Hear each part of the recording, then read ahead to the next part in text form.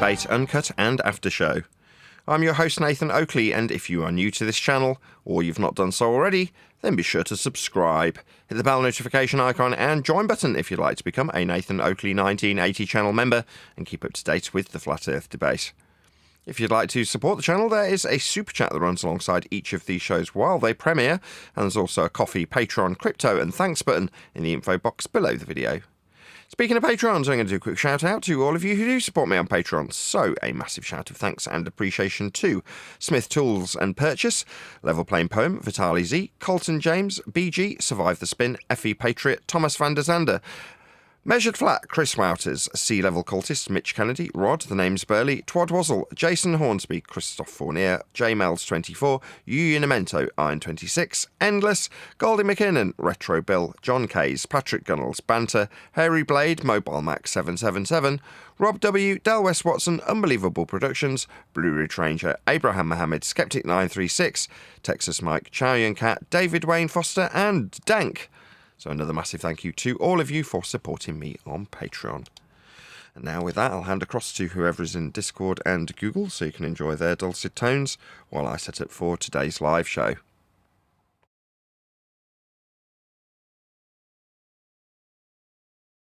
Nathan, Neil, Ja. Hello. Craig. Hi. Neil. Jardo. Hello.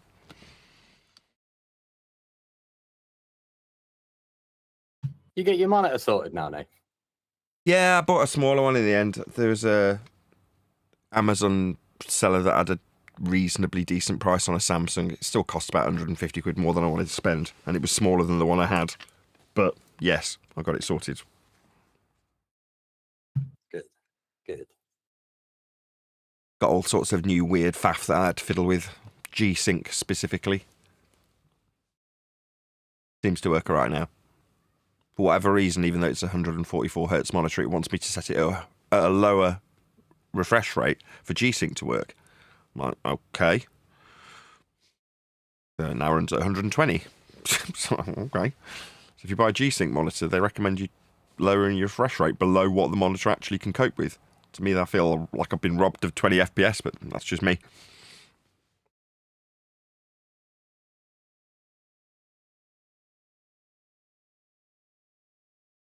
That really wasn't your question, though. Just have you sorted your monitor? Yes. I also got a new audio interface from Solid State Logic. They sent me through a replacement for the old one, which had started to show a fault on one of the channels. So I've got a brand new one now. A brand new discontinued item direct from the manufacturer. Very pleased with that.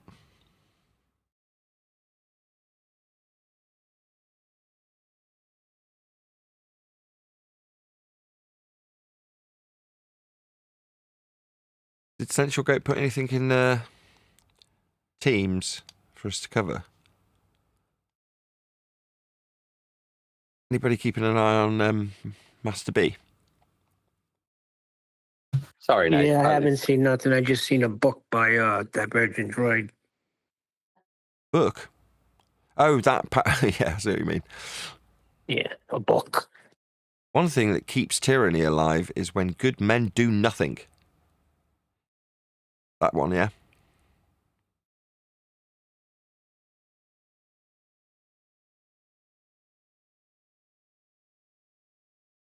As you may have heard this statement, the only thing necessary for the triumph of evil is for good men to do nothing. Attributed to Edmund Burke. Did you not read that? Obviously I didn't, as I'm only reading it for the first time now. I started to read it, but, you know, when a message board becomes a book, I lose interest. Okay. Do you see how long that is? Yeah. So? They're made for maybe 2 paragraphs. Quick hit message, point me in a direction. I can't read a book. What are you going to do when the book comes out? That's a book. So I'm going to read a book. This is a message platform. You know, quick hits, bing, bing, bing, move on to the next. If I got to scroll more than 4 or 5 lines, that's insanity. Okay, if you say so.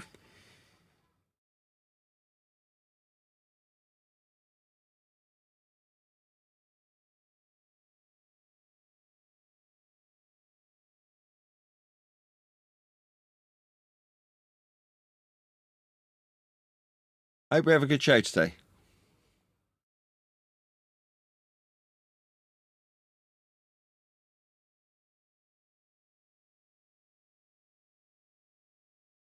Shows are always good. People seem to like the audience participation yesterday. Maybe we could do a bit more of that. I used to try to do that, and I used to get shot down for bringing freaking chat in. So, yes, I like that idea because they're part of the show. If you pick out a few chats here and there, they feel part of it. I like it.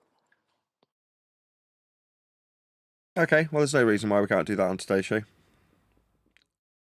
Especially if you catch a few ballers in there, because then you might, as you answer their questions, it might give them confidence to stroll on in the bar, you know?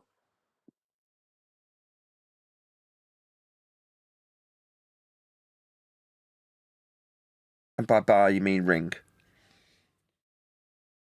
In the And bar. by stroll, Hey, you did mean you climb see- over the ropes. No, they climb in the bar. Climbing, you know, the bar with the door open. The door's open up on top hand corner left. There's an open door. And it says, "Welcome to Flat Earth." Anybody can stroll in. And even if you become obnoxious, you'll be warmly welcomed back the next day. Yeah, you can call it a door. I'm going to call it ropes. So you can climb over them if you want. Oh, I see what you're saying, like a boxing ring. Yeah. Yeah, I like that. There's plenty of grip on the canvas.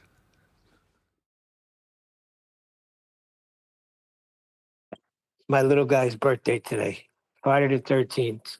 He turns 15. Happy birthday, son.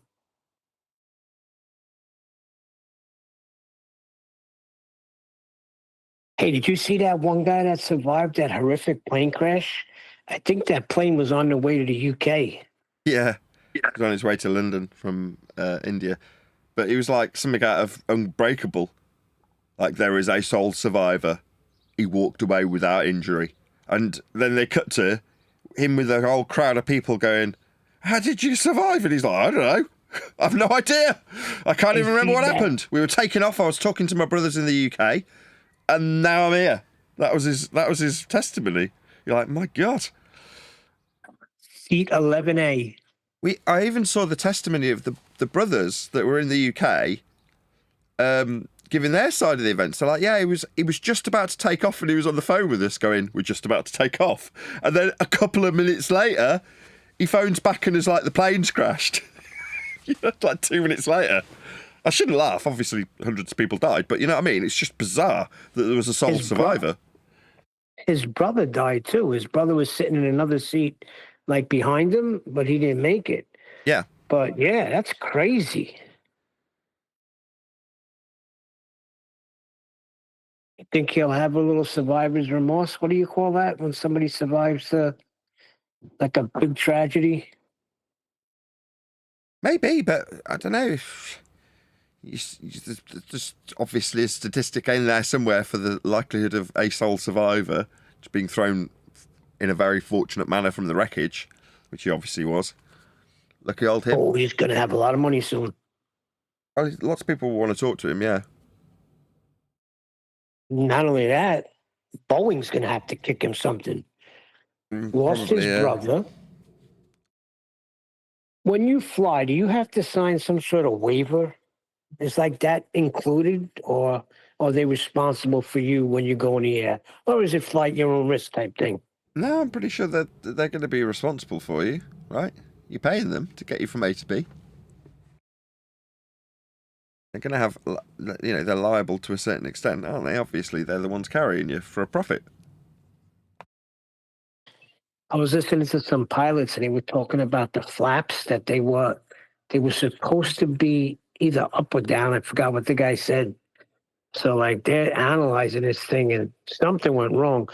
But he says he heard a loud boom. And then next thing he knows, he's walking down the road. Yeah, That's that was the insane. No. testimony of the passenger. He said he heard a boom, and on several shots you can see the, I think it's called the ram air turbine, which is like a little propeller thing that drops out at the bottom if you've lost power. So to keep the electrical systems running. So it does tend to suggest that there was no power. For whatever reason, who knows?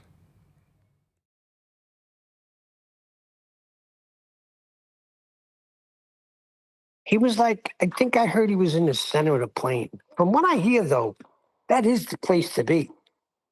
You don't want to be in the front. You don't want to be in the back. Yeah, over the wings in the middle is where the most rigidity of the plane is, right? The strongest bit of the plane. Yeah, that I'll never fly. No way. Either get me there by boat. I need to be grounded.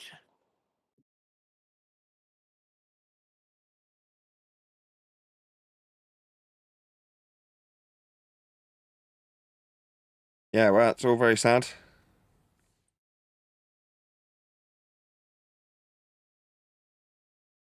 I'm sure we will find out in due course why that occurred.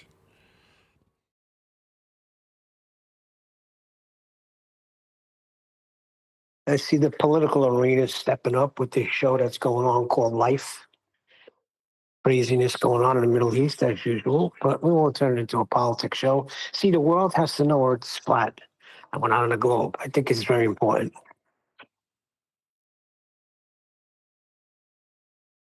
You think it's important that the world find out we're flat? Yeah, go knock out all this global nonsense. Knock out half the wars when people come to realization that there is a creator. I think that is true.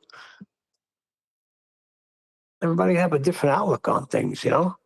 When you know you're created.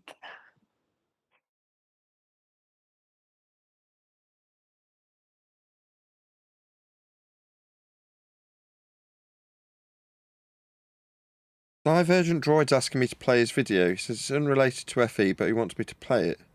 What video? He hasn't linked any video. Yeah, it's the one above that whole book he wrote. It's right above it.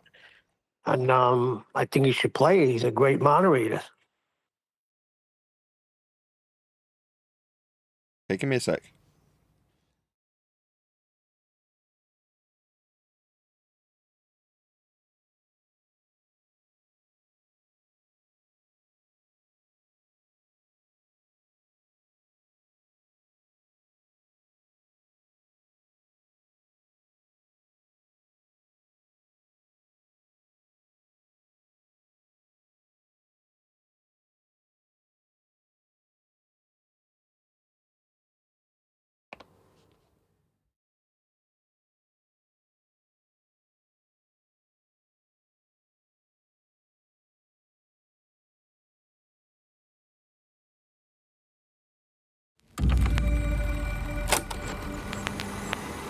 Ladies and gentlemen, the distinguished author, Mr. Aldous Huxley. Brave New World is a fantastic parable about the dehumanization of human beings. In the negative utopia described in my story, man has been subordinated to his own inventions. Science, technology, social organization, these things have ceased to serve man. Has he mirrored this? This isn't his video, right? I don't know if I'm... It's not his video. No. They have become his masters. Aldous Huxley's novel portrays a dystopian future under the dictatorship of a world state, where every aspect of human life is controlled, from laboratory creation to the grave. He described the story as fantasy, but later wrote, The prophecies made in 1931 are coming true much sooner than I thought they would. The nightmare of total organisation has emerged and is now awaiting us, just around the next corner. With the rise of brain-computer interfaces and biometric sensors and so forth. Why has he got me playing this? Any ideas? I don't know. I don't know either. I'm going to give up. I'm sure he'll tell me after the fact. If you'd have just played for 10 more seconds, you'd have found out. Well, let's just do that. All the bodies, all the brains would be connected together to a network, and you won't be able to survive if you're disconnected from the net. Okay, whatever. If you say so.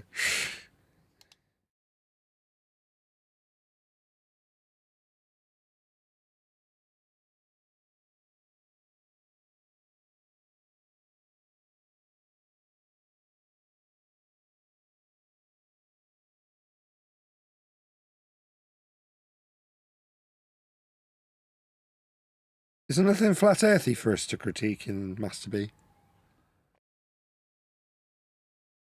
I think there is one above that. Above what I just played? Yes, I believe so. Let's have a look. What's this? Mikey what?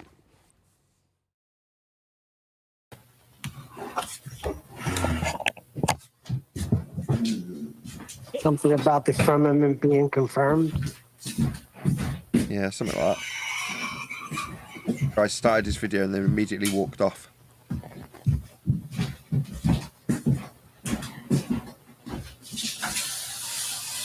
What the hell? Rakia showed up for the show today, right?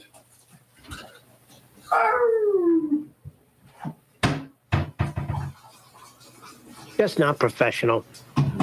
I don't get it. We're gonna get the show on the road here. You have got the show on the road, mate. You're already recording.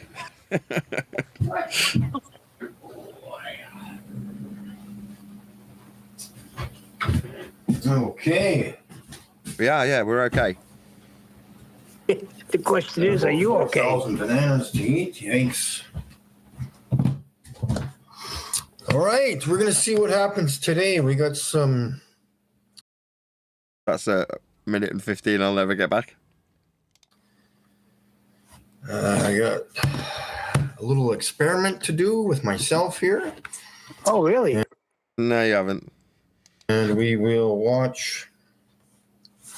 We'll go over some beautiful pictures of the firmament because these globies aren't catching on. They're not getting it. They're a little calm and a little too relaxed out there. About that. Because they're not really confident in what they're talking about. So, yeah, that's what we got to deal with. Okay, so we got. So, which is which here? So, okay. I'm just doing a little thing here. We got something going on.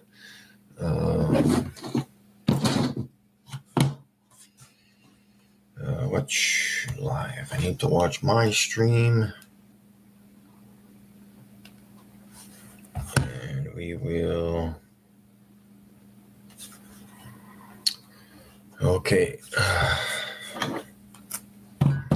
Give me a quick second here. I need to pound back one of these bananas.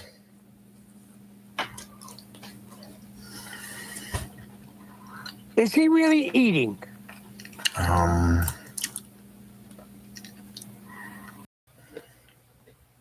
How did I forget to do that?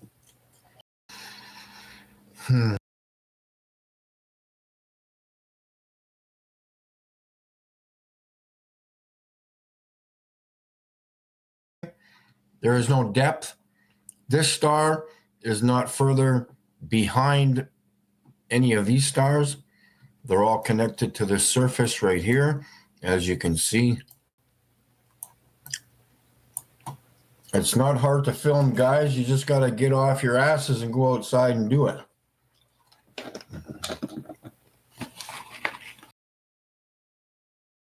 just pictures of the stars, right? That's what I see. What is he saying? They're connected and that's proof for the firmament? Right? How does he know? Adults?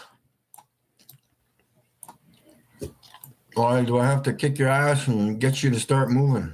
I'm doing some work for Flat Earth.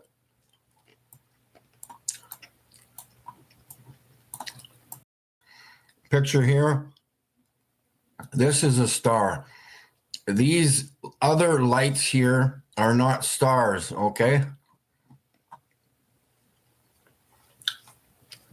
They were there on the night that I recorded the Firmament as a video. April the 9th. So all this... I don't know how much I can cope with him listening to the sounds of him eating. Scattered light here. Like, pick what you're going to do. Are you going to have a meal or are you going to make a video? Which one are you going to do? Are not stars. The colored ones here. This is a star. This is a star. And this is a star. Gross. And I don't want to here. listen to this anymore. I'm literally, it's so grossed out by listening to this man freaking eating while making his point, which is non-point like. These are all just points of light in the sky. What does it prove? How does it prove it? Firmament. Okay, that's a biblical word for sky, isn't it? Guys, I'm looking through these pictures here. Okay, there's one. So we can move this one over.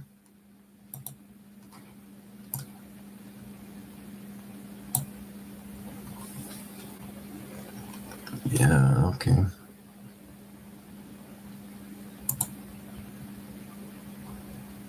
So they are supposed to be there. So where are they?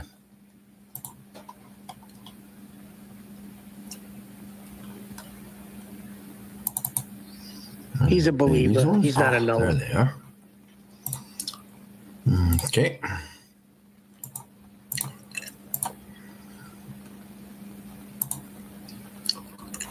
All righty.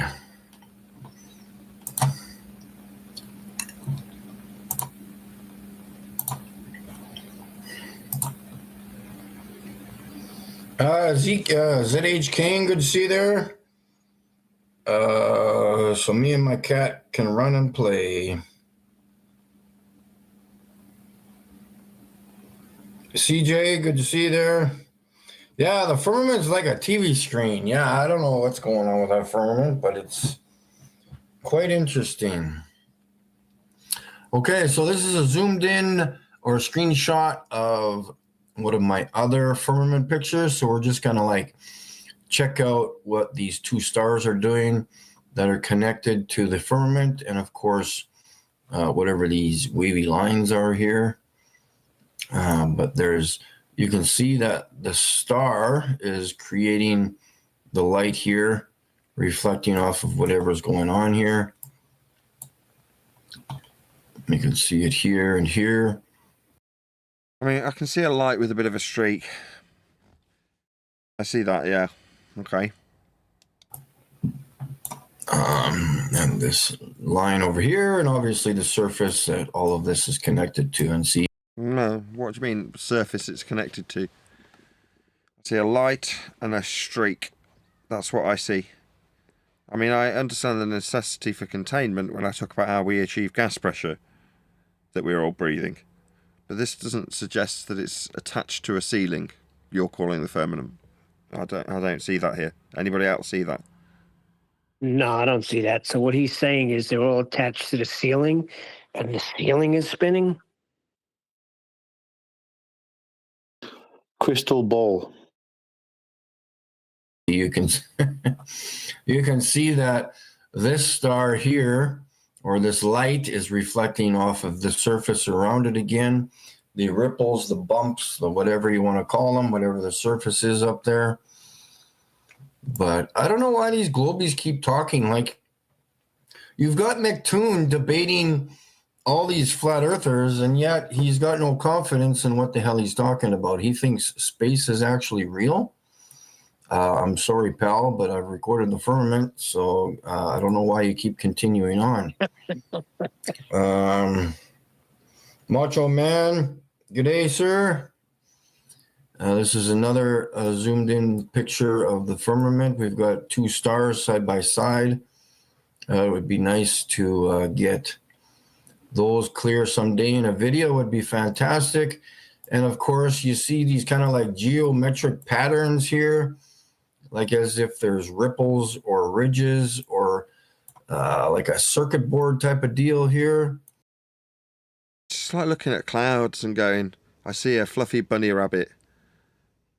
Looks like a circuit board. I mean, yeah, okay. I mean, looks a bit like a circuit board if you are a complete crazed, delusional madman who laid out circuit boards in a haphazard way. You know, generally speaking, when I've looked at circuit boards, they've got a certain degree of order to them. You know, there's an efficiency to the design to cut down on trace length and things of that nature. This doesn't look like that.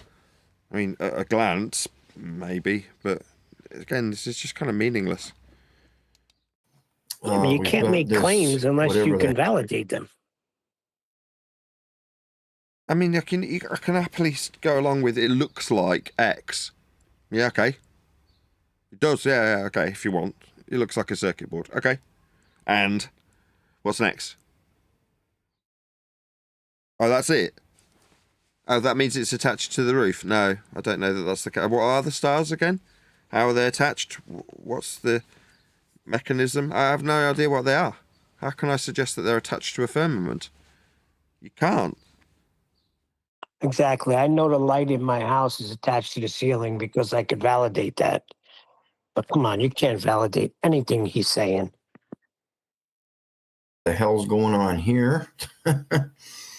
Really hard to comprehend what we're looking at here, but there you go. Now you're talking my language. Yeah, fair enough. I'll agree with that wholeheartedly. It's really hard to comprehend what we're looking at. Yep, completely agree with that statement. Much more like it. We can be friends again. it is the firmament. I just No. No. You don't just go from saying it's difficult to comprehend to saying it's the firmament. don't know what else to say.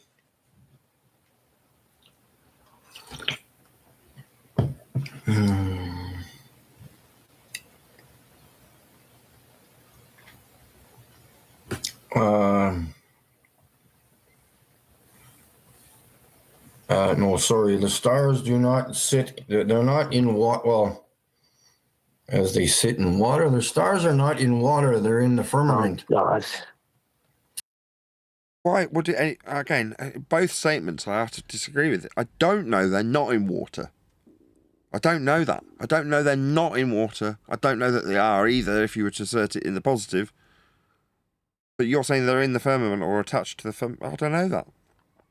Well, if he's going biblically, he's correct. They're inside the firmament, but it does talk about waters, but that's above the firmament. Has this guy made a claim about what the firmament is yet? No, well, he's saying it's the roof that the stars can be attached to. That's all we can glean so far from what he said. He's not explicitly saying the firmament is and then rattling off his description of it. But we can glean that it's something to be physically attached to if you're a star. You're too busy watching P1000 videos of stars. I will show you actual real stars. I think we're just going to have to keep on the topic of stars because nobody knows what they look like. Well, I will show you what they look like. I recorded videos and actual real pictures. Yeah, I mean, more power to you. But, I mean, that doesn't mean I don't know what they look like. I've spent plenty of hours behind a telescope lens before, you know. I've spent countless hours staring at these lights in the sky also. I've got plenty of footage and videos and stills. You know, that doesn't mean anything. No P900 or P1000 event has ever recorded videos of stars like I have. No, I'll agree with you. When I first saw the P900 footage that came out 10 years ago, I was like, it's not a touch on my telescope. You get this. Much better. I agree. Again, but to what ends? Proving what? I'm just showing you some more proof of the firmament here. Not proof of the firmament. It's a good resolution. It's more, it's akin to what I would suggest it looks like through a telescope, often misrepresented with cameras that are doing crazy stuff in their algorithmic focusing processes at distance that aren't conducive with what you see through just a straight up lens or a telescope. But that doesn't mean you're proving the firmament. It just means you're looking at the sky in great detail. And we will move on to the stars right away.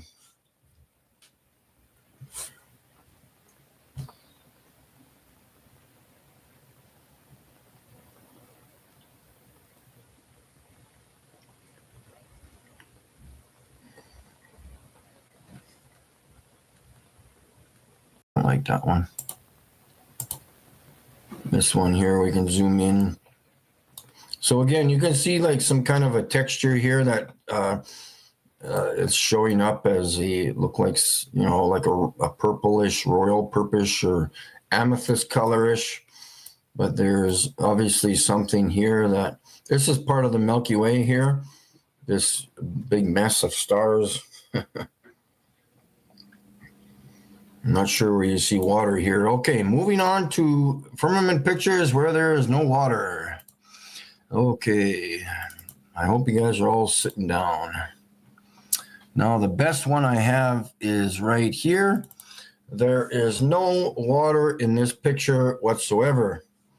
There is a surface here. I see no water. The water is above the frickin' firmament, folks. You cannot have water hovering above your heads.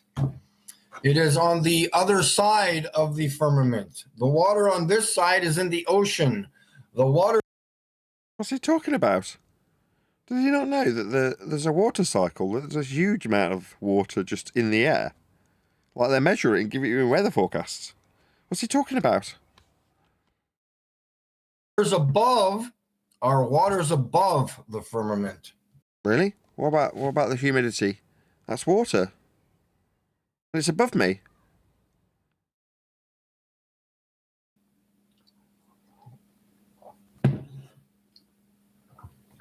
There is no water hovering above your head, 50 miles above your head. Really? Never seen a cloud? What's a cloud? Water.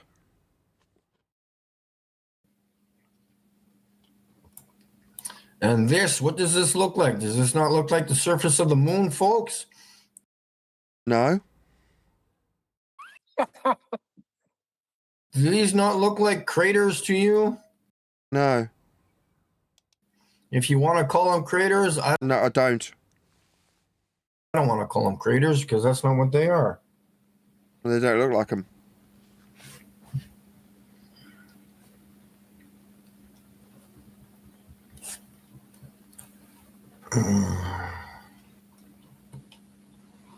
And we've got some more wonderful pictures here of the firmament, not pictures of water.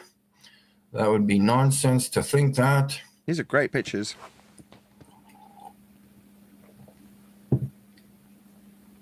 I want to praise him more. I just don't like being told that it's a firmament when it's great pictures of the night sky. Great pictures. I've shown this picture many times, but it just seems like more and more people need to see it. Again, there is a surface here. There is no water in the stars or below the stars or beside the stars. This is a hardened surface above our heads. How do you know it's a hardened surface? You don't know that. It might be. I don't know that it isn't. And I wish the people luck who think they see water. Moving on to some more pictures here.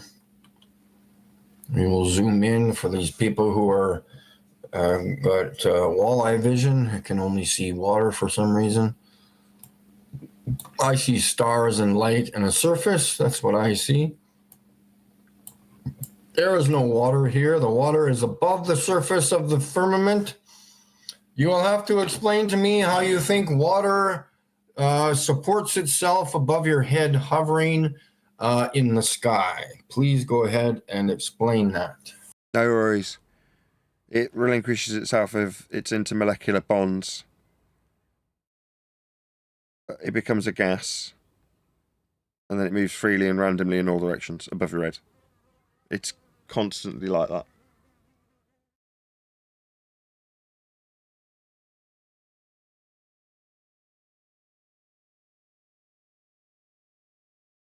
Got a wasp in here. Right, I need to sort that out.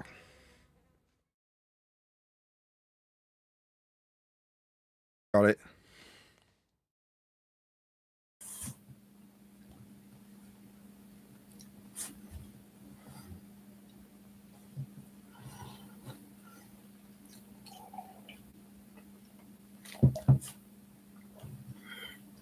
Kim, good to see you there. Good to see you there.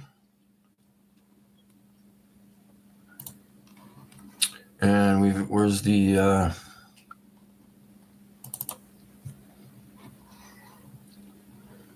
got some nice, very nice pictures here for you to observe with no water in them. There's no water here in these pictures. You have the stars, and then you have the firmament above your heads.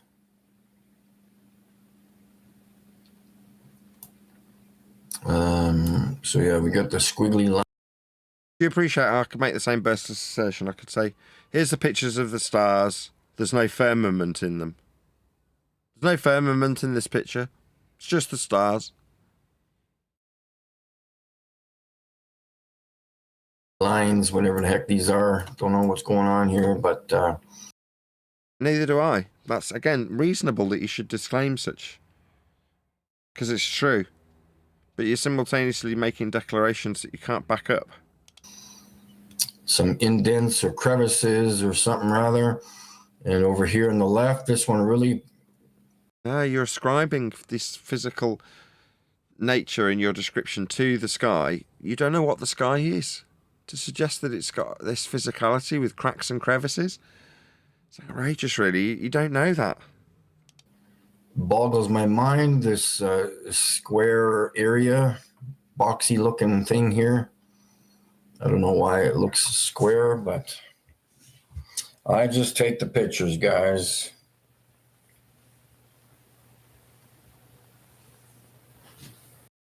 His pictures remind me of what were claimed to have come from Hubble, right? Like the pillars of creation and such like.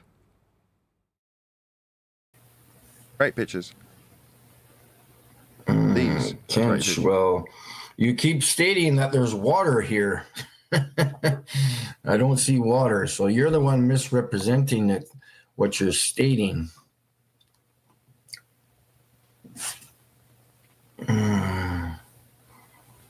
You said, I know what I see. Water, you said. Well, you'll have to tell me where the water is. That's your mistake, not mine. Where's the firmament? Where's the firmament? Let's see Which what bit's the else we firmament? got here. We got, we just looked at that, zoomed in. So we've got this interesting picture here of two stars with some kind of a line between them. And I've just showed you many.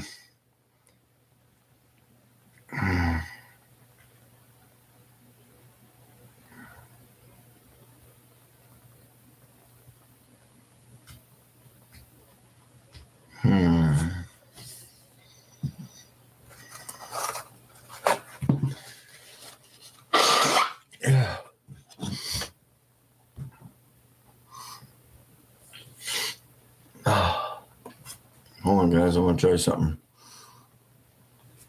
What is this? 218. Oh, that's.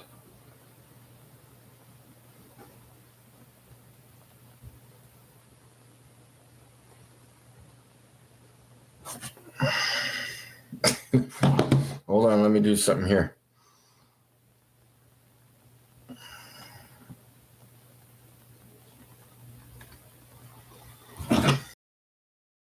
Okay. Is there anything else we can cover? Or is that it?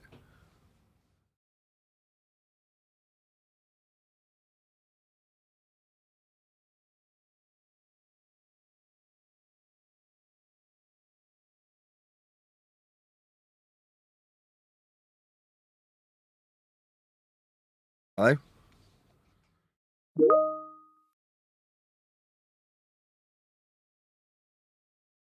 Adam's saying he's got a video for us. Okay, let's have a look at that.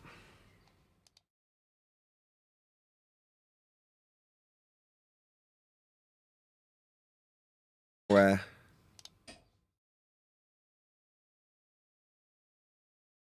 Oh, right, he's not talking about that. He's talking about something else. He sent me some perfume.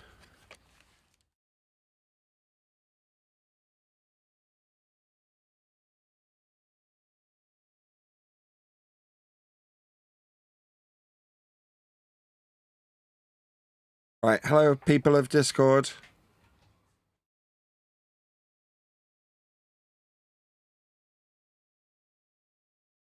Try that again. Come on, wake up. Hello, hello. Morning, Nathan. Good morning.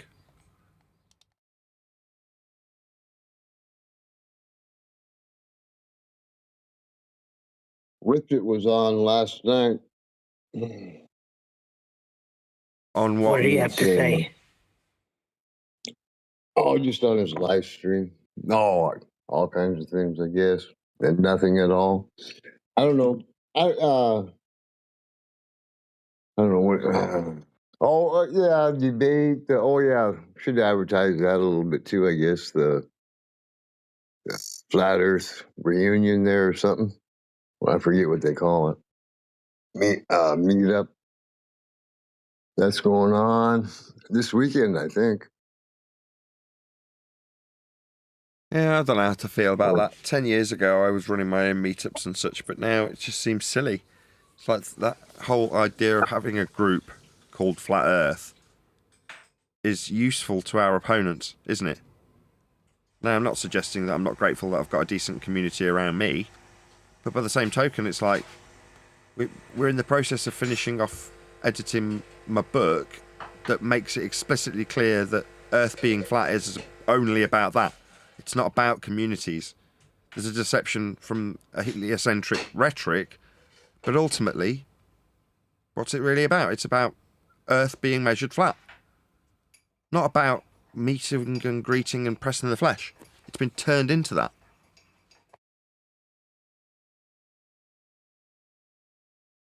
Oh yeah, I don't know how to feel about the meet and greets. I haven't given it a thought for a while. Yeah.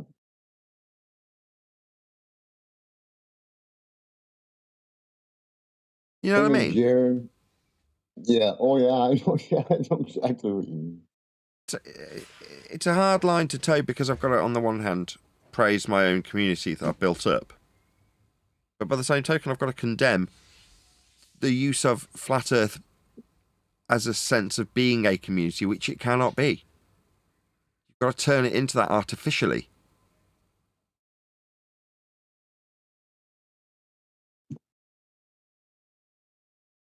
Flat Earth is not a community.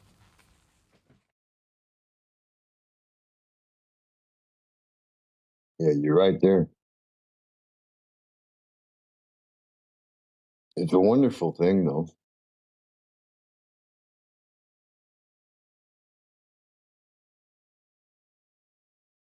So yeah, you need to build an artificial community around different ideas or different individuals. Oh, no, just being told. I kind of, like, I think you say it all the time. This is really a hobby for just, you found out it's not true. But it's a different aspect of life, right? Well, a different control mechanism that you're suddenly aware of. Yeah. Well, I go to the default position to start with. That's people tend to be full of it.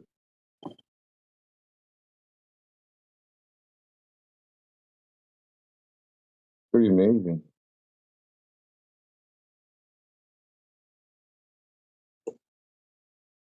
Don't you think it? I mean, that's why I thank God the most for telling me. I don't think I'm aware of anything. I'm aware we didn't land on the moon, Nathan. Highly aware of that. From then, what a no, it's a. I I've never been more challenged, right? Just wasn't what you thought it was, bro. Yeah.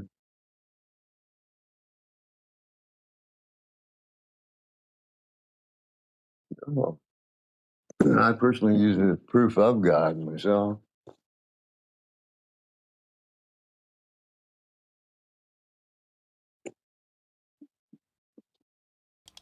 How are you? Hello, everyone. Hello. How's it all going? Well, Happy Friday. it's going good. Jolly good. So we've been covering somebody in the pre-show, and as much as we've been criticising the individual,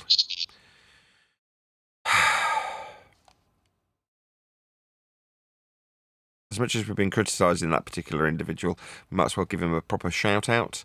So this particular guy's called Mikey S. Just Mikey S. Okay, Mikey Smith. There we go. And yeah, we've been covering a bit of his star videos. We disagree with him when he makes an assertion that there's a firmament based on just looking at the stars, which he's got very good in terms of his pictures. They're excellent.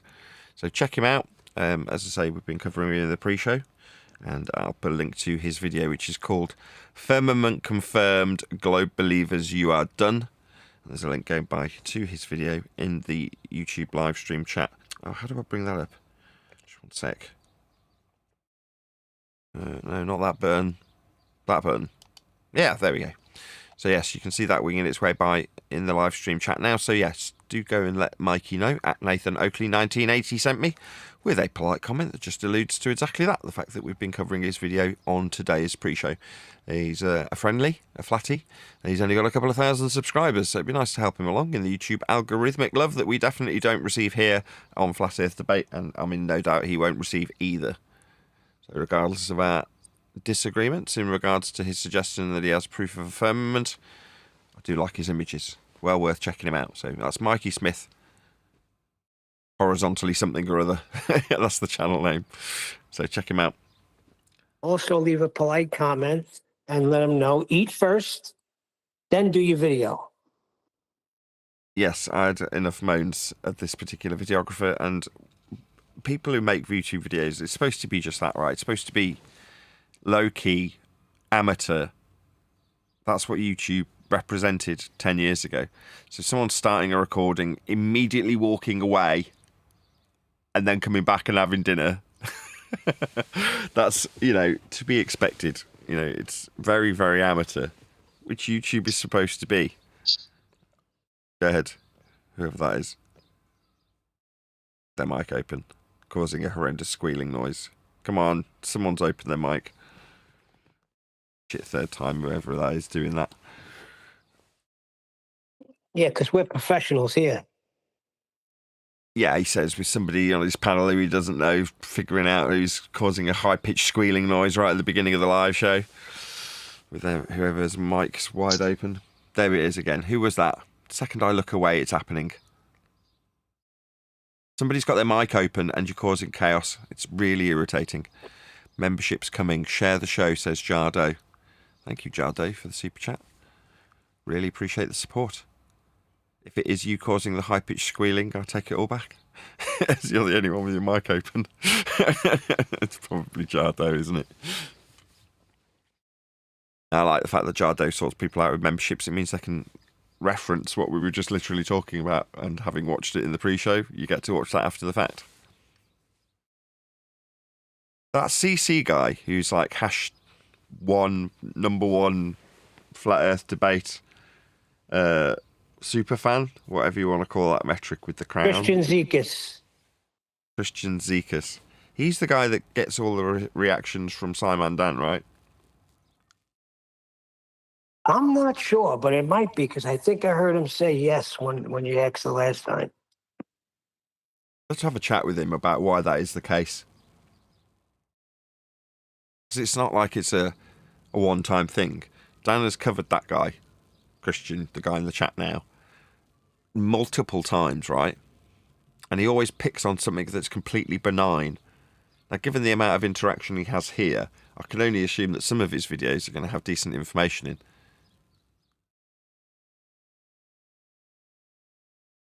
Just weird, don't you think?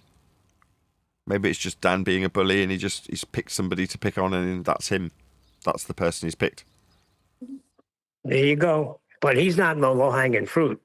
Christian seekers are going to run for his money. No, that's not the way it makes. That's not the way Simon Dan makes it appear. When, as I say, he covers something completely benign. He'll like put up a video of him drinking a cup of tea, quite literally.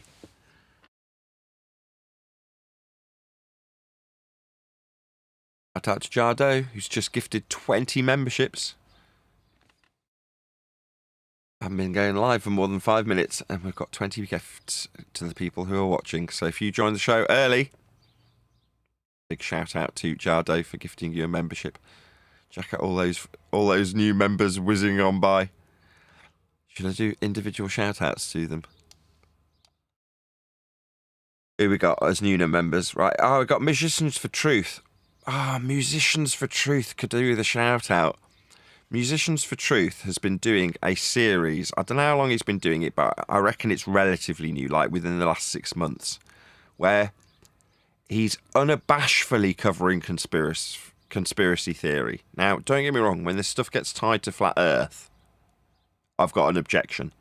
He's not doing that, right? This is Jason in the chat. He goes under the name Musicians for Truth. And I think that's the name of his channel that he's actually publishing his videos that I'm talking about. I'm really sorry to not know the name of the series that you're putting out. Maybe you can type it in the chat for me so I can tell you the name of the series that I'm talking about. 2 months, thank you, says Musicians for Truth. What's the name of the series so I can plug it? Can someone dig out the Musicians for Truth link to his most recent conspiracy series? Because when it's done in the way that he's doing it, Jason's doing it, right? I like it when it's done in that way. It's very tongue-in-cheek, right? So the intro is like, let's rock and roll that rabbit hole.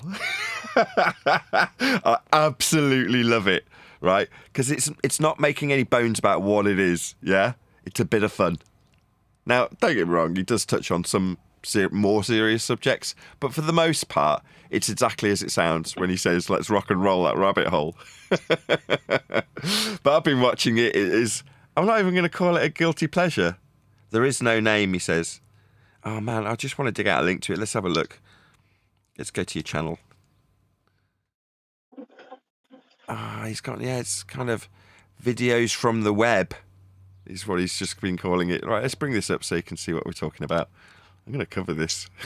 Why not? It's my show. I'll do it on. Okay, let's show this to the audience. So this is the Musicians for Truth channel, and I want you all to go and subscribe right now. I'm going to give this video a like. I haven't even watched it yet. It's the kind of guy I am. Go on, whoever that is. You Jardo causing whistling noises. Go ahead, Jardo. Or if not, can you mute because you're hot micing in Discord? Is he hearing me? Or does he run away? He's gifting memberships and then running away. Okay, so there. Anyway, this is Musicians for Truth. Let's take out his link and put it in the chat. Sorry. So, that's okay, no worries. I've got too many things on one page all at once. Where's my live stream chat gone? There we go. I'm putting a link to this particular video, whichever one it may be, and I want you to all go and subscribe right now to Musicians for Truth. That's the channel that we're going to be looking at right now. But you're going to get a flavour of this right now, so you can see what I'm talking about.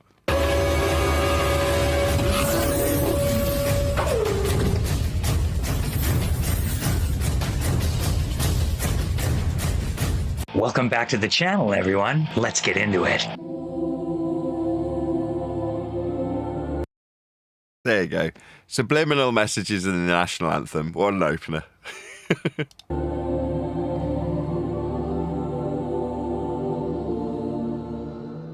Our national anthem. Oh, I've seen this before.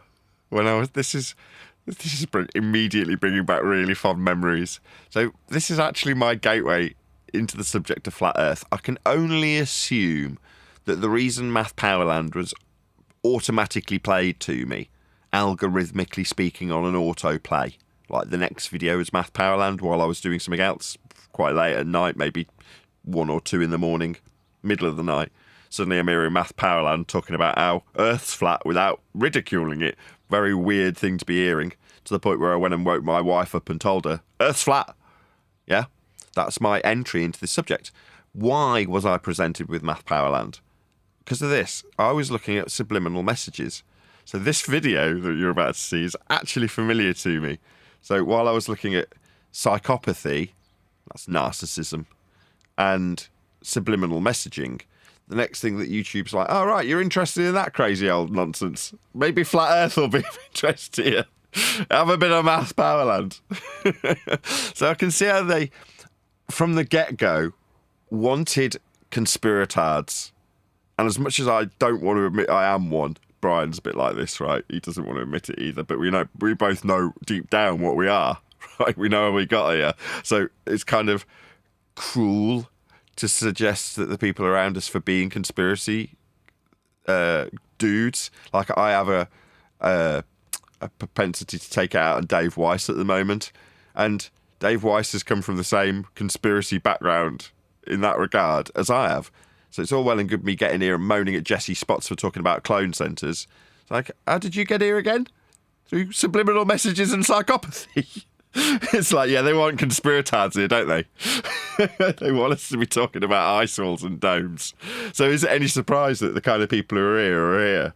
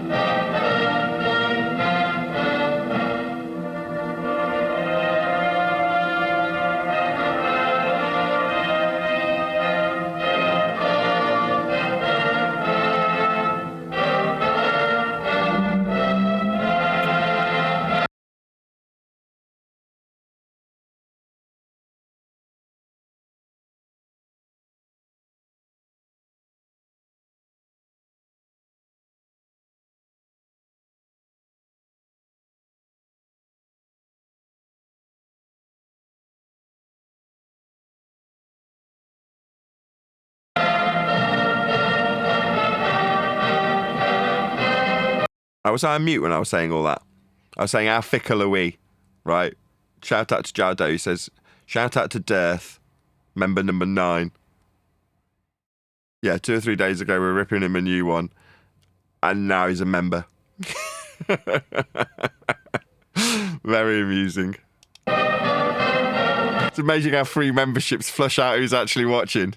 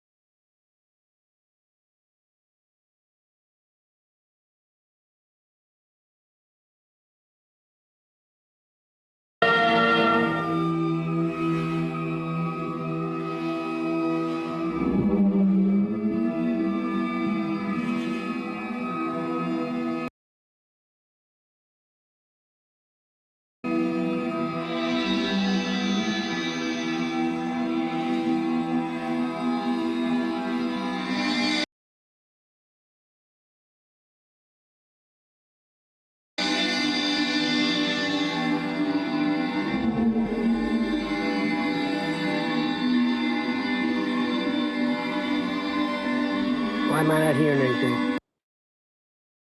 Are you not getting anything in the G+? It might just hear it as noise because it's probably filtering it out as noise through the G+ panel. It doesn't matter. It's just showing you the subliminal text interleaved, if you want to call it that, in the I think it's progressive scan technology, where you get one layer of lines and then the next layer of lines from the TV broadcast. I think it's called progressive scan, and they're interleaving words in one frame of the progressive scan. And it's just being highlighted. So there's nothing to hear. It's very much a visual thing.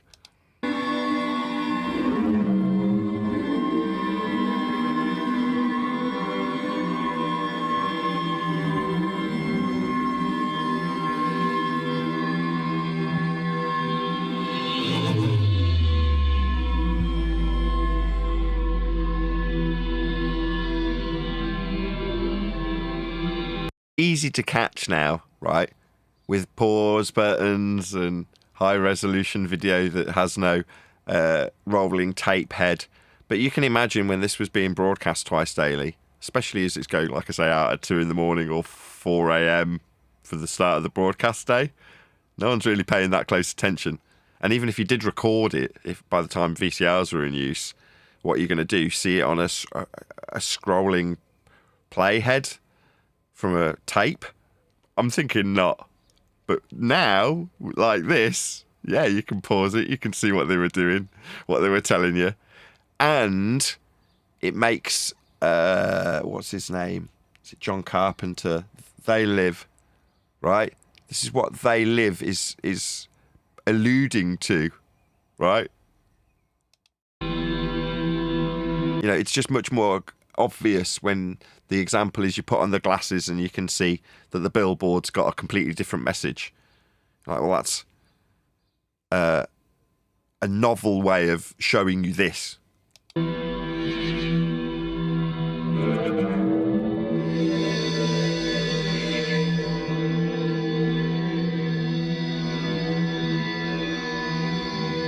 Trust the US government.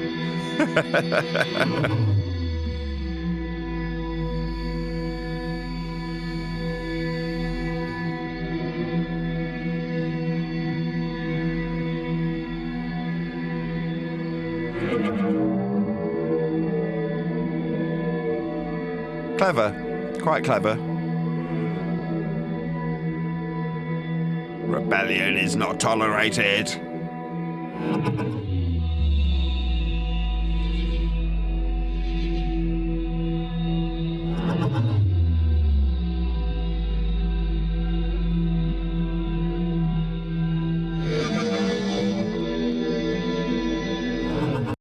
Here it is. Obey, consume. Straight out of John Carpenter's They Live.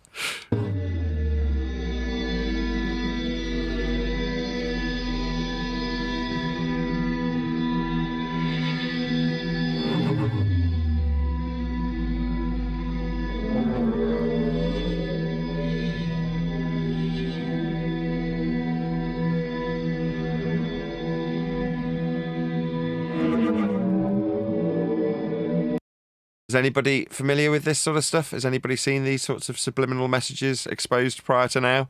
If this is your first time watching, just let us know from the comment section. Obviously, my point in doing this isn't necessarily to go through these subliminals. It's more to plug Musicians for Truth channel. So, as is always the case, drop Jason a line, leave him a message, subscribe to his channel, and let him know at Nathan Oakley 1980 sent me. And it looks like he's sort of collating this stuff. But it's not just subliminals, obviously. There's a far more broad approach that's being taken here. And for fun, just for like guilty pleasure, if you want to call it that, this is great, right? I really like what you're doing, Jason. Good stuff.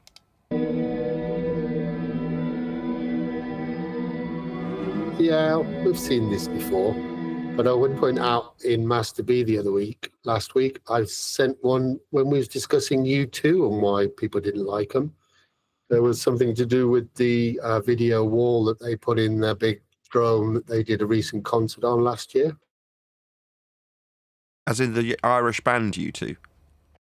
Correct. Yeah, we were discussing why people didn't seem to like Bono.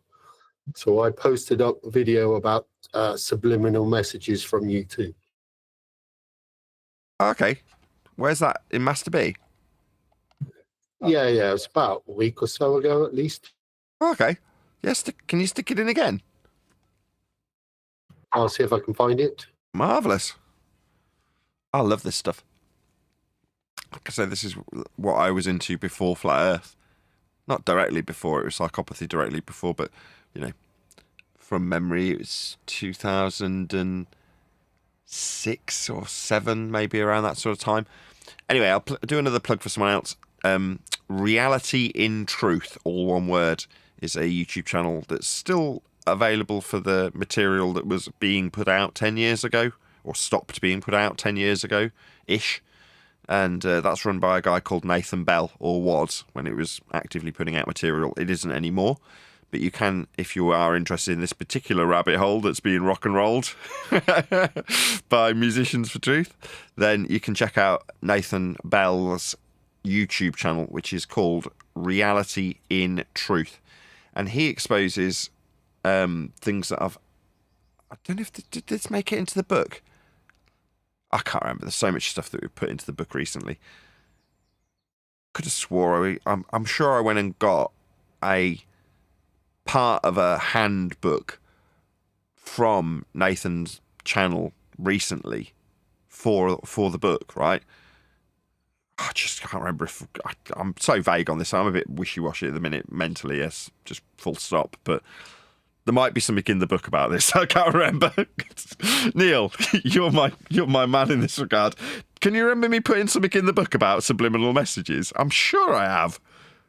I remember getting something, a citation specifically about the handbook, and it had something about Kent cigarettes. Do you remember? Or am I just dreaming this? Am I making this completely made up? Am I just making this up? I don't know. Who cares? Let's carry on watching.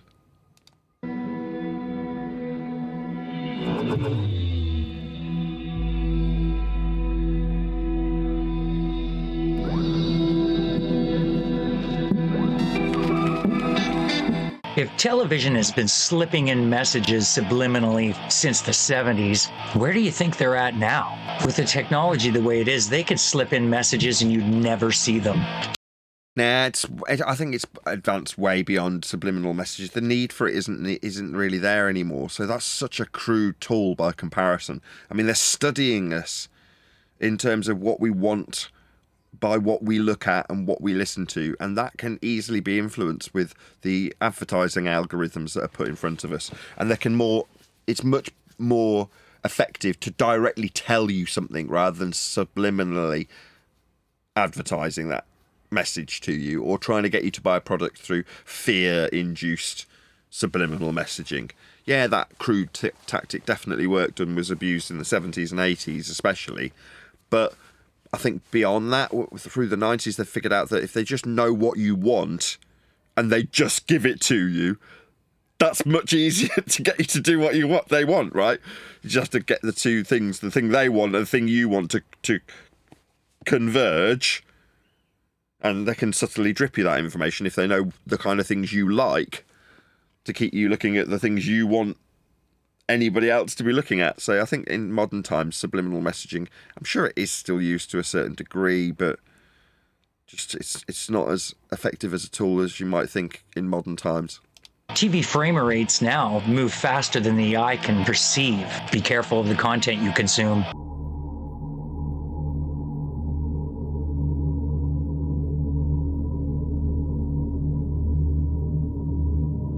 Headley. And I'm Ryan Wolf. Our greatest responsibility is to serve our Treasure Valley communities, the El Paso, Las Cruces communities, Eastern Iowa communities, Mid-Michigan communities. We are extremely proud of the quality, balanced journalism that CBS 4 News produces. But we are concerned about trouble and trying to get responsible, one-sided news stories plaguing our country. The sharing of biased and false news has become all too common on social media. More alarming, some media outlets publish these same fake stories without checking facts first. Without a hint of irony. Very good. Okay, I think that's enough. So yeah, go and check out Musicians for Truth channel. Hopefully a few of you from the live stream have gone and subscribed like immediately, but I'm not saying it for my health. To actually go and pop along and drop him a sub and leave a comment, let him know at Nathan Oakley 1980 sent me with a polite comment that doesn't immediately get you removed. If you're one of my ball believing watchers, you know, be nice. Yeah, so the same applies both ways when we're plugging what we perceive to be friendlies. There's plenty of audience members who might not necessarily like what Musicians for Truth is doing over there when he rock and rolls those rabbit holes. Good stuff. Okay, cool. Where's the hangout? Ah, there it is. Well, I might cover some other stuff today. As you can probably tell, it's quite a laid-back show. It's been this way all week.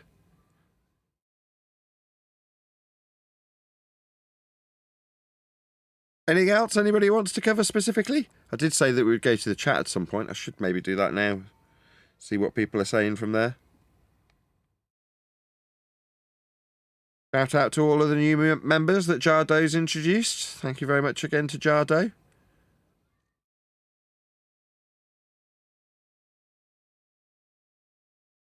Somebody telling me I was on mute from earlier. Yeah, my bad. I think I reiterated it after the fact.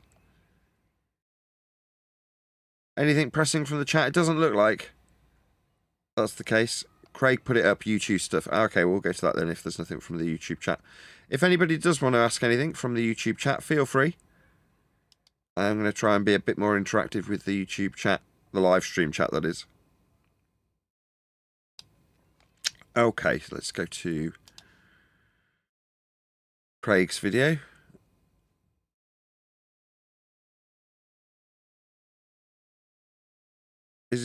Am I on the right video? The one from Odyssey, yeah? Yeah, should be. Sorry, I can't see that. So. That's all right. I'm going to share it in the Hangout now. You should be seeing it. I didn't know bands were actually going to show up here and perform, which makes it even more frightening with the frequencies they're using on people. But I want to talk about jump cuts because I actually took the time. I was like, you know what? Let me just see what happened because they just opened this thing up. What's going on inside, right? So I saw some videos about the frequencies they're using in the lobby and things like that. And somebody had actually uploaded a video of the concert from U2. And you have to see this if you want to understand how mind control works, and a thing called jump cuts. Now, it's important to remember that these people are manufacturing you. Okay, you're a product to them that they're manufacturing. Here is a clip if you don't know what jump cuts are, so I could show you how they were using words on the screen at such a fast pace that you would never be able to read what they were actually saying to you. Oh, wow. So they're dropping subliminals into the video wall like in the Star Spangled Banner video that we just watched, but at U2 concerts. Wow, okay. During this U2 concert and the mind control they were putting on the audience. But I slow it down so that you could see. But let's start here. For those of you that don't know how jump cuts work, they subliminally put things in movies. They've been doing it since the advent of the television. They do it in music videos. It's something that you cannot catch with your own eye. It is the same type of method that is used in, mind control experiments that we hear about. And people are like, oh, they would never do that to us. No, they do it to us. They put stuff in there, whether it's to make you hungry, whether it's something in there to activate a Manchurian candidate. These are all things that they do. So here's just a basic clip of. Yeah, that's what you want it to be now, just for humorous effect. You want it to be, the visuals are all sort of all-seeing eye and pyramids. In the real visuals, like that are going by for the concert. And then in the subliminal, it says, buy a burger, get a Pepsi. That's what we want. It won't be, but. Of you being manufactured, and a clip from a TV show. Your living room is the factory. The product being manufactured is you. Okay, so right, because people see things like, oh, words are flashing on the screen. That doesn't mean that they're saying anything to you. It does mean something. Because on a subconscious level, your brain is able to process this. You might not realize it at the time, but they're putting thoughts into your mind. They're spell casting on you while you're watching this. And it's so surreal. The clips. Is he suggesting that these words are the subliminals? Because I would disagree strongly. Unless he's going to show something interweaved between these words. That they're showing. So after seeing that clip, let me just show you a really, this is a clip. This is in real time from the actual concert where there's words flashing on the screen while they're performing. Now, obviously, I've watched this over and over so I could see these words now, but this is the actual in real time. It's not sped up. It's not slowed down. This is what the audience is seeing there. And you know that they're not actually reading any of this stuff with all the frequencies flying around at their heads. They're just being put under hypnosis. Look at this.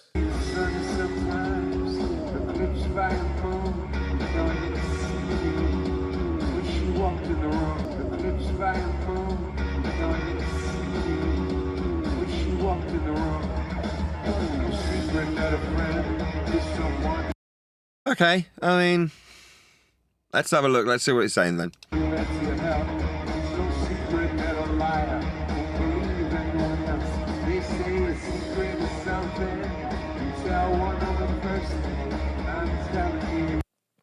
Okay, so some things may have stuck out to you when you watched it. I doubt it the first time you see it, but the more you watch it, I'm going to break it down in slow-mo so you can see it.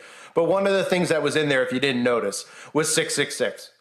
Okay, so 666 flashed up on the screen many times. Not just one time. It's not a coincidence.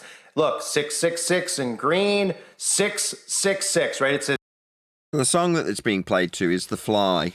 So this is a very late 80s or early 90s song from the album Achtung Baby. And it's the first song on the album, The Fly. Good song.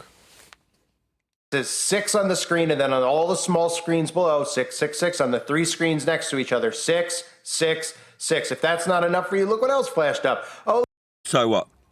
Okay. So what? Somebody fill me in. Look, 666, the hand symbol, which I've exposed a million times. You see the celebrities do it. MAGA does it.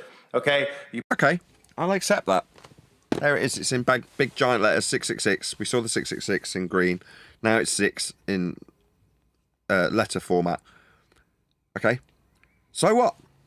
Somebody tell me the significance. Who cares? You put your finger like the MAGA thing. That's the devil. It's the devil, Nathan. Aren't they just leaning into that?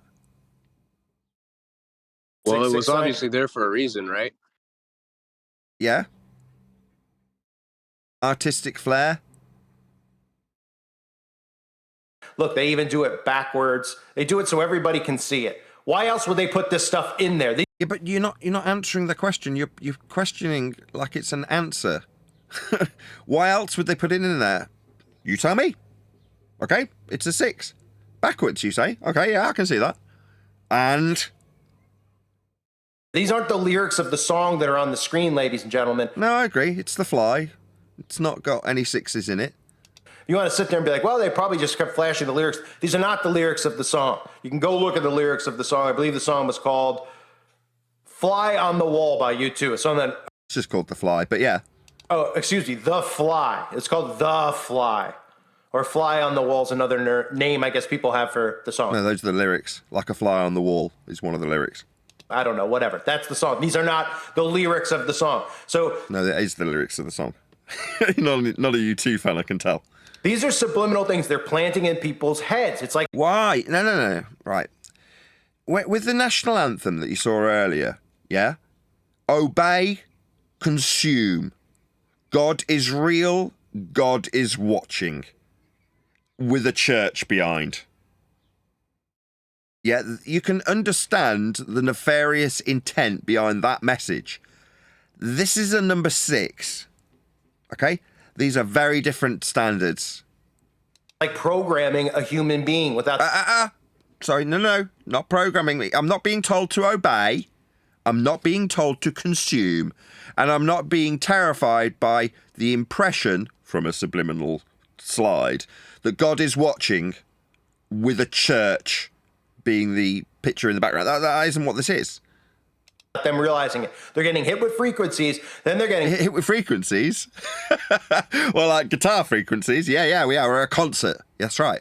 666, 666, 666. After that, what else do you see? Antichrist. Free pizza. These are just a few. I have a whole breakdown coming after I show you the clips slowed down so you can see. Keep an eye on this. It's so... Okay, so you got Antichrist. Yeah, okay. I suggested that they'd be leaning into the people who would call them anti-Christian. U2, that is. They've lent into it before. They did it on a tour in the late 90s, early 2000s, when they were literally dressing up as devils. And they had a giant lemon that they lowered in, from memory. So they do occasionally lean into the notion that people suggest that they're satanic. So having whatever it was that they just had up a minute ago, yeah, I can understand that. It would, to be perfectly honest, it wouldn't be my idea that it would be anything to do with the band per se, beyond the people they've employed. So I studied this stuff, lighting specifically, at college. Yeah? Technical theatre, it was called. Lighting and sound. So there's going to be a lighting engineer that's got to come up with this design. Yeah? This has all been programmed in by a guy who sat tediously creating this crap for it to look cool at a concert. But this is just some lighting engineers. It's the mind's eye. We're seeing the mind's eye of a lighting engineer. That's all this is. And what are we seeing? Are we being told to obey? Are we being told to go by Pepsi? Are we being told to obey the government that is U2? No, it's free pizza and 666. Yeah, U2 are acutely aware that they're accused of being devil worshippers when they're a band. And they do lean into that and have done previously, and this, to me, just meaningless. It's completely erroneous compared to the slides in the Star Spangled Banner video played out at the end of broadcasts in the States throughout the 20th century. It's frightening. It'll remind a lot of people of the movie They Live, where you saw the signs. Remind them? No, not at all. No, what we saw from our good friend Jason on Musicians for Truth channel wasn't just reminiscent of what was in They Live, it was the words specifically used in They Live. That's a good example of subliminal use in everyday society that you can recognise and may have even seen. The U2 concert, by comparison, is garbage. It's nothing like this at all. Consume, obey. No, those words weren't on the lighting, guys. They didn't put those words up. Right. They put up free pizza. Was there any free pizza? I mean, I'm kind of feeling hungry. Oh, dear. Remember that in They Live? Very much like... Yeah, like it also shown in the Star Spangled Banner video that we had a minute ago, right, with the national anthem from the States. Yeah, it actually said obey in it. Like that. They're not doing this in homage to They Live. You saw how fast this was flashing in front of... Yeah, go on.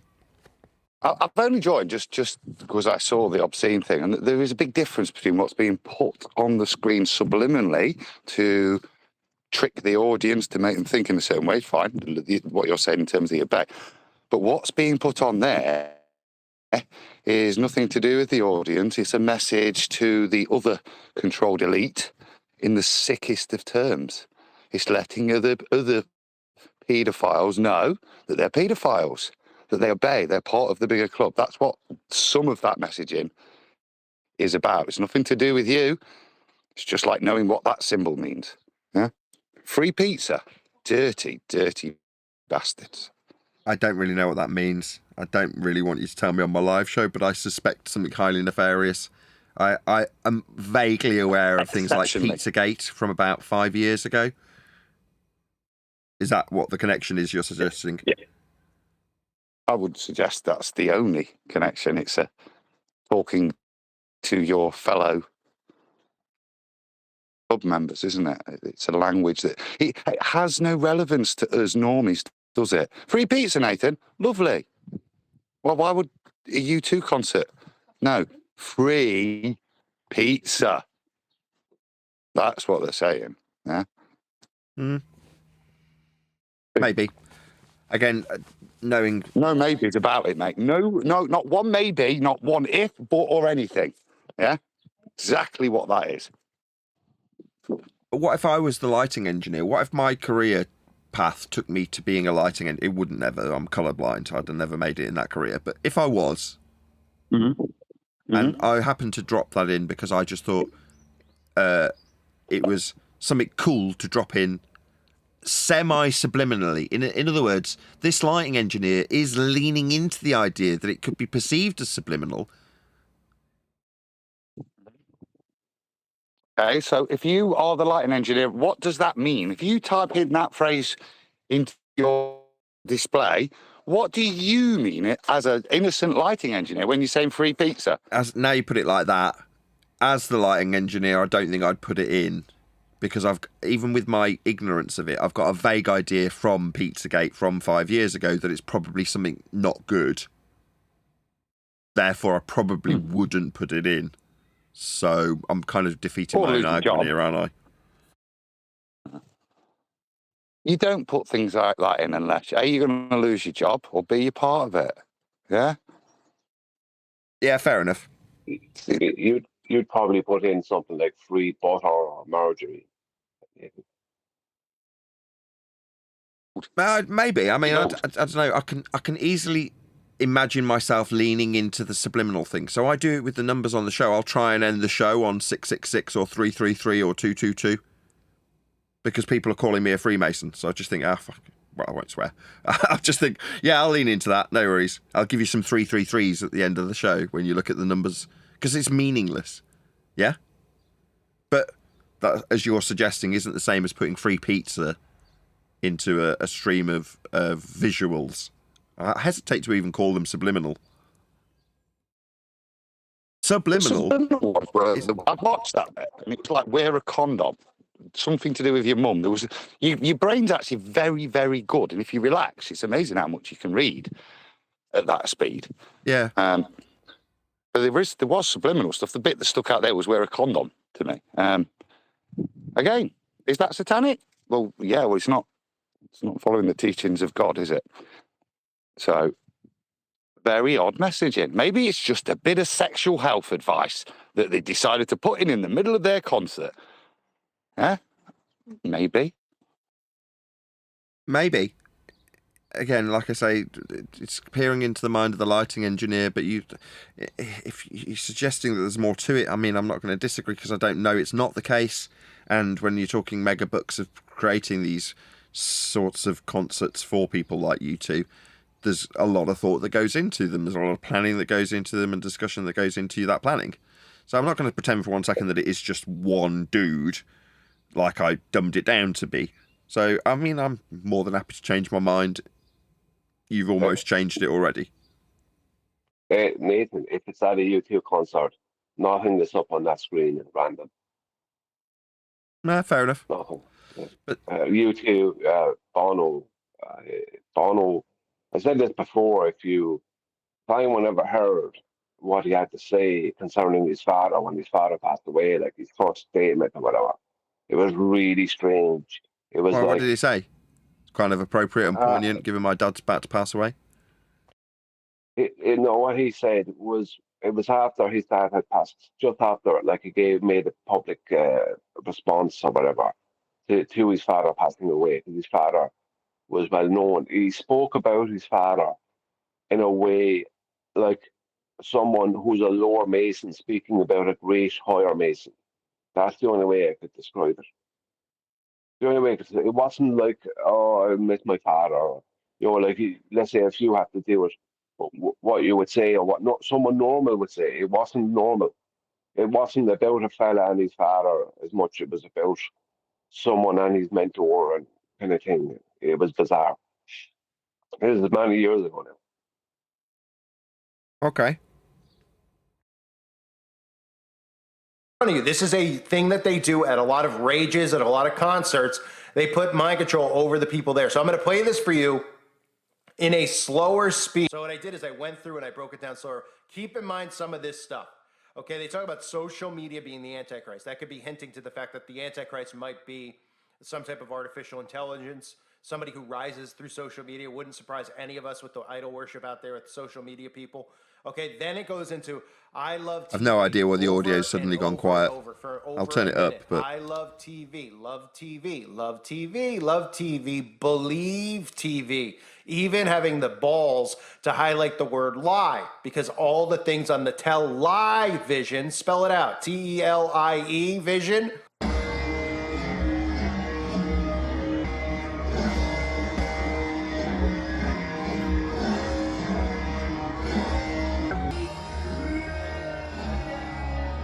There's a nice bit of subliminal. Everyone is a racist.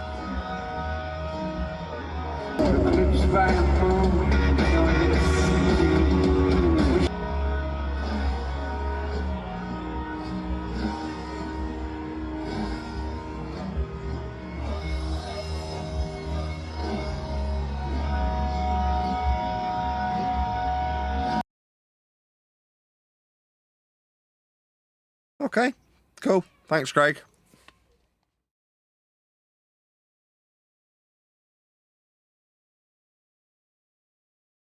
Very interesting.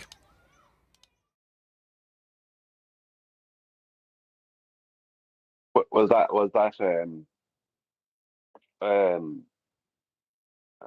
Russian vids?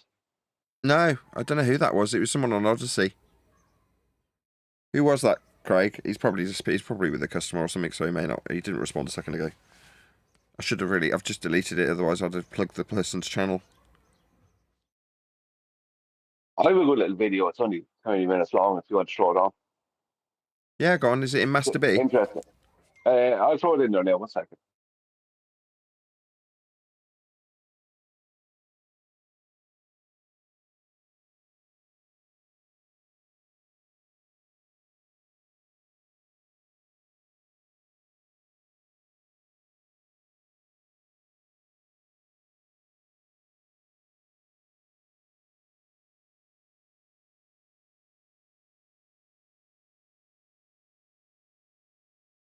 You there? Sorry, I had to do that there. I was out of I was out of beat, so I couldn't speak. I had to set on mute. Yeah, it's a girl. She's got a. I think it's a PhD in quantum mechanics. She's an English lady. Nice girl, but it's like, yeah, she's going through what color the sun really is, and she goes through things to do with color. So it's good for us. Like, some of it is good to be aware of it, but some of it, then you can see her indoctrination, and you can see, just 1 second before I press play, you can see like, she goes into certain things that are good, but then there's other things you can see how indoctrinated she is, and she's trying to make stuff up that just is not working. Do you reckon anyway? But it's good. What happens at the start concerning NASA now? It's good when she tries to make excuses for NASA. So I won't preempt it too much. Is obviously yellow. I mean, look at this beautiful sunset or this picture from NASA. Okay. Only it's not yellow, and I can prove it to you right now. The sun is white. But that's not quite right either, because if the light from the sun was pure white, then it would be an equal amount of all of these different colors. But it's actually mostly green. Why green? Figuring this out actually led to the quantum revolution, and I really want to tell you that story because it's very interesting. But first, let's figure out, why isn't the sun yellow? This is NASA's official page for the sun, and you can see that it's... Yeah, is she going to explain this? How biased is she? Full of images like... Go on. Yeah, she kind of mitigates for NASA a little bit. She's a heliocentrist, she's a baller, like, but she tries to mitigate for it. It's just like, nah. It's just like, nah. NASA know what they're doing. Go on. Like this, of the sun looking like a yellow, red, fiery ball. And if you scroll... I don't know if I believe and trust those images. I mean, in years gone by, bit pre-flat Earth, I'd have accepted those, like, out of hand. You just accept them, right? Whereas, while they are akin to images that I've seen from people and sources that I trust, some of them my own,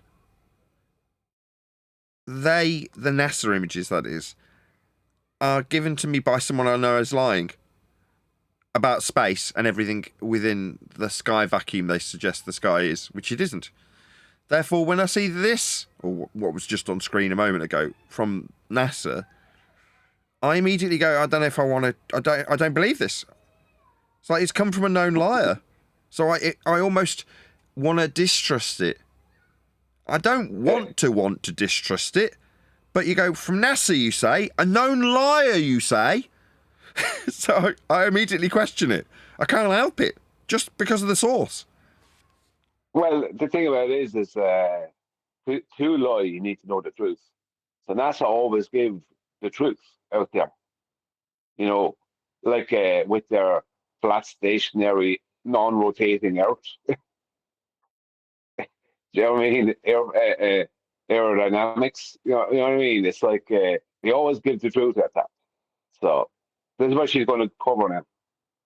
Through the rest of these images, you'll see mostly photos of the sun looking red and yellow, but occasionally you'll find one of the sun looking white. But there are also images like this on the website, where the sun is shown in many different colors. So what's going on and what is the actual color of the sun? Well, these images aren't false exactly, they're just false colored. So in this case, NASA took the same photo of the sun. They're not false. What? They're just false. See how I used a different tone with the word false? Now that tone being different means it's not false when I say false, because it's got a different tone. If I descend in tone, false. That's different to false. See how that works? It's amazing. You see, yeah, she says, they're not false, they're just false colored. Yes, they're not false. All of these images of this big fireball that NASA tried to give us, when you see the actual images of the sun, it doesn't have all this fireball stuff going on. Right? There's none of that. It's white, and it's white, and it looks like it has a few patterns on it, but it's actually mostly looks, if you were to consider it to be a sphere, if we considered it that way, it would be mostly smooth with a few small patterns on it.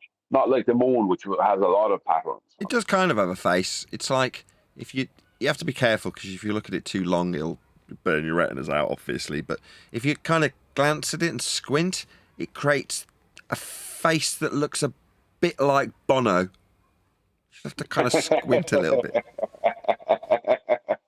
In many different parts of the electromagnetic spectrum. But because our eyes can't see most of these parts of the spectrum. So let me get it straight, because I can't see them, I'm looking right at them. What are you babbling about? You're telling me I can't see them, and that's the reason? I don't know, I'm going to break this to you, love. I can see, I'm colourblind, and I could, is it because I'm colourblind? I better get the affirmation from other people on the panel. Can you all see those? There's 6 of them. We can. Oh, she's saying we can't. It's because we can't. Because we can't, you say? Oh, yeah, all right, yeah, because I can't.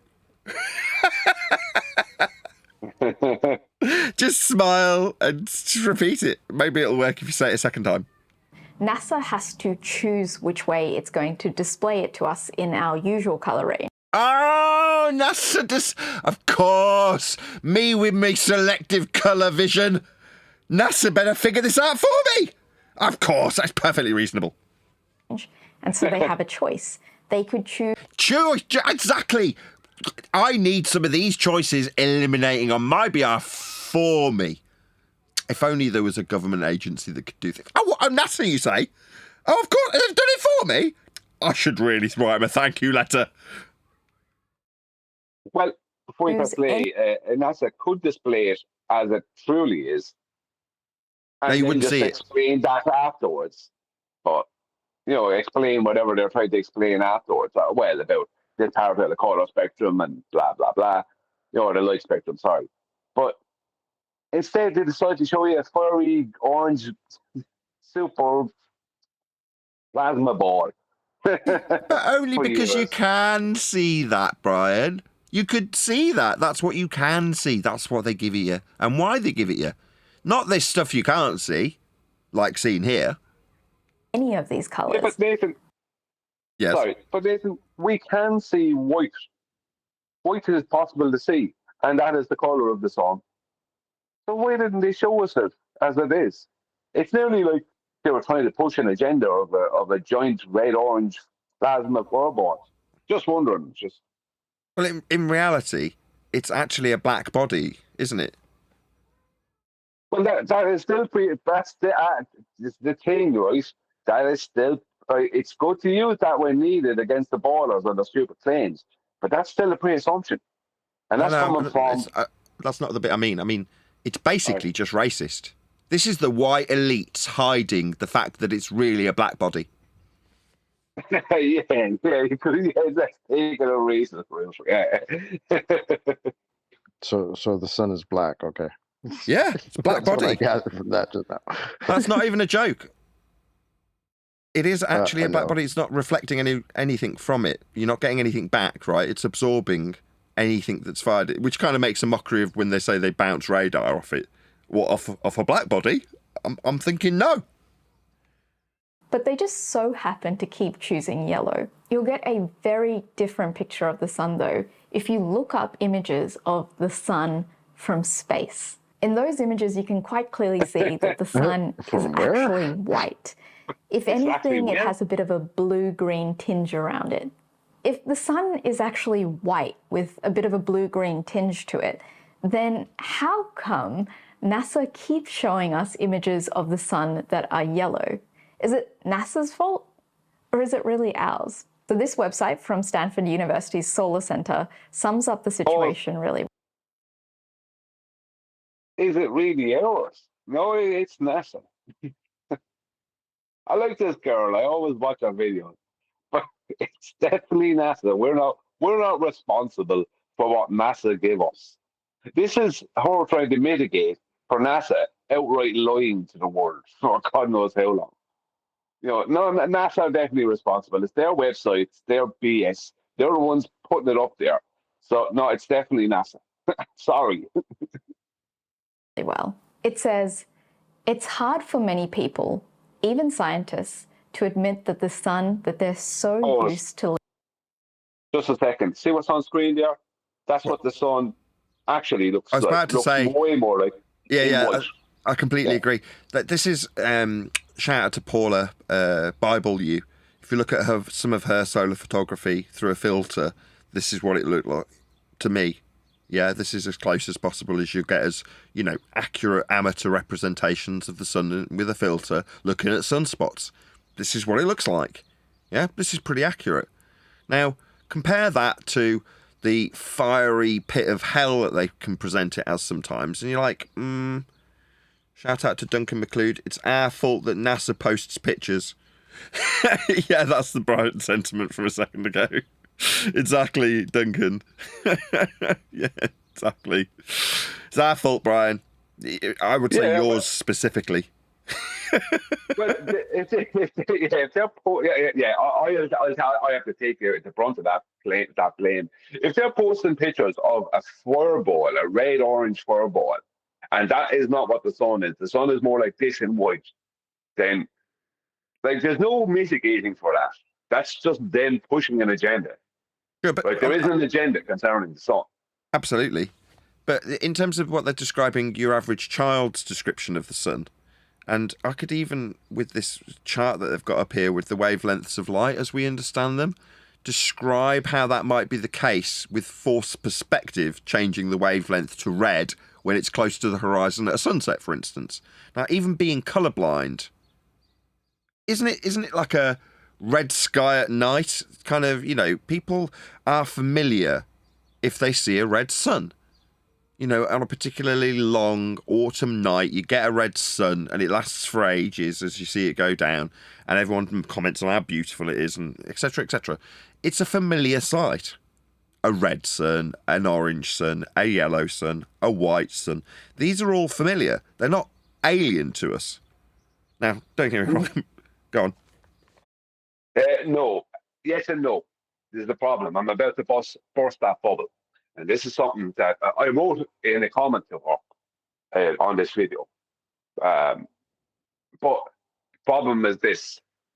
When the sun is close to the horizon or at the horizon, right, whether it's either rising or setting, that is officially not the sun. That is why it's what's known as the sun mirage. The sun itself is not in that position. It has moved from that position. right? That is what's known as the sun mirage. So when people are looking at this and they're going, all right, so this must be because of the light spectrum, blah, blah, blah, blah, blah. No, that's a mirage you're looking at. So you can't study the sun and go, right, it's white up here, then it's bloody black color here, and then it's red then when it's at the horizon. It's not at the horizon. So you can't make that claim because it doesn't be at the horizon. That's why one of the proofs of that is that the sun can be just as big when it appears to be at your horizon at sunset, or even bigger sometimes than it is at noon, yet the heat intensity is less. That's because it's not there.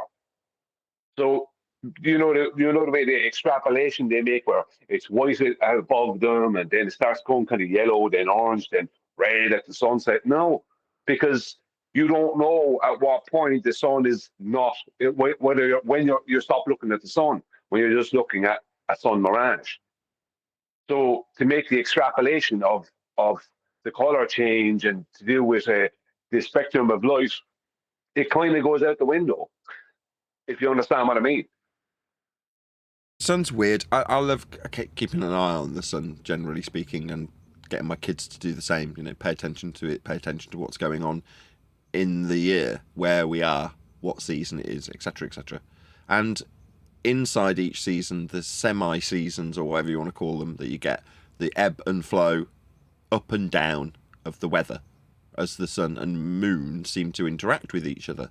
They seem to create, you know, the windy and hotter and cooler cycles that we get throughout each season. Anyway, with that in mind, today, when I typically am out with my kids, I will be doing exactly that, looking at the sun, observing what it's doing. And one of the things that the kids and I are observing currently with the sun here in the UK is that it almost reaches a zenith position directly above our heads, about midday. So if you're in the UK, go out tomorrow at midday and observe what I'm talking about. This is the point in the year for us here in the UK where the sun actually does almost go over us and reach our zenith. It never actually does at any point in the year here in the UK. You know, it's never directly above us. But this is as close as it gets in the year, about now. Yeah? Then the arc gets wider as we go further into summer, and it gets hotter and hotter and hotter. The vector shape that it takes gets narrower, but it goes further towards the west or whatever it is. Anyway, the point being that this is the point in the year where the sun is almost directly overhead for us. It's not the hottest part of the year, but it's where the sun, like I say, is almost at our zenith at midday. Have you ever noticed that, Brian, at this time of year? Yeah, but it's kind of funny. And I tell you, there's a couple of things that I've noticed about the sun, and I actually wanted to say them. And that's not the reason why I posted this video. This came to mind now. I've seen the sun when I'm looking at it in the summertime, like you're talking about now, coming into June, July, especially June, where it literally appeared nearly directly above the roof of our house. And I'm looking at it and I'm thinking, like, there's no way that's a 30+ degree angle, because the sun supposedly never goes further north than 23.4 degrees, the Tropic of Cancer. And I'm looking at it going, how can that? Because it really did look like it was, if I was to measure the angle, it really did look like it was like 15 degrees off of what would be my vertical. So that was like, it was looking more close to my zenith than it should be. And I've noticed that before, where it really looks like it. Now, maybe it's not, maybe it's just my perception. But there's another thing, right, that I've noticed. When I was in, not Australia, but America, in California, it was in the end of May, start of June, a couple of years ago. The second time I was there. Now, here it was hot, it was coming into summer. But for them, it was only coming into what would be our May. So their June is our May, right? And our July is their June, etc., right? So when we have September, that's their August kind of thing. Do you know what I mean? But the thing is that, how is that working? Because the sun has already, from June the 21st, has already reached its farthest point north. That means it would have had to cover over them before that. Now, all I can think of is that the sun is what you're Like, what I mean is inadvertently that saying the is sun that would have to have been this. Sorry? you're saying California's in the wrong place on the maps. That's what you're trying to say. Well, I told you it's an interesting thing because I tell you what it would mean is that the sun would have to. Let's say we go by. Let's just say the pre-assumption that the sun appears to rise or lower in the sky throughout the year, right? And this is something that I don't know if that's true, right? If it actually rises and lowers in the sky, but I know that I know that there's a claim of it doing that. Now, the thing is that whether it does or doesn't, let's say it stays at an equal whatever elevation or altitude. I don't even know if you can give it one. But the point is that it would have already had to pass where California was to get to the point of being our summer, because we're more north than California. But then they don't get their summer until it's going back towards the equator. It's bizarre. Just thought I'd throw that in there. No, I totally understand what you're trying to get across, but I see that as map distortions, where we think California should be with respect to the seasons and the sun isn't necessarily where it actually is. Same with us, where we think we are relatively centrally with respect to the sun isn't necessarily where we are. So in the mapping investigation stage of my journey into flat Earth, what I consistently found was we, Great Britain, wanted to appear more important on the maps. Therefore, positionally, more central. Well, not just more centred. There's, you could ascribe that to them changing prime meridians to Greenwich, right, from Jerusalem. I mean, you can't get much more. Would you call that vanity? But when they're doing the mapping, it's like, well, they're in charge, so they'll do whatever they like, and distorting other places, making them look smaller or bigger, or changing their relative position. Sort of goes without saying that is what has happened with the cartography process, and it is always just down to men and their vanity. There's never any other reason. No. The gerrymandering of the maps is just that. It's just people being vain, wanting to appear more powerful when they own a country. It's like, you don't own a country. You're a man. But, No, they own a country. And let me ask you a question. When you guys observe the sun, you're missing one thing and you're not accounting for it. The firmament, man. It's the firmament. The sun stuck to it. Yeah, man. I've seen a video today, Brian. No. This guy had lock solid proof. The sun was attached to the firmament. So how do we know what we're looking at, or even if we're looking at the sun? Huh?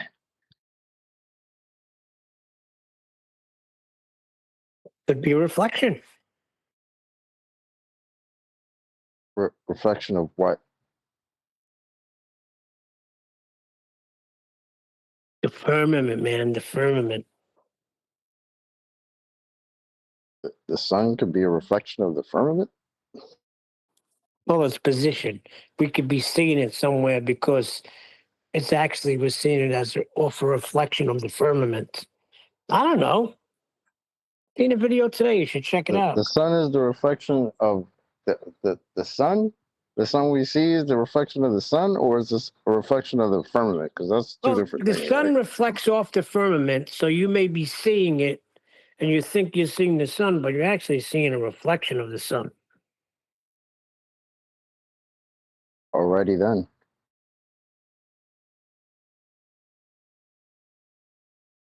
We watched a video earlier where someone was claiming that looking at the stars and having highly detailed pictures of them meant that he could prove that they were attached to the firmament. That was the standard. And he was saying there's no water here. And I'm like, okay, well, by the standards that you're laying down, I can say there's no firmament here. Look how detailed the pictures of these stars are. Therefore, no firmament. As you're suggesting, it proves there is one. I can just suggest the complete antithesis. And that's kind of what Neil's doing, but he's affirming that there is a firmament based on the pictures we saw in that video. We haven't affirmed a firmament. No, but he has. He hasn't. Don't you remember he said, I don't know what I'm doing, but that's the firmament there. He said these pictures are essentially open to interpretation. He didn't know what they meant, but also that meant that they did prove a firmament. Yeah, kind of funny. Okay, we've had quite a productive live show today. Marvellous stuff. If you're watching this on either Nathan Oakley 1980 or Nathan Oakley Premiering Streams, then stay tuned as there will be an after show to follow.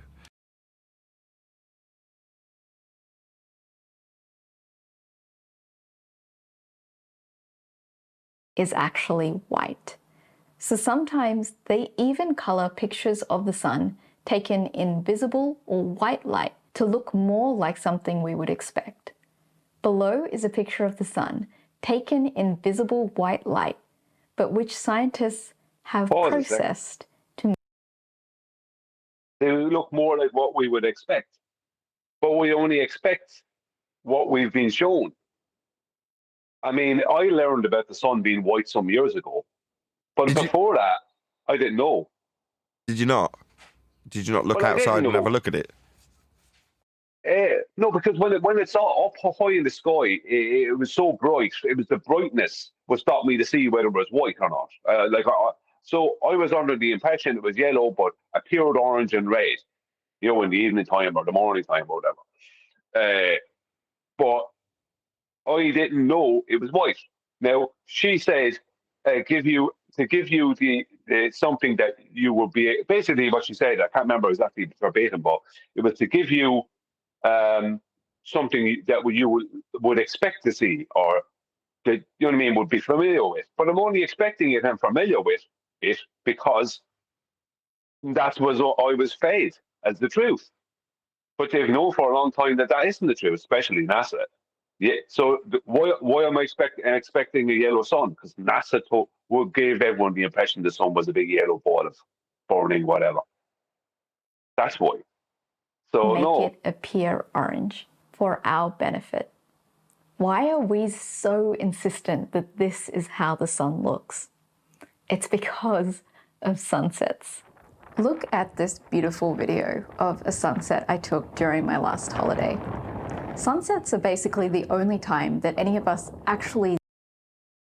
She put up, yes, I'm bragging. Like, nah, man. If you're over these sand dunes getting this sunset and it looks like that, I mean, look at it. It's got freaking wings coming out of the horizon. It's amazing. This is a fantastic sunset video. Be proud. But the problem is, Nathan, she's about to go on now and make extrapolation on what she's seeing there. But that is not the sun. That's the point. The sun is. You keep giving me this. You did it 20 minutes ago. I didn't say anything then, but I'm going to have to now. You're giving me this heliocentric rhetoric of a refracted sun. Why? You say it's the mirage. That's just heliocentric nonsense. That's the sun. No, it's not. That's not the heliocentric position. Yeah, it is. No, the sun in the evening time, it is the mirage, and in the morning. Says who? It literally can. This is it's just like a known thing that it's a mirage. It's official that it's a mirage. No. It's not. When they're trying to show, see, this is the point. You think it's heliocentric. It's actually anti-heliocentric, because when they're trying to give you the impression that that is the sun about to go down behind the geometric globe's edge horizon, right? And she's studying this now as a portion of the light spectrum and how it all works. No, it's not going down.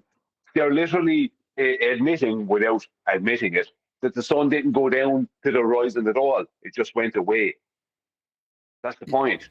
Yeah, it did. I'm just when you say there's refraction, no. What we are seeing is the sun. That's the sun. However, the horizon represents an optical dissolution point, and because the sun is appearing or disappearing beyond the optical resolution point, there is a point at the actual horizon in this image where you're going to have those artifacts described in the Rayleigh criterion, right?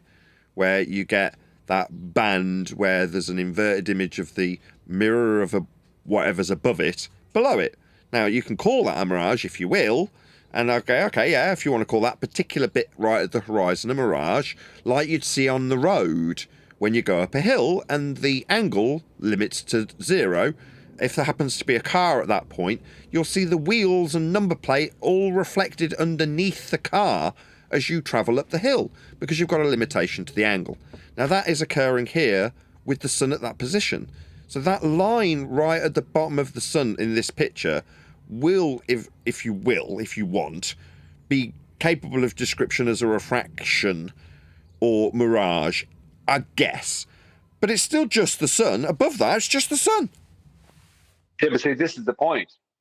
You're arguing for a position, and you think I'm arguing against it. This is the point. Like, there's even been video, and Chocolate used to have a little short video where someone would zoom to what looked like the sun halfway down behind the horizon, right? And they zoom when the sun is above the horizon, above the waters. It was only from our position that's how it looked. The sun wasn't in that position. Yeah. So and it wasn't this red color either. The point is that what they're pre-assuming a lot of stuff. They're pre-assuming that right there now, this sun is going down behind a globe geometric horizon. Yes, I got you now. I see what you're saying. Away from it.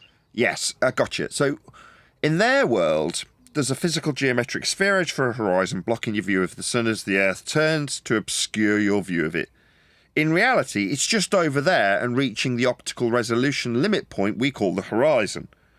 That's all that's happening.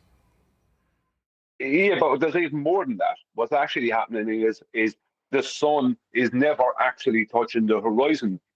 If we could see, it's like the other way we don't see the stars do touch the horizon. Yeah. I'll just summarise it. You're saying in the same way as you can see the clouds recede to the optical resolution point, the clouds that are obviously above you and in line along a deck parallel with the ground all the way into the distance right up until the horizon, they're not touching the frickin' horizon either. Yeah, the only thing we see touching the horizon, appearing to touch the horizon, is the sun. And that's because of its properties and the heat we're getting from it must create this mirage. Well, it creates some kind of a mirage in the morning and the evening, where it creates a position that makes it look like it's coming from the horizon or going down behind the horizon, when it's not. That's only the mirage that it's creating. Now, they call it a mirage. I don't know what it is, but I'm just saying mirage because that's what they call it. So I'm not claiming refraction. I'm just saying they call it a mirage. The thing is that the whole heliocentric claim forever, and one of the first things they'll say to an army is, well, how is the sun going down behind the horizon? Now, neither the horizon here or the sun are geometric. What we're looking at here is a completely optical phenomena for a horizon, and the sun making some kind of a mirage at the horizon when it's not at the horizon. The point is that this is globe proof 101, and it's not happening officially. Officially, within their paradigm, the horizon is not the leading geometric edge of a globe. It's some kind of consistently refracted position, as the globe's geometric edge is only in the mass. And the sun here is officially just a mirage. So you have an optical phenomenon meeting a mirage, which is basically two optical phenomena in some ways. Do you see the point I'm making? Yeah, completely agree. This is the point I've been making for a long while with it. I've said this in the past. Yeah. I took out of context when you said mirage, because they would go out of their way to suggest that there's always refraction, and therefore the 7/6R sun is not really where you think it is, and when it's appearing to be meeting the geometric sphere edge that you're actually detailing, they suggest that you're actually seeing it after it's gone behind the edge and it's just refracted up with 7/6 of a radius. You're saying no. When it reaches the optical dissolution point, because it's literally, its zenith position is over there, you could navigate with it. That over there in this instance, at sunset or sunrise, is the point where it's at, from your perspective, the horizon. Therefore, it's going to have effects of miraging, because that's at the optical resolution limit for your eyeball. Doesn't mean that you can't alter that point if you zoom in on it, like with boats when they did it 10 years ago with flat earth proofs. Same thing applies. There's something more obvious in this picture you're missing, though. What? Well, those little bumps have got this weird effect on them where you can see lights at the top and then there's this shadow on this side of the hump. Yeah. Well, I'm sorry, but if that sun's going behind a hump, how can the light get through? We should be looking at total shadow. Yeah, I see what you're saying. You wouldn't have the arrangement of the light and shadow on each of the tops of each of these peaks unless you've got a plane between that light source, the sun in this instance, and the camera. Therefore, plane is only the only explanation to achieve this effect. And you'd be right. You can only have a flat plane achieve this effect. Yeah, well, to me. Sorry.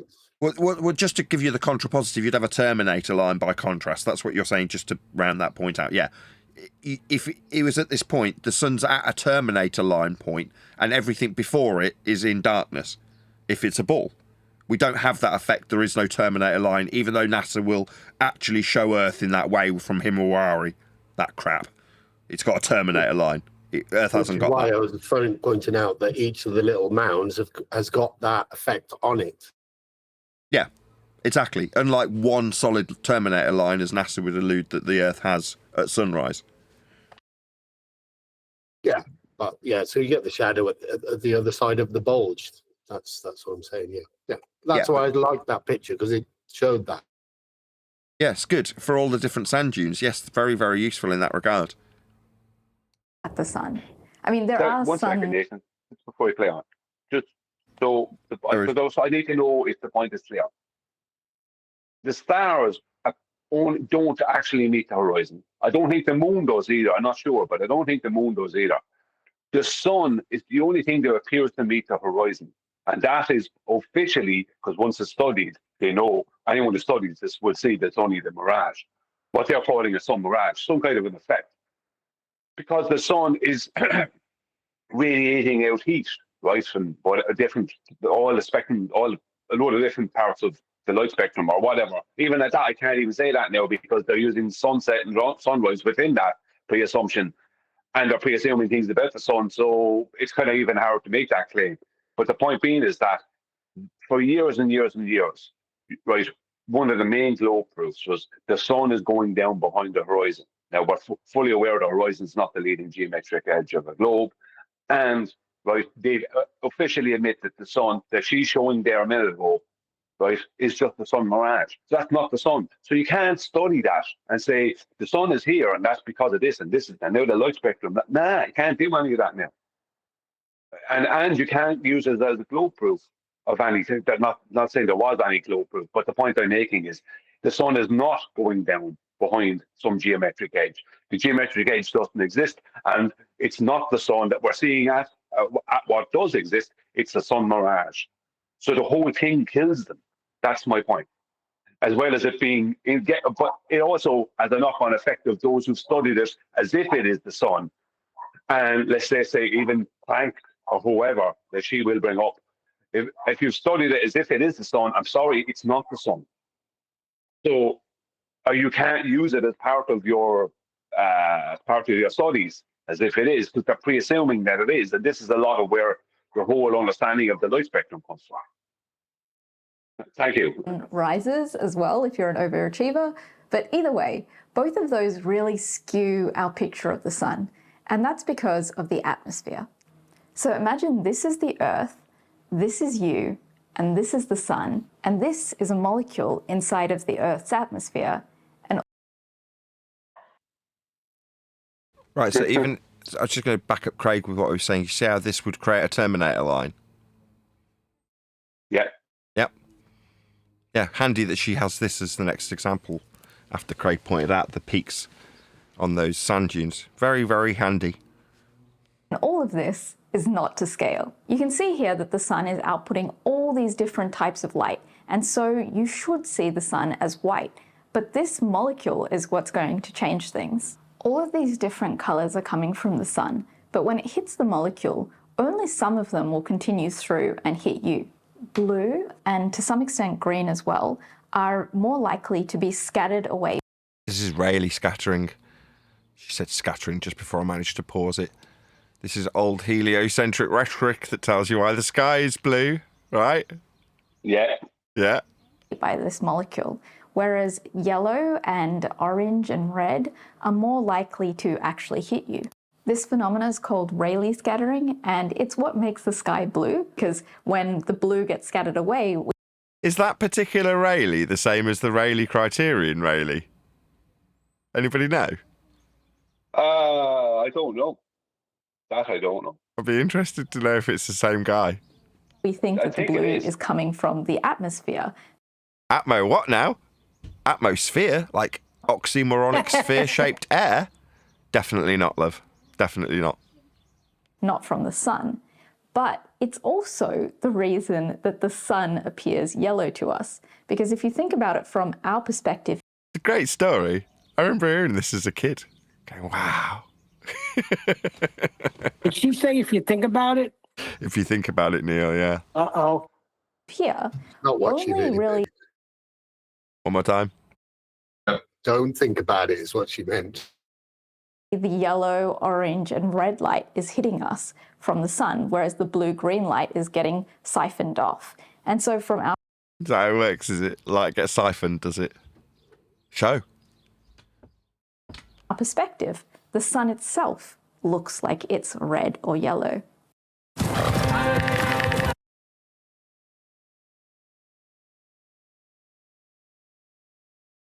I mean, she says that, but it does actually look that way. I mean, like I say, I'm colourblind, and it still looks that way to me.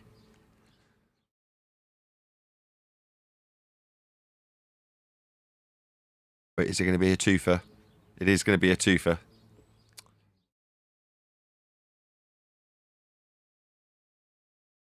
When you say, one second, when you say you're colorblind, then how can you be seeing the same colors as we're seeing? If the Even sun if is adhering to what we call the light spectrum and the color spectrum. I just know from the colourblind tests, but you can never really answer that, even if we were both completely colour competent. You can never see through my eyes and vice versa, right? That Rayleigh scattering is going to be way stronger during sunrises and during sunsets. Think about it. If the sun is just rising, then what's happening is you're seeing the sun through a whole lot of atmosphere. Atmo, what now? Atmo, what? Yeah. If you draw a straight line out from that guy's foot, it'll meet halfway across the sun, right? The point being is that that's what I was speaking about earlier. That she's trying to depict there as some kind of globe sunrise nonsense, right? Or sunset. That is officially not the sun. That's officially the sun mirage. The sun has moved away from that position. So the point being is that this, right, they hijacked what was just a natural phenomenon, right, that happens in the morning and the evening. They hijacked that and gave the whole world the impression that they were looking at a globe's geometric edge blocking a sun that appeared to be coming up or going down because we were rotating. That's what they did. It's just that pure, because there is no other example they can give celestially, because none of the stars, and I don't think the moon, could be wrong about the moon, but I don't think the moon does that. I think it's purely just the sun, because the sun gives off radiation or whatever they say. So what she's showing here is nonsense. That is officially not the situation, because that edge she has there doesn't exist, and that sun she has in that position is never in that position. So it's a mess. The more molecules between you and the sun, the more scattering there is. By the time that the light actually gets to your eyes here, only the red will have directly made it from the sun, whereas the blue and green get scattered into the rest of the atmosphere. And so that's... Atmo, what now? That's why sunsets look so red. But Nah, I'm sorry, but, you know, having more oxymoronic sphere-shaped air has a real problem to it. Let's just go through that problem now. So you're saying that there's more air to look through because there's a greater gradation of that air next to a vacuum? So it just magically has more here than here when this bit's a vacuum? No. Air doesn't form sphere shapes, especially not in the presence of vacuums. So having an oxymoronic sphere-shaped air to be gradiated to a greater degree to give you this filtering you're calling Rayleigh scattering is nonsense. It's not going to give you a red spectrum down at the horizon when a physical geometric spheroid would give you a Terminator line in that paradigm that's created with flat Earth angle measurements. This is absurd. Just had to get that out there. Thank you. Especially when she's saying that with a completely flat horizon in the background in the video that's described by what? Sea level? So yeah, I don't know, Admiral what? But if instead it's noon and the sun is directly overhead, then there's going to be way less atmosphere between you and the sun. At my what now? There'll actually be none, because atmosphere doesn't exist. That's how little. There'll be so less, there'll be none, because it doesn't exist. That means a lot more of the blue light will have actually made it to you without getting scattered at noon. And so the truest color that you can see from the sun is if you squinted it during noon. The problem with that, though, is that because there's so little atmosphere between you and the sun at that Atmo, what now? So you're saying there's a thin layer of gases, like high pressure gases moving in high speeds in all directions, and then a vacuum above that, and then the sun? That's complete nonsense. In fact, it's a straight up violation of a law of nature known as the second law of thermodynamics. So no, definitely not. point, there's a lot more light that's going to be hitting your eyes, and this is why it's dangerous to look at the sun during noon. Exactly at the time. I know they try and explain this with parallel light ray nonsense, but within their heliocentric Kepler Annalena nonsense, she's basically stating there that when you rotate on your globe to the point where you're underneath the sun, right, where the sun is almost at your zenith at noon, that is when, it's the hardest and most intense. But it's okay to be 3 million miles further away from it or closer to it. And that effect, there won't be any extra effect.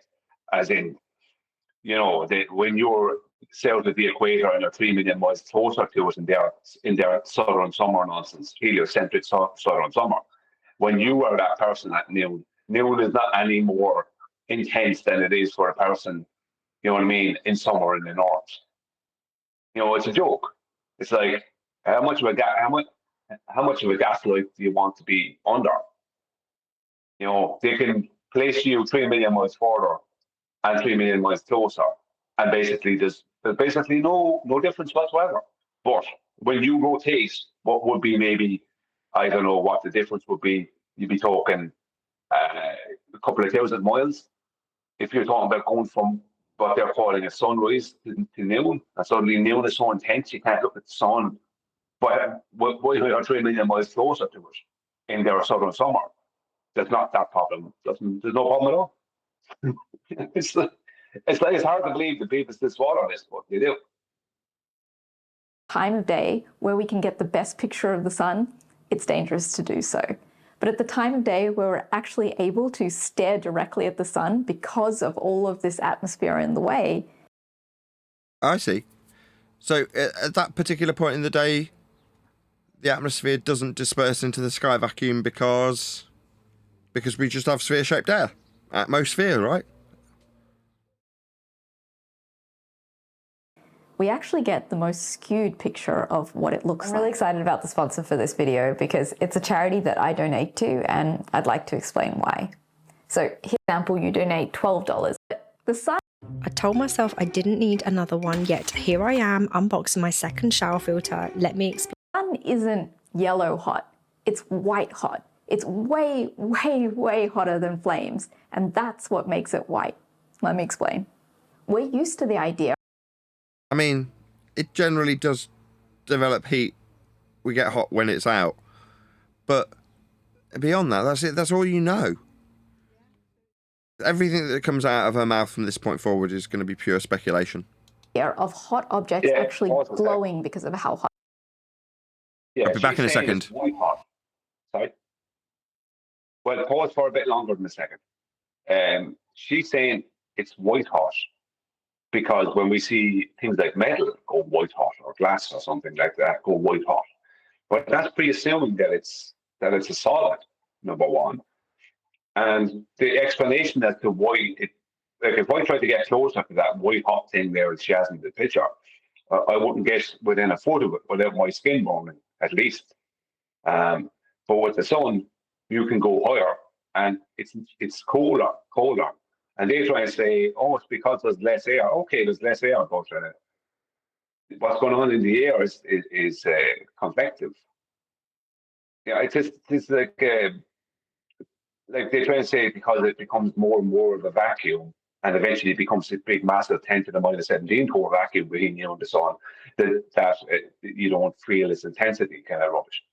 It's like, no, for the little tiny bit off the earth that we can go, whether it be 30 or 40,000 feet, right, in an airplane, right, for that little bit that we can raise up, or as a people walking up the top of a mountain and it get colder, that does not equate to what they're claiming. Mathematically, that does not equate to what they're claiming. It doesn't.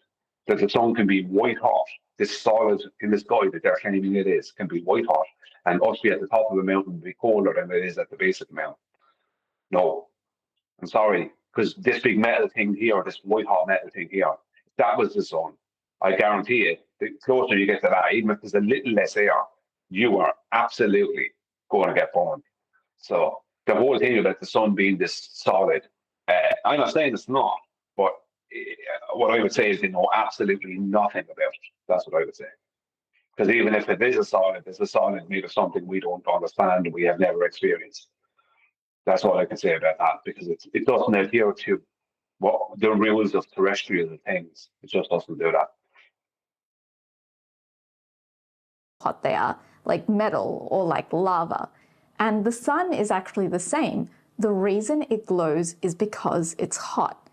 But this phenomena is called blackbody radiation. So look at this glowing bit of metal. You can see that the hot bit is glowing way more than the cool bit. But not just that, the colors are different. So the hot bit is glowing yellow, whereas the less hot bit is glowing red. If you look at the spectrum of visible light, like this one or like that one behind me, you can see that red is on top because it has the longest wavelength. And then you have purple at the bottom because it has the shortest wavelength. And what happens is the hotter an object is, the higher its color gets. So what happens is that all hot objects actually glow. Like even we glow in the infrared spectrum. But the hotter the object is, the more its peak color moves down the spectrum. We see that with the glowing metal object, where it has a more... So this is because of the lack of proof. This is a false comparison. Yeah, you can't draw this comparison unless you can physically demonstrate that it is the case with the sun. You're going to have to get, you know, tangential, as in, you have to be touching it to know this. And you don't know what the sun is. More reddish tone when it's a little bit cooler, and a more yellow-like one when it's a bit hotter. But actually, even for a glowing hot piece of metal, the majority of the light that they put out is in the infrared spectrum, so like way down here. That's because even though they're very, very hot, they're not hot enough to mostly be glowing in this part of the spectrum. So that means that we can see them glow clearly in an infrared camera, but we can't see the majority of that glow with our own eyes. The sun, however, is very different.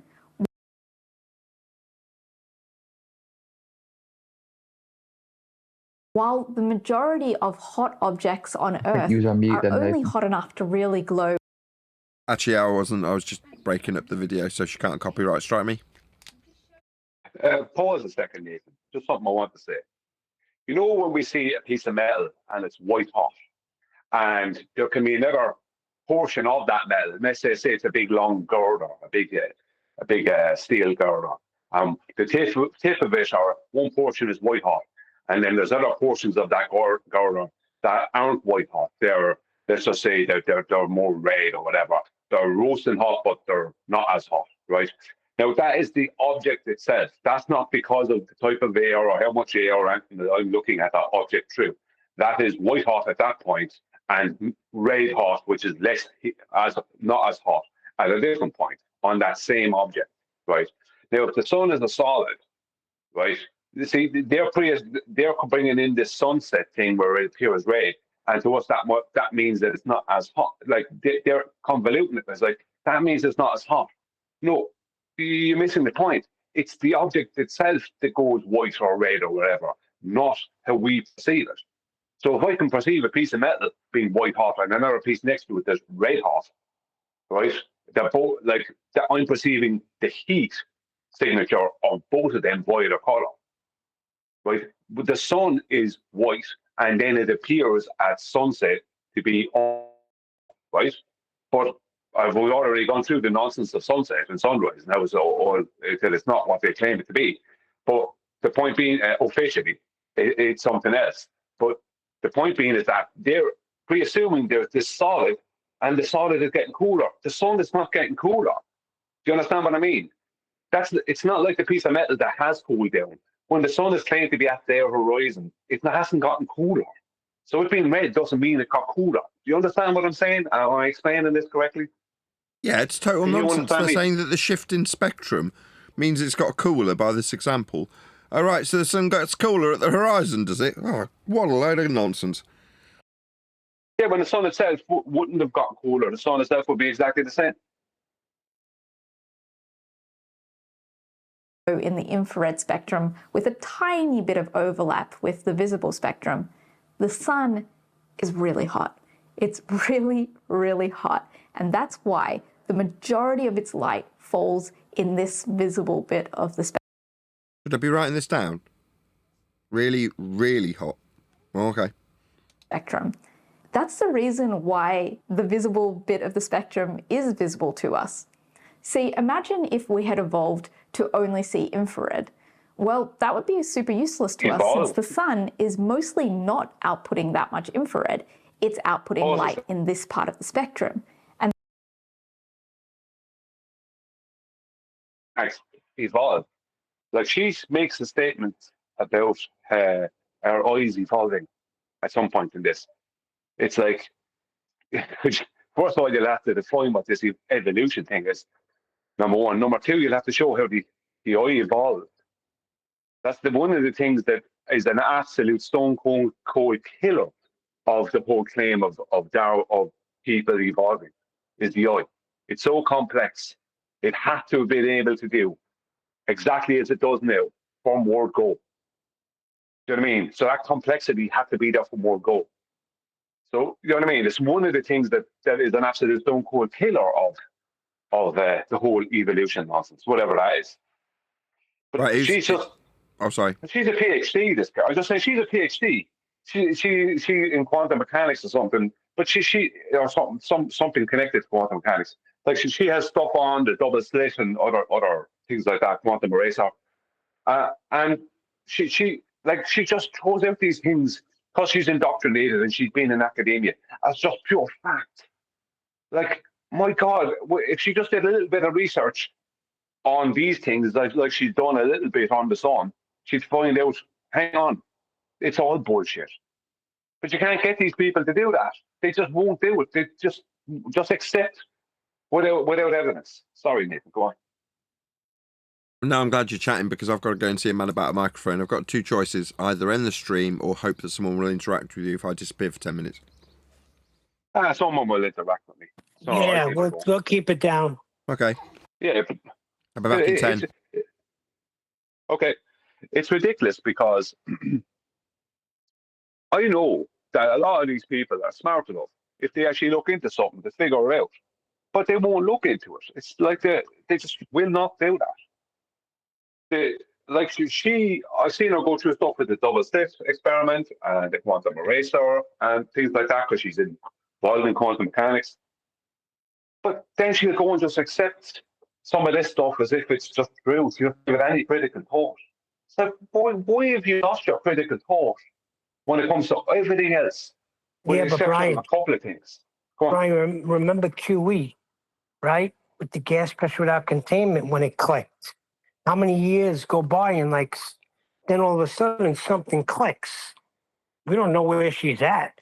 I think but the gas difference pressure is, without Neil, containment is going to click on these people. the difference is Kiwi was willing to put himself in a position where he had to humble himself. Many of these people aren't in that mindset. They're already above you in their mind. Exactly, Yeah, I Ian, and understand. that's the problem. Yeah, I understand, but we don't know if they're going to be in that position too. Who knows? She may stumble across the atmosphere, and then start putting that together. And that was all it took for QE, right? So we don't know, but it's heavy indoctrination. You're right, Brian. Well, it's like they remove people's critical thought in some of the universities and stuff. Because she is a 5-year, she has a PhD in something connected to quantum mechanics, or quantum mechanics itself in some form. Like, so she's definitely got an intellect, but she just blindly accepts stuff. And it's like she put a little bit of, like, this thing she's showing on the sun. You go into her comments there, and you see the amount of people that are literally disappointed that that's the truth. Do you know what I mean? There's a lot of jokes going on that, but a lot of people are literally disappointed. And there's actually people in our chat going, "It's yellow," literally, "No, you're wrong," this kind of stuff. And they don't want to accept it. It's like, it is what it is. It's not yellow or red or orange. It's white. That's what it is. But she's willing to do that and put out this video on this very important topic, which is the sun. And it's like, why didn't people notice? Like, Nathan asked me why I didn't notice. Like, it was really bright at noon, so I didn't look at it much. It was so bright, I just couldn't see it but white. But it never led me to actually go, hang on a minute, that would mean the sun is white. I didn't realize the sun was white. For me, it was so bright, I just couldn't, you know what I mean? I couldn't see the yellow. That's what, it didn't occur to me that meant it actually wasn't yellow or orange or red. It was white, right? So that can happen with anyone, right? That kind of thing. But the people in our chat, some of them just don't want to accept that. Like, she's pointing out that, no, we've seen this wrong, and she tries to mitigate and for NASA and all the rest of it, like, very stupidly. But she does do it, and it's like, well, that's on her, the fact she did that. But that's her not wanting to accept then that NASA or gas. Actually, the best comment in there was the fourth comment I read. So basically, what you're saying is that we're all being gaslit, and that's the truth. Yeah. Yeah, that is the truth. NASA are gaslighting you. Not NASA have been taking the piss for a long time, and that's what's really going on there. And she didn't want to accept it. So I don't know what to be going on with people. They just don't want to accept the truth. The truth is NASA are credit lawyers. The sun is According white. to them, they've been taking a piss and making coffee with it. So yeah, they've been making coffee in the morning with that piss. And the sad thing is, people believe that, Chuck. The best I'm one. sure they do. There's a guy out there, and he bought this thing from NASA that NASA claims turned your piss into water, turned your urine into water. And he puts it into it on camera, on a YouTube video. This is some years ago. And he goes taking a big slug of it. Right? He went through the process. According to NASA, it should be pure water now. No, I don't know how it could be pure water, but according to NASA, it was going to be pure water. And it was, man went slugging this, and it came straight back up and all over his face. He said, "That's just piss." He said, "That's just piss." He said in a big rage, because he realized at that point NASA had just done him out of $40 or whatever it was, and took the piss basically. So NASA caused him to spend money and drink his own urine. Oh wow! But think about it. Think about how stupid that is. Because if that was true, they'd solve the problem of the world. Africans could just piss in and get their water piss turned to water, and the Look, world guys, is okay. It only works in space. Oh, there we go. Okay, it doesn't work. Like, you can't have a wonderful machine that turns piss into absolutely pure drinkable water on Earth. You can't have that What on if they Earth. what if they sold you a vacuum too? So if you take this thing into a vacuum, then you could do it, right? You can drink your piss anyway. You don't need to clean it. Oh, don't start with that urine therapy. That shit made me vomit. People get into that right after flat Earth. Yeah, urine therapy. Yeah, okay, you keep doing your urine therapy. I think they scrubbed the video with Don Pettit talking about how that machine makes, you go to the bathroom and it makes a cup of coffee. I think they took that video down because I can't find it anymore. I used to have it. You take a piss and it makes a cup of coffee. So when you take a shit, does that give you a roll? I don't know, man. He didn't actually distinguish what he just says. You go to the bathroom and you make yourself a cup of coffee. So he didn't distinguish if it was number one, number two. I don't know. If you saw the movie Dunes, then you will understand that. Which movie? Dunes. Dune? Yeah. Dune. D-U-N-A. Dune? D-U-N-E. Dune. D-U-N-E, yeah, correct. Chocolate, sorry. Oh, Dune, that's a classic book, yeah. Yeah, I haven't seen Yeah, that. but you have like, they are crossing the desert with that, they have some kind of uniform, some kind of suite, and then it's producing everything. Yeah, the spice. Yeah. I don't remember. It's been a long time since I've seen that. Well, they had the first one they made was with Sting. That was back in the 80s. That sucked. Done the book no justice. Well, let's go back to what we were talking about, right? Which is people like this lady. Now I've listened to many of her videos. She seems like a really nice girl, right? She's like a good girl, a good person. But she's just like, has no critical thinking. Like whatever university does, it's just removed all critical thinking. It's like the biggest indoctrination camp ever. Like how many people come out of university and they can't, like if it's not exactly as it's said in the book, then it's just, you know what I mean? Then they can't compute it.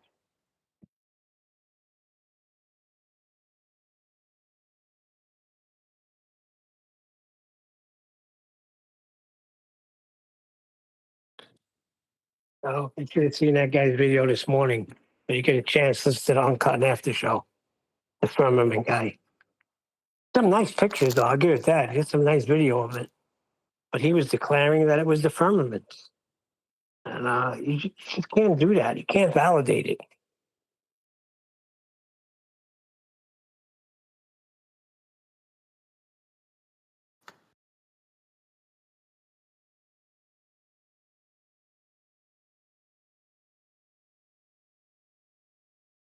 See, there you go. Sometimes people confuse critical thinking as well. Sometimes critical thinking is just outright crazy speculation. Do you know what I mean? You have to have some reins on it too, because otherwise you just see something and just go with the first answer you have in your head. Do you know what I mean? Right. Like this guy supposedly did. Yeah, and he was calling out ballers.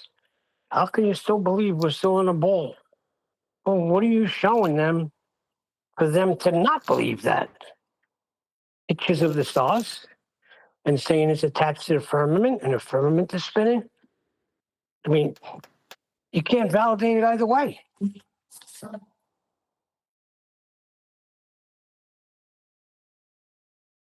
I know my light is attached to my ceiling. I can validate that. Now you show me and validate that star is attached to the firmament and that firmament is some sort of substance.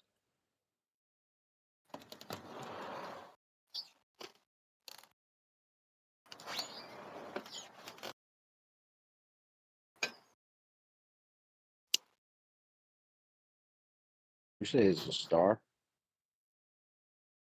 Yeah, he's got that really good video and pictures of the stars. I mean, really good. He claims, shows one of them. He says, look, it's reflecting off the dome. It's got like 3 reflections of the same star. And he Because that would have been off of a dome. Why do people go straight to the reflection thing? Like, I don't know. Are you seeing the thing that's causing the reflection? Like, why do you think it's a reflection? Is that because you assume that firmament is like glass or something that's capable of making a reflection? Like, I don't get why they go straight to that. I think chocolate because you know that they have that. Sorry, Sasha, you know the demonstration of the light somebody has with some kind of glasses dome and then source of light it's coming. Did you see that presentation? It's old. It's like 6-7 years old, even more. Yeah, I've seen like when they shine a light through the like a glass and maybe dome because of looking that they thing. want now to make some kind of model of or let's say understanding how that could work or whatever. But I will never go that like that. But people doing like that, Yeah, but that's doing the same thing that this girl's doing with the sun and how heat works. Because of course, if you nobody heat up can metal, do it gets nothing white about the hot. things in the sky, unfortunately. You can have stories, but what? Dude, I cannot find anything on the poop thing, like you said, chocolate. Where NASA, I've seen that video where the guy was like, "Oh yeah, we just convert our poop into coffee," and then he's like drinking the coffee. You can't find it either. I think they No, I'm screwed up looking that video, everywhere, man. dude. I even found in Google AI overview says NASA has funded research projects exploring methods to convert human waste into synthetic food for astronauts on extended missions. However, this is still in the experimental stages and not currently implemented in the ISS. So what was that video? So they had to remix the paradigm a little bit because they clearly had a video with Don Pettit saying this machine is already on the ISS and it's capable of turning. You go to the bathroom, it'll make you a nice little cup of coffee. So I bet that's a shitty cup. So what? So now it's just it's experimental. What is it now? How did they describe It says this is in the experimental stages and not currently implemented on the ISS. Oh, I guess Don What Pettit was they're wrong. experimenting on. Hold on a second. Hold on. I visited a couple of coffee shops where I think they might be doing that because that coffee tastes like shit. What did you say, Brian? What about the guys that they're experimenting on? What about those guys? How much shit are they drinking? Reminds me of the bar scene in Desperado. I only think they... Ever seen Desperado? Antonio Banderas and Steve Buscemi? Yes. Right at the beginning. He's like, your beer tastes like piss. He says, yeah, I know. It's because we piss in it. Yeah. Was it the feces or the urine became the coffee? Was it not that the urine? I'm pretty sure it was feces. Was it? From the video, I remember seeing. I don't remember Don Pettit clarifying whether it was urine or feces. Like he just said, you go to the bathroom and you make a cup of coffee. So he left it kind of vague. So I guess it could be either number one or number two.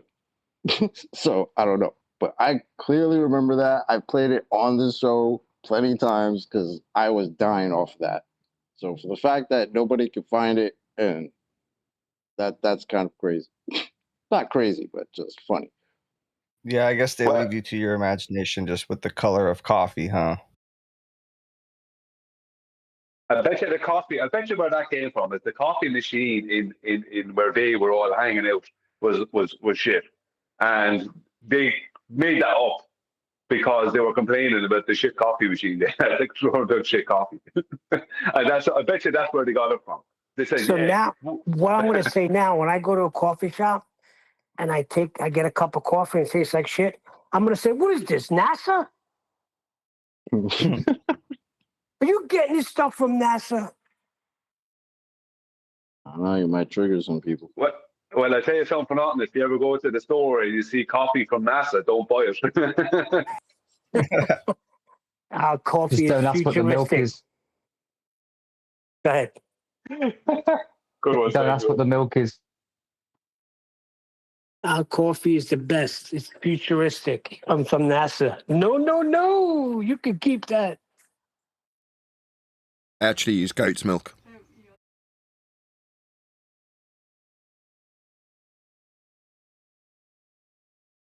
Why, Nathan? Why do you use goat milk?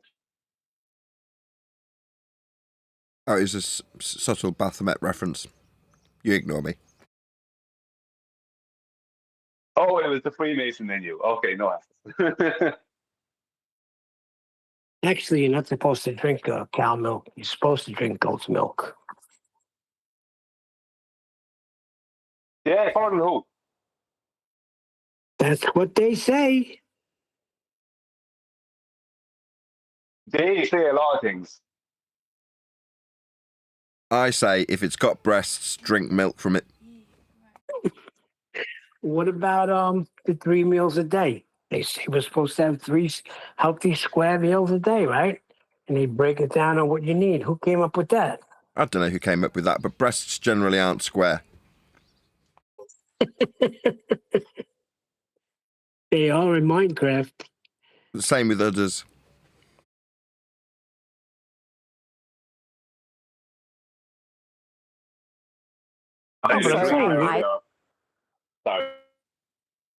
Is evolved to see this bit of the spectrum where the sun is strongest.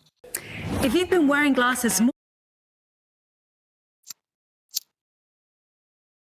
You can see why this phenomenon of black body radiation is super important.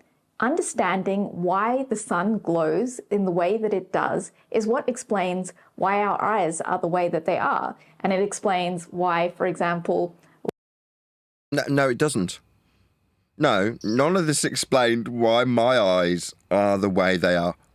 Literally nothing. Nothing you covered explained that. I mean, that was such a pile of nonsense waffle tripe. It is worth pausing to point that out. No, this didn't explain how my eyes worked at all. Leaves are green. This is... And so Go on. Sorry, this is something that people like herself suffer from. They just take things that are in academia because she works in academia. And because those things are just stayed in academia, because she works in academia, when it comes to that something within her topic relating to that, she'll just say that thing. Like, pre-assuming that those people are correct and that nobody lied and nobody's BSing anyone. But that's what I'm saying. How does she validate that? How does she draw that correlation? She doesn't. It's completely. They don't. It's completely non sequitur. It's like describing the rise of electric cars and then saying, and that's how we know how a carburetor works. Yeah, exactly. So I think I found the video with Don Pettit. It turns out it wasn't either. Coffee beans were actually used. Am I right? And if you squint, right, those coffee beans, if you look really close, they look like little faces of Bono. Bono beans, they call them. Bono beans. to understand exactly what the spectrum of the sun looks like. But around the 1900s, physicists realized that they didn't know how to explain this phenomena. They realized that they didn't know how to explain something. Eureka! I don't know how to explain this phenomena. I can put a date on it. And it caused quite a crisis. Caused quite a crisis, them realizing that they knew that they didn't know. And in knowing that they didn't know, it caused a crisis. Are you going to tell her or shall I? Wait, what kind of crisis? Did the butter rise in price? Milk rose in price? What kind of crisis? I don't know. Bono had to get involved. There was all sorts of charity work going on. In physics. Imagine this It was a beautiful day. It was. I'd love to have been a fly on the wall for that one. Sorry, she just said a crisis in physics. Now, I've heard that. That's a term that's been indoctrinated into this lady. Because I've heard that many, many times more mainstream, bigger mainstream channels and television programs. There can't be a crisis in physics. That it just makes absolutely zero sense. Like a crisis and the word physics just don't go together. A crisis in physics. What people were pulling their hair out, they couldn't sleep. Yes, You know what I mean? Well, ironically, that is actually the case. Yeah. They were all running around in Cambridge libraries, screaming, tearing their hair out, and setting each other on fire with petrol. It was quite a crisis. All because they didn't know what they thought they did know. But in knowing that they didn't know, that is what caused that crisis. It was very well documented. And it's radiating light outward. But there's also a bunch of light bouncing around inside it. Is there? Have you been? When did you go? Of course, there's a lot of molecules inside the sun, like hydrogen, that'll happily... Really? How much hydrogen? Give it me in tons. How did you weigh it? Tons. absorb a bit of that light. And after Sorry, this is the thing. They base everything off a load of pre-assumptions, and then they come back to you with some answer that you're just supposed to accept. When they pull that answer directly out of their backside. This is what the sun is, and this is how it does what it does. And if you go against it, you're the bad guy. No, you just made all this up. No, I do understand where she's coming from. There is also, inside this sun, obviously it's not to scale, but you also have the Bono particle. Quite fundamental to the sun's makeup. After a while, they'll spit that light out again, but they might output it as a different color. The light that escapes from this process is what ultimately reaches us on Earth, and so the colors of that light are the colors of the sun to us. We know that the sun mostly outputs rainbow light, but with a bit more green than anything else. Mostly puts out rainbow. I mean, no. I mean, if you split the light that comes from the sun like you've been doing in this show, you can show it as a rainbow. But I'm going to go with no. I mean, I've never seen the sun looking like a rainbow. It spits out rainbow light, according to her. Yes. The question scientists needed to answer was... Here it comes. Why green? Why green? What? Why green? That's right. I mean, I was more along the lines of why Bono, but why green works just as well. It's equally non sequitur. Sorry, what green? Why would we be asking about it being green? It isn't green. What's she babbling about? Anybody see a green sun? No, there's a green flash thing that happens always at sunset. Oh yeah, I seen that green flash. Oh, you're thinking of... no, you're getting confused. You're thinking of Back to the Future.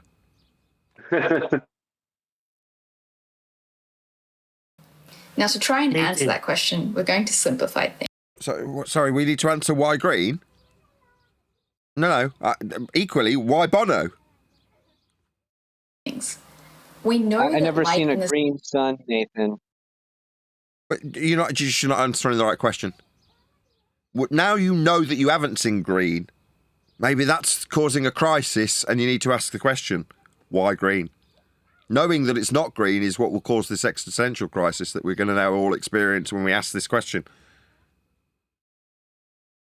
The sun is likely to be absorbed very quickly, but there are tiny gaps available in between all of these obstacles where the light can just be with... Little gaps in the sun where the light can just be? It just sounds like she's just making it up as she goes along. Is it just me? So is it just let it be? Say on average... No, that's not a U2 track. We did the Beatles last month. Light can travel a distance of L in any direction before being absorbed. In the rest of this video... What she's doing here is she's trying to make some kind of a point by putting a solid sphere inside of a plasma sun and trying to make a point about how the light will behave within it, kind of thing. she's trying to explain something that could end up being a Planck and Einstein that she'll end up referencing. But it's like so much of this stuff, I don't care who it's coming from. It's all based on pre-assumption. If we pre-assume this about the sun, pre-assume that thing about the sky, then we can somehow take together our heap of nonsense. It doesn't matter if that happens terrestrially.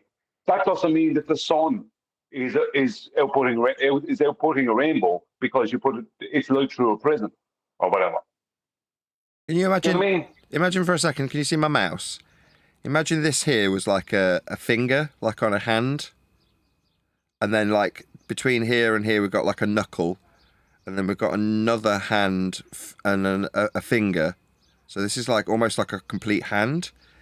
It almost looks like Bono covering his left eye and squinting at you.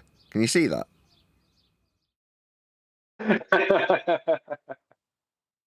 going to try. Yeah, I see it clearly. I see it.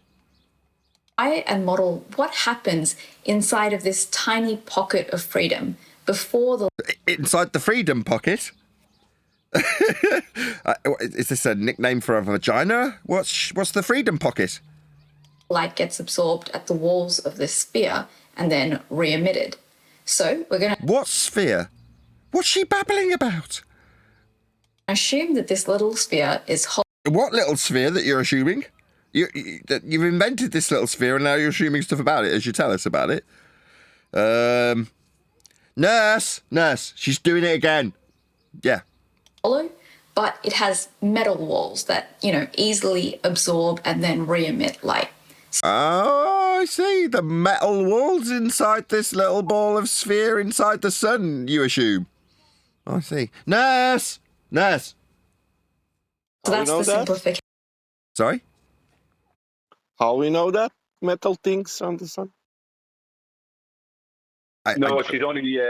She's only putting it. She's not claiming there's a metal sphere in the sun. She's just using the analogy or the mock-up just to try and explain something else. Okay, so we just have to kind of imagine this as being like the screen to an oscilloscope, and this is like a waveform, and that's kind of going on inside the sun, and that's the metal with an arrow pointing to this circle. So this is the metal. Okay, gotcha. That we're going to make for the rest of our analysis. And now we want... Analysis? Uh-huh. What? Oh, we're analysing this, are we? Is this our analysis? Is this the analysis stage? I had no idea. It's so easy. Can someone get me a whiteboard and some markers, please? I'm going to do some analysis. Let's analyze. Let's analyze that. What she assumed. I'm going to need a whiteboard and some markers for that. I mean, do you have whiteboard and markers, Sasha? Have you got the tools to do this analysis? I don't think you do. My analysis of this last half an hour is she explaining, for me, this is my conclusion, maybe I'm wrong. She explaining how sun changing the colors due to some phenomena, blah, blah, blah. And I'm still waiting for the point where she will explain what sun is, because all other people or NASA are making wrong. She will get to that, but for now it's only changing colors. Yeah. I want to find out what color is that's nothing. Sorry.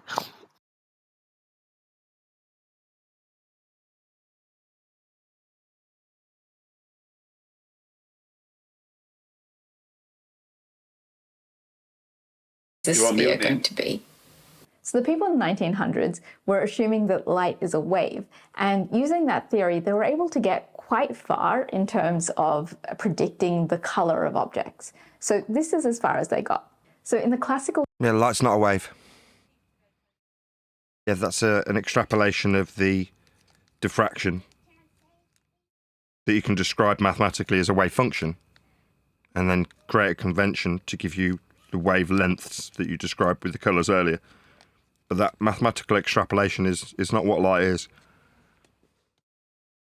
She knows that, and she admits it later, but then she says something really strange at the very end of the video. I really want QE to hear it, right? I want you to hear it in the audience. She says something at the end of the video concerning light and wave and particle. And it just says it and finishes the video. And it's like, what the hell? What does she mean by that? Kind of thing. Theory of light, red light has longer wavelength than, let's say, blue light, which has very short wavelength. So what that means is that red light waves around with much lower frequency than, let's say, blue, which is waving around with very, very high frequency. So that's why we call red light low frequency light and blue light high frequency light. Excuse me, sir. Can I have a moment of your time?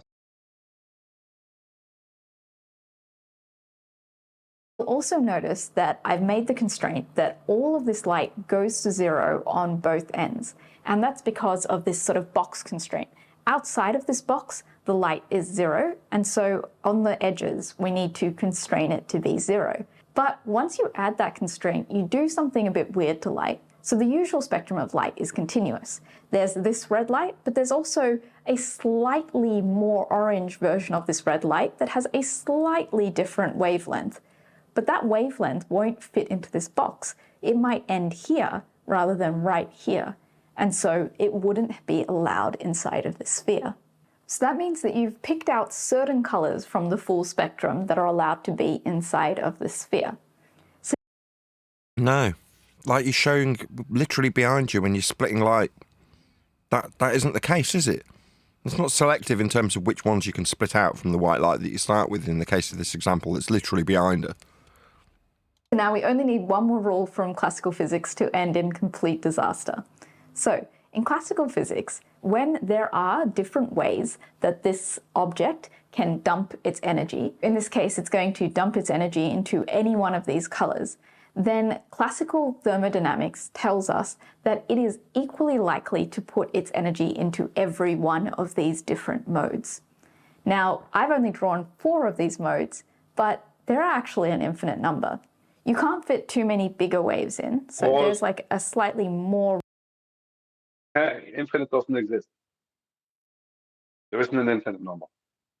Yeah, but what the way she's trying to say is, go on, yeah. Well, she's trying to describe that there's an infinite number of ways that you can break up the different types of diffraction patterns at the different, what we use as a convention called wavelength. But it doesn't get packaged up into different sizes and shapes as she's describing it. Different mathematical wave functions aren't reifiable into these wavy lines she's drawing, like they occupy a certain amount of space.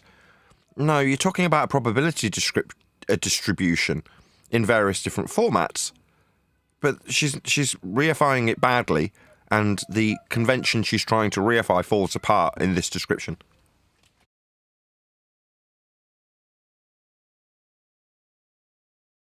red, that would just about fit in here. But you can fit way more violet and ultraviolet light in.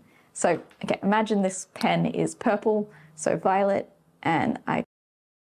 No, like with the split light that she's got on the paper and behind her, you're not getting more of a given light. It's not like there's more of that.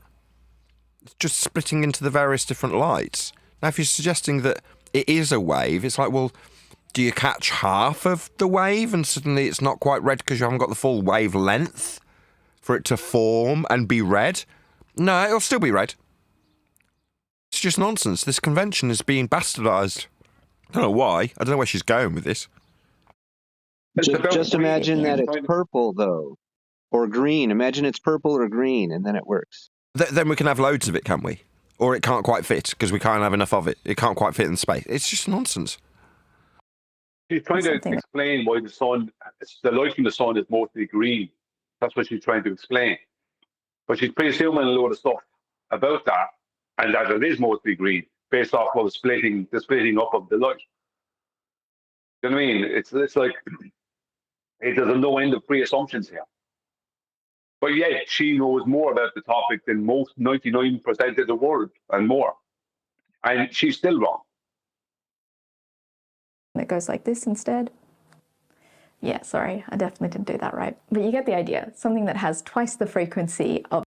No. When you talk about frequency with light in this convention, We're talking about the probability distribution thereof. Yeah, a mathematical function that can be described as a wave. But that's a probability distribution. Of the blue light. So that is going to also fit in there. And then something that has 3 times the frequency and 4 times the frequency, all of those are going to be allowed. So there's an infinite number. No, having more in terms of the way you can show the divisibles in a given light diffraction pattern that we then describe in a convention when summarizing the wave function mathematically. That's the only wave that exists. There isn't any other wave in light. That's the only one. It's not a wave at all. It's a mathematical function called a wave function. Number of them.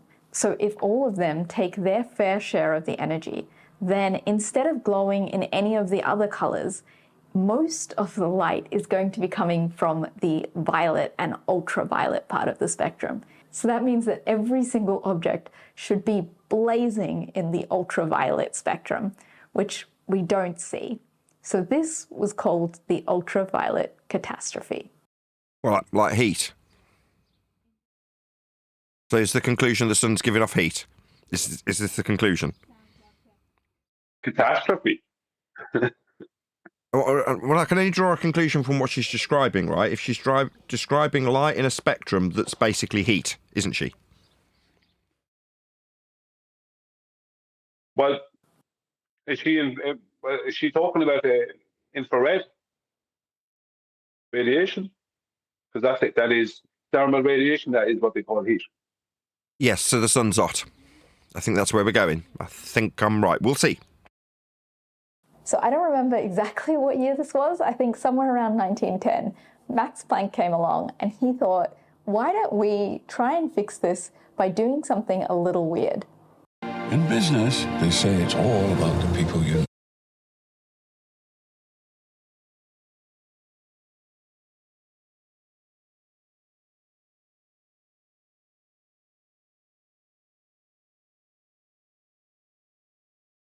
Light's energy is quantized.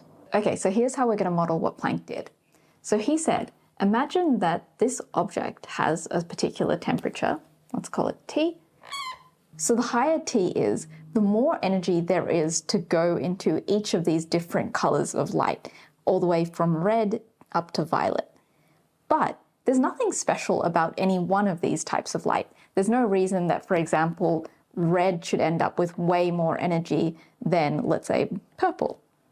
So classically, what should happen is that all of the energy eventually kind of ends up being equally distributed. The way that this happens is that if you think about the light inside of the sphere, sometimes, let's say, the red light might have a whole lot of energy, and so that energy might get absorbed by the outer sphere, and that outer... So how do you describe that? If you're going to describe it pictorially as little wave forms next to each other at varying sizes, what changes? So as it gets bigger, do we have more wavy red lines? Because that's not how light works. Do we have a bigger amplitude of the wave function now reified into a physical, drawable wave on the page? Does it just have a bigger peak-to-peak value? I mean, what is it that you're going to quantify more as in this absolutely god-awful crapshoot of a description? outer sphere might eventually... One second, Nathan. Yeah, go ahead. One thing I could be wrong, but one thing they're not taking into account is what they call infrared radiation or thermal radiation, because that is basically kinetic energy, or kinetic energy is directly tied to it. How that is used. So if that's being used and converted as it is constantly by the air, by everything, right? Because that's why we never have 0 Kelvin. If that's constantly being used and converted, then is it possible that that is what's missing from what she thinks is an imbalance with the light from the sun? Is it possible that it's that is being taken and converted, and they're seeing it after that portion is being taken and converted? I know it sounds a bit It's silly, but emit that light you know what I into mean. a different color. Could it be that simple? Maybe it will split it up between yellow and green. But if this keeps on happening, that all of these colors are constantly transferring bits of energy to the wall, which then transfers it to different colors, then you can imagine. Well, it's just heat. Imagine how eventually this will just sort of equilibrate and each of these colors will have the same amount of energy. But this is a problem for us because there are loads of colors in the ultraviolet spectrum which also do fit inside of this sphere and all should get an equal amount of energy. But here's Planck's solution. Right now, we're assuming that any amount of energy can be transferred, so we can take a tiny little bit of energy from here and put it over here. And that's... No, now you're using the word energy, whereas what you're doing is you're saying, I'm going to take a tiny bit of green.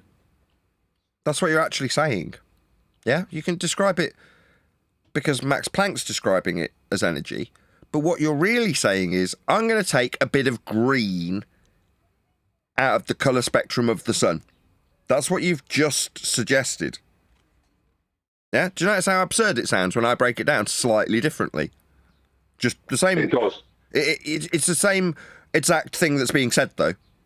I'm not twisting it or distorting it. I'm just saying the same thing. It's just when I phrase it, so we're going to have a bit of green then. It seems stupid then, doesn't it? Whereas if we're just taking a little bit of energy of the sun in the quantized spectrum described by Max Planck, then it sounds quite intellectual.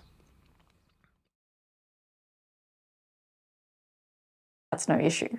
But Planck said, what if this is impossible? What if each color of light has a minimum bar of energy that they're willing to take at any one time?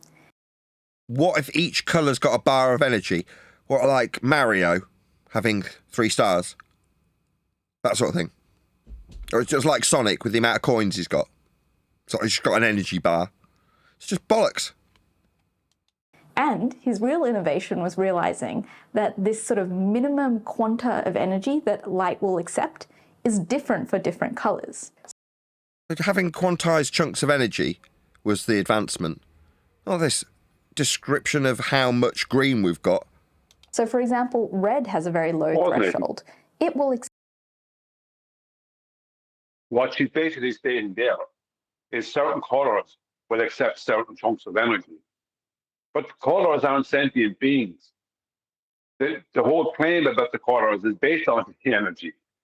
So it's kind of circular, isn't it? It's like the color green accepts this much energy, the color red accepts that much energy. It's like, no, the colors don't accept, do you know what I mean? I do, and I realise that whenever any of the discussions that we look at, this being her discussion about light, I very rapidly come to the conclusion that we are extremely ignorant about light, generally speaking. Now, that's not to say that we haven't made huge advancements, right? When she just the words she's using have come from great advancements when she describes quanta, or Max Planck describes it more accurately. But the rest of the crap you can pile on top to try and explain this stuff is 99% total garbage, and just demonstrates how stupid and ignorant we are when it comes to just describing, in this case, what red is. That's all she's trying to do, and she's failing miserably. Now, it's not her fault. We don't know how the basic stuff of the world works. In this case, how do we describe what is, at a basic level, our perception of red? Now, I can only describe this concisely, because I've given this quite a degree of thought, because I'm colourblind. So I can concisely summarise this at a fundamental level and not being able to explain it. But fondling around in the dark like this chick's doing is very amusing to watch. Yeah. Hey, Nathan, excuse me. I had a question. Is it more fair? By the way, how you doing, guys? All right. Is it more fair to use the word instead of accept, more like a verb word like reflect or refract or diffract or something like that that a color can do? Like, I guess you know how they say when you wear black when it's hot outside and the sun is out, you know, I don't know if it's psychological or what, but it absorbs something about the rays or whatever however you want to say it, the UV, whereas when you wear white, it does more of a deflection of it. So bright colors, that's why, you know, It'd be better to say that way than to be using in the term of accepts, like it says, thank you. Well, she's getting I'll into this. accept that. Yeah, she's describing this from the point of view of Rayleigh scattering. And she's already way past that, to be honest. We're just completely into La La Land at this point, D. Did someone else want to get something in? And I want to say something like compare this with the flat earth something, because she will explain everything about the colors, energy, frequency of colors, how colors react on the colors. But if you ask her now, where is the horizon on the black swan example, she will say, I don't know, that's too, let's see the colors. That's my opinion. Yeah, but that would be kind of, I get what you're saying. It's our arguments are nice and concise and have a logical consistency to them. This is garbage, is what you're saying, by contrast. I get what you're saying. But just to keep it on her topic, if at the end of this waffle, I was to ask her the more basic question directly on topic, which is, okay, I've listened to every word of waffle you've just come up with. I wouldn't be derogatory. I'd try and compliment her and make her think that I was actually paying attention and thought it was coherent, which it isn't. But if I was to suggest to her at the end of this, okay, I've listened, now explain why the sun is red at night. She wouldn't be able to give me a concise answer, right? Or just who knows? Maybe why... she will say now because of energy and frequency red in temperature from 35 degrees or 22 degrees, that phenomenon is happening. Let's say, I don't know what she will answer. Yeah. Well, you actually hit the nail on the head because she described it earlier as the temperature shift, and she gave a comparison with a varying heated piece of steel being smashed with a hammer on a blacksmith's whatever they call that anvil thing that Wile E. Coyote would drop on Roadrunner. Well, that description would infer, like you've just suggested, that the sun is changing colour because it's changing temperature as it reaches the horizon. We've already covered that as well, Sasha. I don't know if you've just got it here, but yeah, these are the implications of what she's inferred to date or to this point. Yeah, energy. It's like she's stating that. It's like she's stating that something that's white hot and 10 foot away from you won't be white hot when it's 30 foot away from you. It'll be red hot because it's gotten further away from you. That doesn't change the temperature of the object, because they're treating the sun as an object. But then they're trying to say that the sun is changing its temperature because it's gotten further away from you by a few thousand miles within their power line. It's like, no, that doesn't change whether it's what temperature the sun is. If it's white hot, it still has to be white hot if it's going down to your horizon. There's no way to I got a question. She's purporting about the temperature gradient of the sun based on going over the horizon, and she used the term horizon. Is she saying all this to promote her belief in the globe and to be an anti-flat earther, or she just speaking on... She's not. No. Okay, got you. All right. Okay, I got you. No, she's just... I just asked the question. I'm trying to tell you, she's a PhD. She's in quantum mechanics, and she's trying to explain something that she can't explain because nobody bloody knows it. And she tried to mitigate for NASA telling lies earlier. She is a baller, but she's not an anti-flat earther. She's just doing what she's saying things that she thinks are correct and true when they're not. That's all it's going to. In quite small packets. But as we go further down, the light gets a little bit more... So we've got small packets of quantized data, almost like the chunks that form the waves when you're describing wave functions. They're formed with those quantized chunks, aren't they, my dear? Now, Brian's just informed me that you're an expert in quantum mechanics, so you damn well know this. Yeah, I am a complete layman. Me having to explain that the quantized chunks of light are what give you the interference patterns that are then described mathematically as wave functions. I shouldn't have to tell you this, given that you're educating your 385,000 subscribers with this as the authority in quantum mechanics, and I am a flat earth layman. Why is it that I'm having to correct her on this? Why is it that I'm having to point out the glaring contradiction within a description based on those quantized chunks? That if you have just one quantized chunk, how do you form a wave function with one of them? Let's say it's a red one. How are you going to form a wave function? I'll give you the answer. You can't. Just so she, in case she watches this, is clear that we all understand or are all on the same page.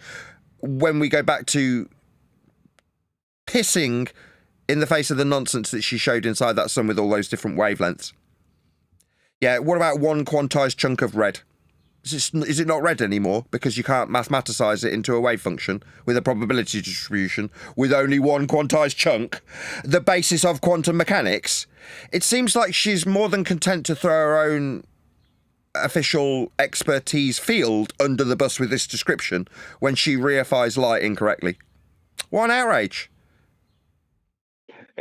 I view it as indoctrination. That they're bit by bit by bit indoctrinating people and moving them away. Because wouldn't it make sense to convolute quantum mechanics, which we know they do with things like quantum field theory and stuff like that they try and claim is quantum mechanics when it's not? Wouldn't it make sense to convolute quantum mechanics as that's the very thing that pulls apart the whole paradigm when the paradigm is resting upon general relativity? Brian, do you want some quantum foam on the top of your NASA coffee? Yeah, NASA Bono coffee, yeah. I got a question too. So check this out. So besides the quantum mechanics part, let's talk about like the sun. The sun changing colors due to wherever it is over the horizon. But it's not changing colors. Okay, but I'm saying let him finish. Her argument is that it is based on what she's explaining for why it is, right? Yeah. Right? Okay, so and she's using the term horizon. Okay, so we know that. She's a glober, so if she's a glober, she's definitely an anti-flat earther. So let's put that aside. The second thing is the horizon is perspective. However, it's the distance between, or it's the connection between afar, either the terrain or the water, the sea, matching where the sky is. Okay, but we all know about the distance between surface level and altitude is pretty much always going to be the same, depending, except for like moving things like birds, planes, like. So check this out.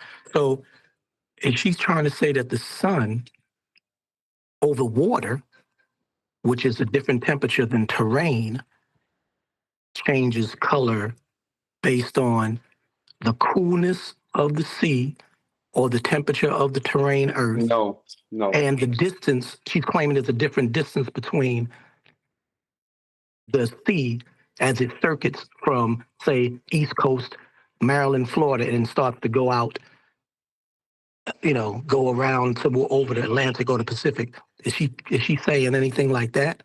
That's what makes the sun. Okay. No. What she's trying to say, Dee, is because she's confusing everything. And it's the mainstream rhetoric is that when you see the sun at your horizon at sunset, they think that like she's under the assumption, because of the paradigm she's indoctrinated into, that horizon is the leading geometric edge of a globe, and that sun is somehow going down below it, right? When the horizon is not. Officially, it's not a geometric point of tangency, officially. And officially, the sun that you're seeing at the horizon is not the sun, it's what's known as the sun mirage, whether it be in the morning or the evening. The sun itself is not there, right? She is taking this thing that she thinks is the sun, that she thinks is going down behind the global geometric edge.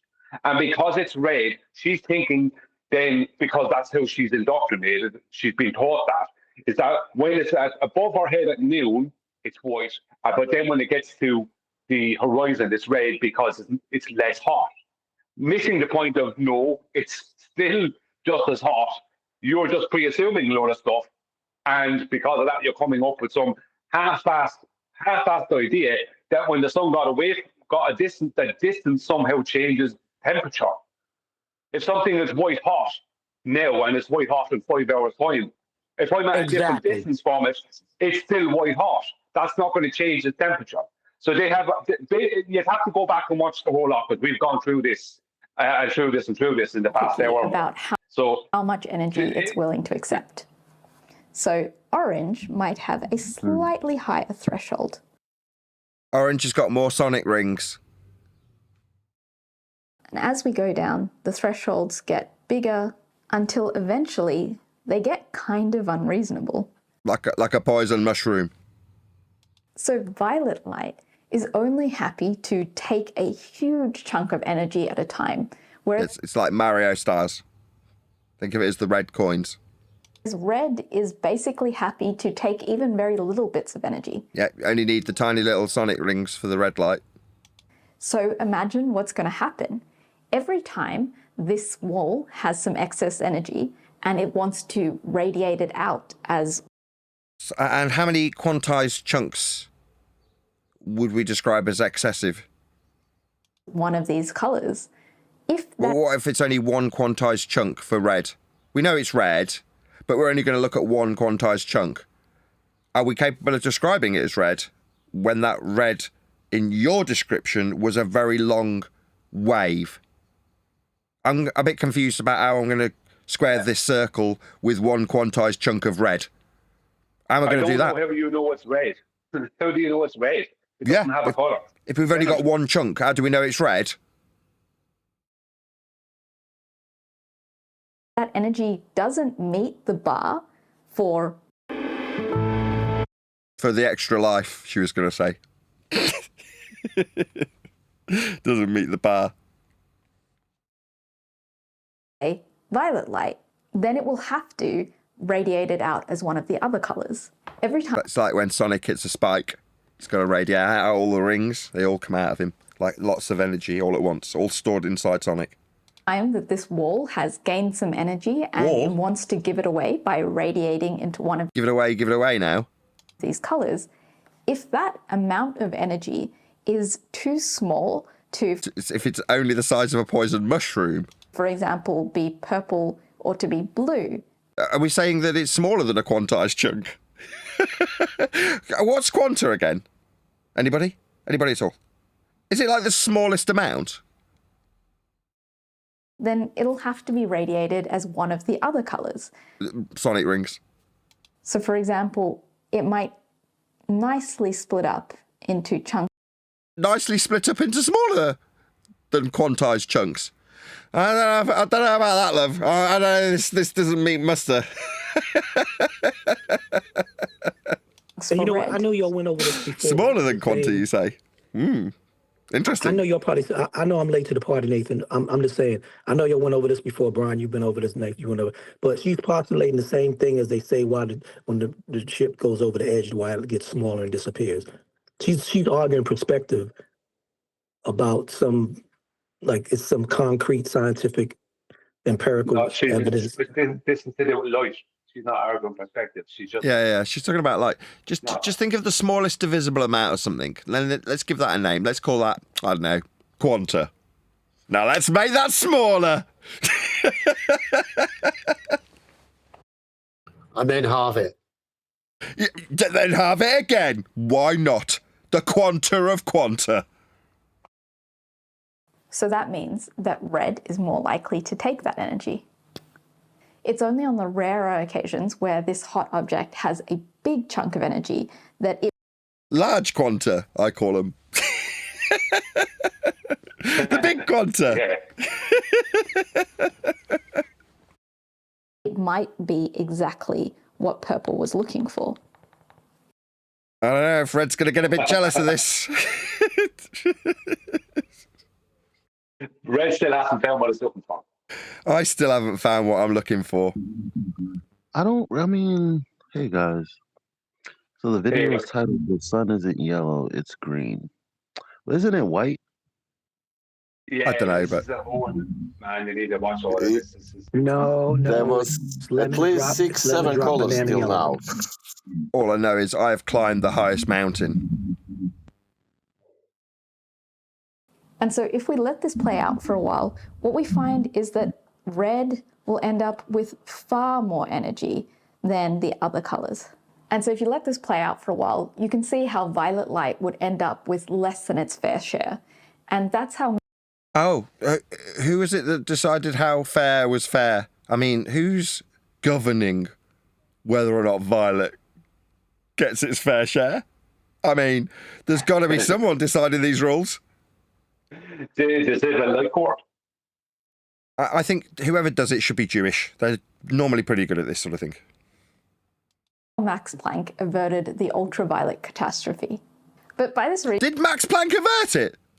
Did he decide how much Violet was getting? Was Violet entitled? Did Violet take more than Violet was entitled to? Those are the questions we should be asking to answer why green. Reasoning, you should I'm not wearing red anymore. You're not keeping up, Sasha. It's why green. Bloody hell, people need to pay closer attention. Most dominant. But it's actually not, and the reason is a little subtle. Remember... So did she just talk about the dominance of light? Did I miss that? Did I mishear her? Yeah, go back. I don't know what... Oh, I want to hear about a dominant light.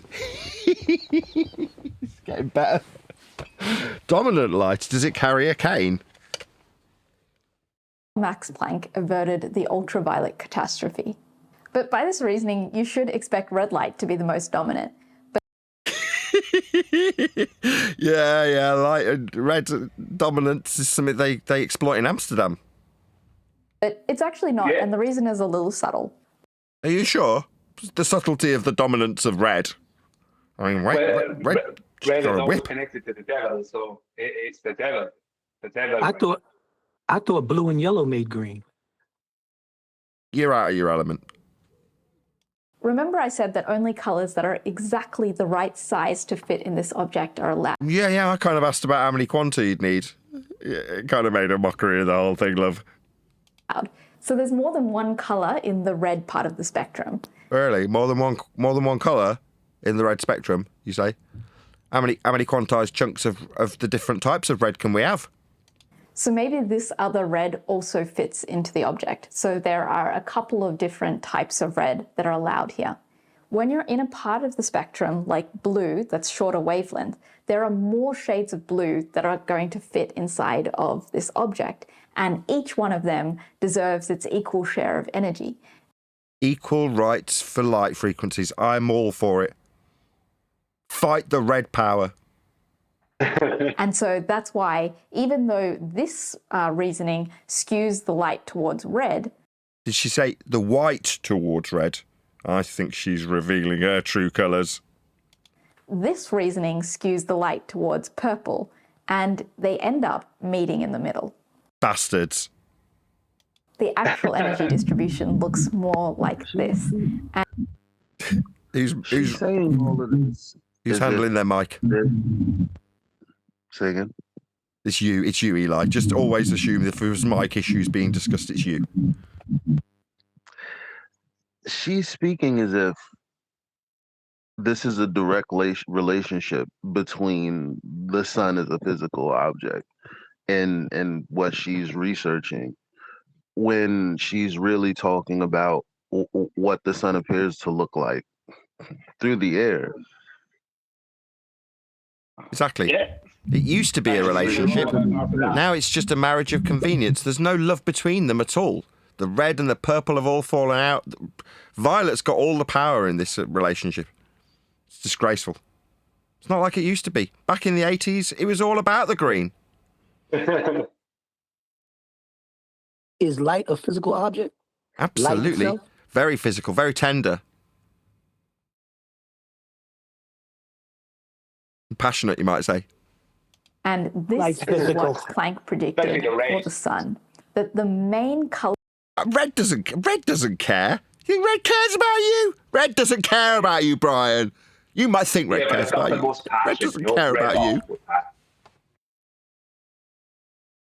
You need to get with the violet. Color of light that the sun is outputting is going to be green. Yes, it outputs in all of the visible spectrum, but the peak is definitely in green. Now you might think... Did she say the pink is in green? Makes perfect sense. I've always said this. The peak. Oh, the peak. Maybe I'm not following along then. This is a bit above my pay grade. Peak. Can I just say, between red and violet, would green not be the kind of common denominator that you would end up, if you were to go from red to orange to yellow, like you'd have to go to green, then to blue, or violet, purple. So green would have to, you'd have yellow and blue and, green itself. all power to the whole green area, would that not make the spectrum on the wall show a large amount of appearing green? I think that doesn't actually matter for everyday life. Like, what does it matter if the peak is actually in green versus in yellow? But to our eyes, it makes a huge difference. If you've ever played with laser pointers, you might have noticed how much brighter green laser pointers seem to be. Is that right, love? Open your eyes. Let's have a check. At first, I thought that was just because, you know, people who make green laser pointers must be more irresponsible and just make them really bright. But that's not actually the main culprit. And I only noticed this when I bought a green laser and a red laser that were the exact same power. The green one looked way stronger. And that's because our eyes are super sensitive to green, because the sun is outputting quite a lot of green. And so objects around us that are illuminated by sunlight tend to be a bit more green. That's exactly what I thought. I thought the reason this high-powered laser looks that much brighter is because of the way the sun lights it up in the darkness. It's so bleeding obvious now, think about it. Is this all a permanent consequence? What is the problem, guys? Y'all don't get it? Y'all don't get it? The sky is blue, the sun is yellow. Blue and yellow make green. Well, the sun is white, actually, Theos, not yellow. So it makes sense for our eyes to specialize in that color. And another phenomena where the greenness of light apparently matters is in the fact that all leaves seem to be green. I have noticed that too. Amazing. Oh my God. She's just connecting a whole. This is a lot of correlating here. Like, what? I don't even know how any of these things are actually linked. She's just putting all of this stuff together. Like, hello, it's on frickin' screen. Green leaf, bloody flat earthers. Why is that? In fact, exactly, love. Why? Green. So that's obviously because of the sun. And, you know, if you stack up how much power and influence each one of those wavelengths has got, then it all makes perfect sense. And that's why green leaves are green. I mean, I'm glad you're here, love. I don't know how we'd have coped without you. She's better explain it here. She's good at explaining the stuffs and the things, isn't she? Very good. Yeah. Yeah. Really I mean, weird because photosynthesis, am I right? You know. Photosynthesis? You're out of your element, Eli. Don't pretend that you've been paying attention this whole time. You don't know what the beautiful Indian woman's been talking about, do you? Saying photosynthesis just to make it seem like you've been paying attention. No, I'm not having it. Yeah, nice try, Freeman. Nice try, Eli. She's not going to be impressed when she hears you back. I'm telling you now. You're right. She What is a happened to beautiful Cat? Indian woman. Eli, what happened to Karen B? I thought she was your girl. I'm moving on. Moving on. Karen B. Okay. Sorry, I'm going on mute. Give me a second. My bad. Have you got an unhappy life, Eli? Are you okay? if green is the main energy being outputted from the sun. Sorry, is green an energy? If green is the main energy being put out by the sun, I don't know. When I look and assess how much energy is putting out by the sun, I tend to go, there's a lot of bacon in that smell. I think it's bacon energy that's coming from the sun. Hey, hold on. Kryptonite is the color green. That's true, Neil. In the lore of Superman. That is true. Shouldn't leaves want to absorb that energy? Let's ask this leaf now. Oi, leaf! What kind of colour energy are you absorbing? It's mostly purple. Mostly purple, my plant said. Well, the problem is that there's too much green. Like, if plants actually absorbed all of that green light coming from the sun... We'd have no green left! It's a green emergency. If the plants take it all... who's doing something about this? Who's monitoring how much green they're taking? They would probably burn. Yeah! Someone needs to do something about this. Maybe we should fund her. I think we should give her copious amounts of money to solve this problem. What do you think? I say the grass is taking all the green. No, it could be taking too much, Neil. We need this assessing. I know the perfect, beautiful Indian lady to assess it. And so they prefer to, in fact, absorb light from the other bits of the spectrum and reject light that's green. So Reject it, yeah. Like send it to the charity shop. Yeah. that's why they look green to us. It's because they're rejecting the green light, and so it's being reflected back into our eyes. Where's it all go? Wow, no, that's dumb. No, that is, I mean, if there was ever something that was just purely made up by somebody, that is it. Someone just made up that heap of nonsense. How dare you? She didn't make it up, she's parroting it. She's got The a beautiful PhD. Indian woman is parroting it. Got a PhD. Have you got a PhD, Brian? No, and I'm also not a very beautiful Indian girl. So you're not a beautiful woman with a PhD? I'm going to trust her over you, Brian. I've got to be honest.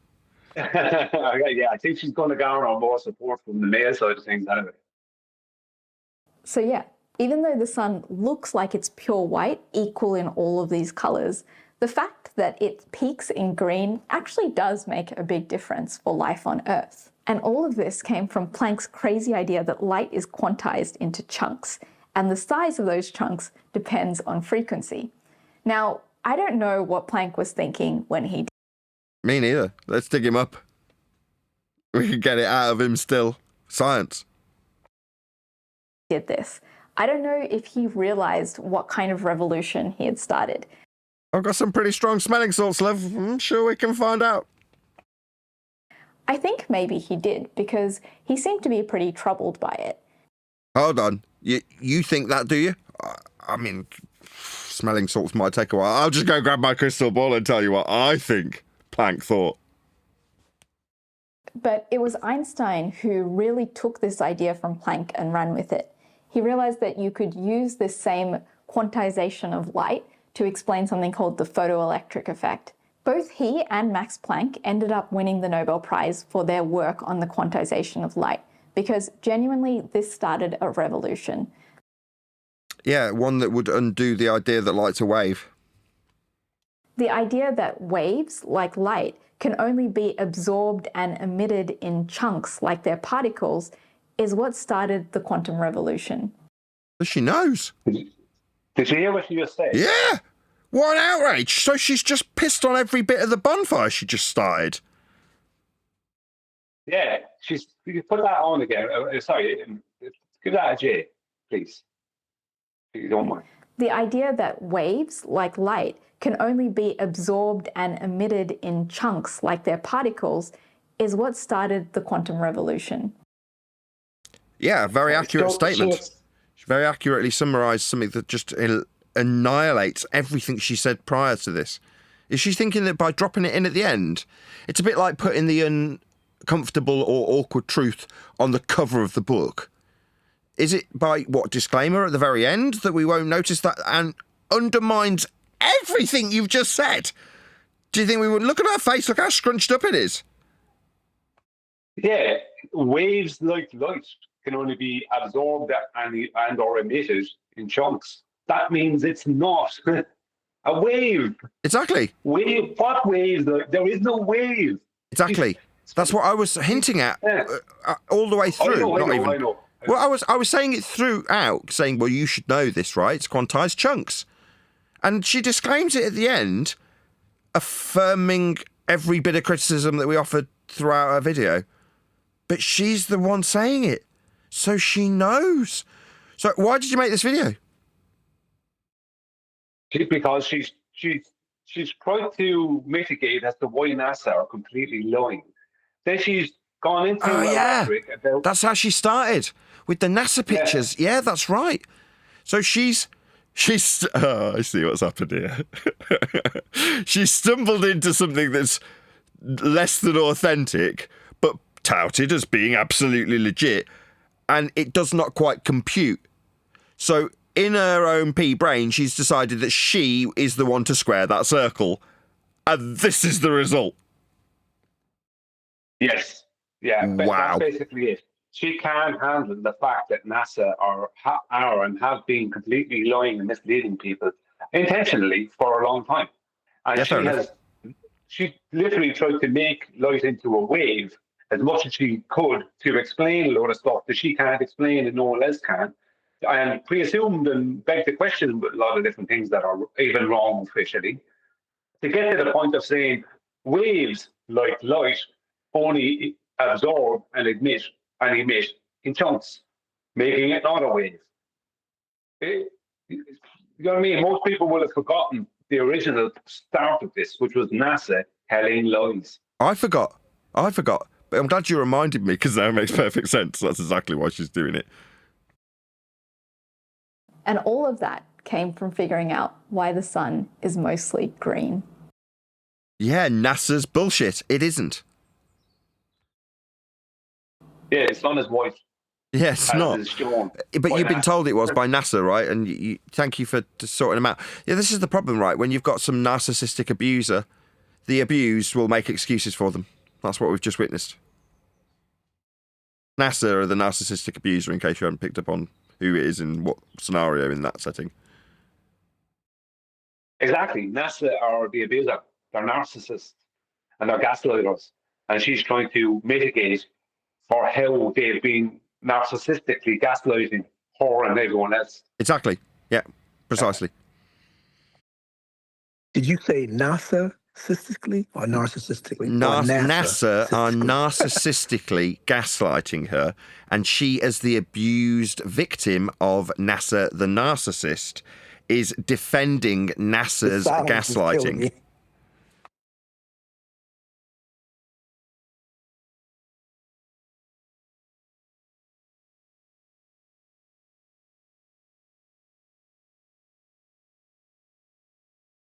Isn't it funny? Isn't it funny how somebody who's educated can literally play out the emotional steps of the narcissist and empath through a whole video of what's supposed to be about life, supposed to be scientifically. Isn't it strange how she will go to those ends as opposed to just admit that NASA are a pair of wankers? For me, that's the simple answer. You don't have to make this video. You could have made a video on the topic and made it more correct and true. You didn't have to try and pretend light was a wave when you know different and you know better. You didn't have to do any of that. You could have you didn't have to pretend that certain chunks were red and certain chunks were green. You could have just made a video about how NASA are great liars. You know, but she can't do that. Because she's a narcissist. That's a good one. Y'all didn't get it earlier? I said, did you mean she's narcissistic or narcissistic? No, I didn't hear it, but that's a good one.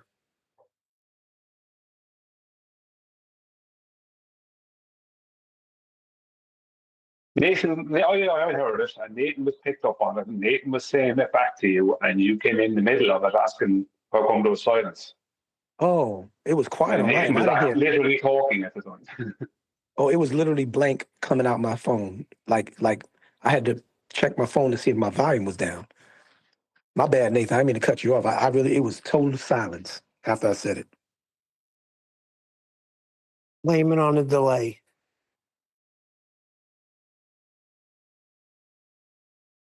Blame it on the delay.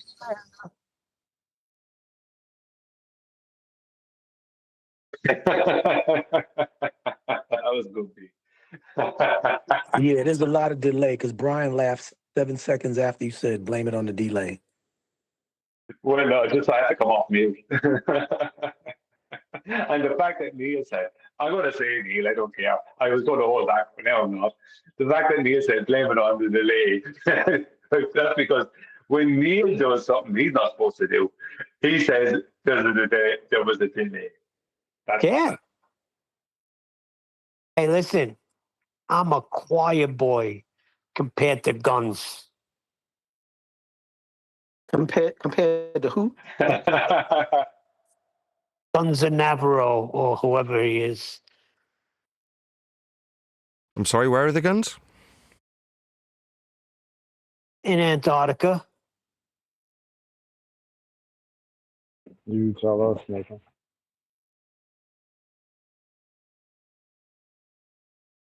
I was talking to Craig, I don't know if he's still on the panel, about that song. And he was saying if that had been released in the late 90s by, I don't know, the Smiths or something. I can't remember, it didn't say the Smiths, but someone like that. He said that would have gone to number 1 in the UK. And I was thinking about it, it's about 3 weeks ago he said that to me, and I mulled it over before repeating it. But it is a blindingly good song that Cheswick wrote. Would you not all agree? Where are the guns? Where's the guns, Nathan? Is a great song. Absolutely. I said it as soon as I heard it. Somebody like Home Depot song. Sorry. Home Depot will come and go. I think Where Are the Guns will actually stand the test of time. It's not just because it's got my name. I'm not just because I'm the namesake. Yeah, because it's like a real song. Talk about a narcissist. A narcissist. That's how people in the fashion would say it. It is a good song, and there's a story to go behind it. Like, it would have absolutely been a massive hit. Perfect MP3.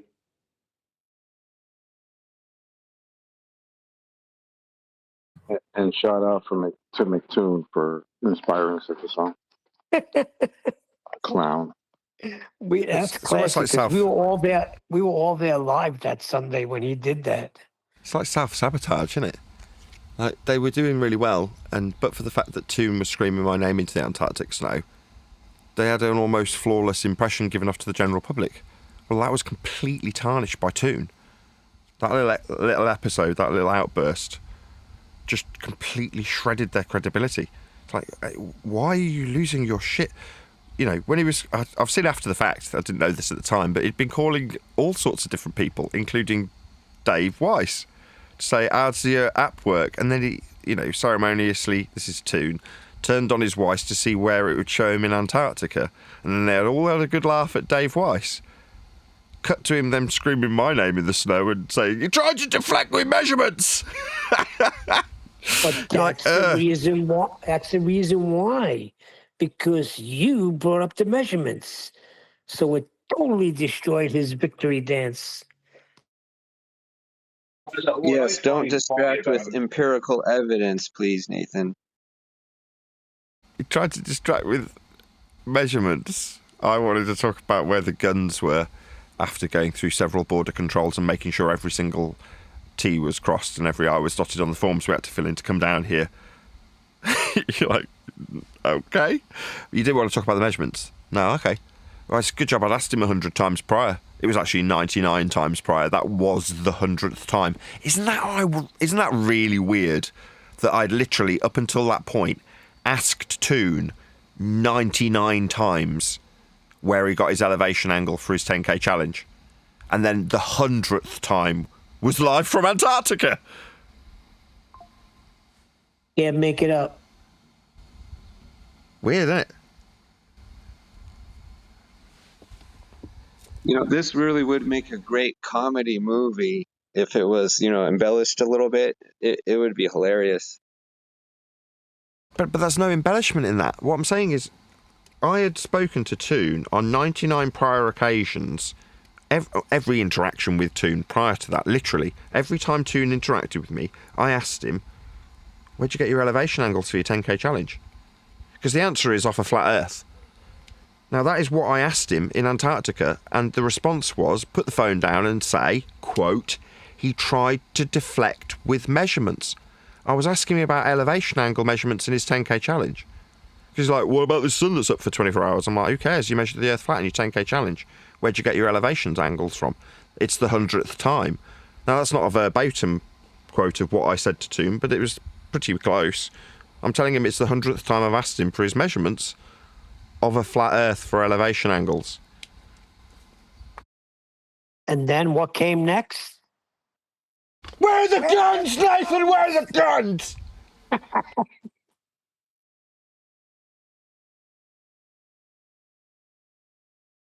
But that was in the whole point of this discussion, right? That was in Cheswick's song. So right at the end, he's got Toon and him quoted saying he tried to deflect with measurements. Where are the guns, Nathan? Where are the guns? Actually, you know what? He possessed the guns and he turned them on himself, actually. Well, yeah, that's what I've been trying to do this whole time. It's like self-sabotage.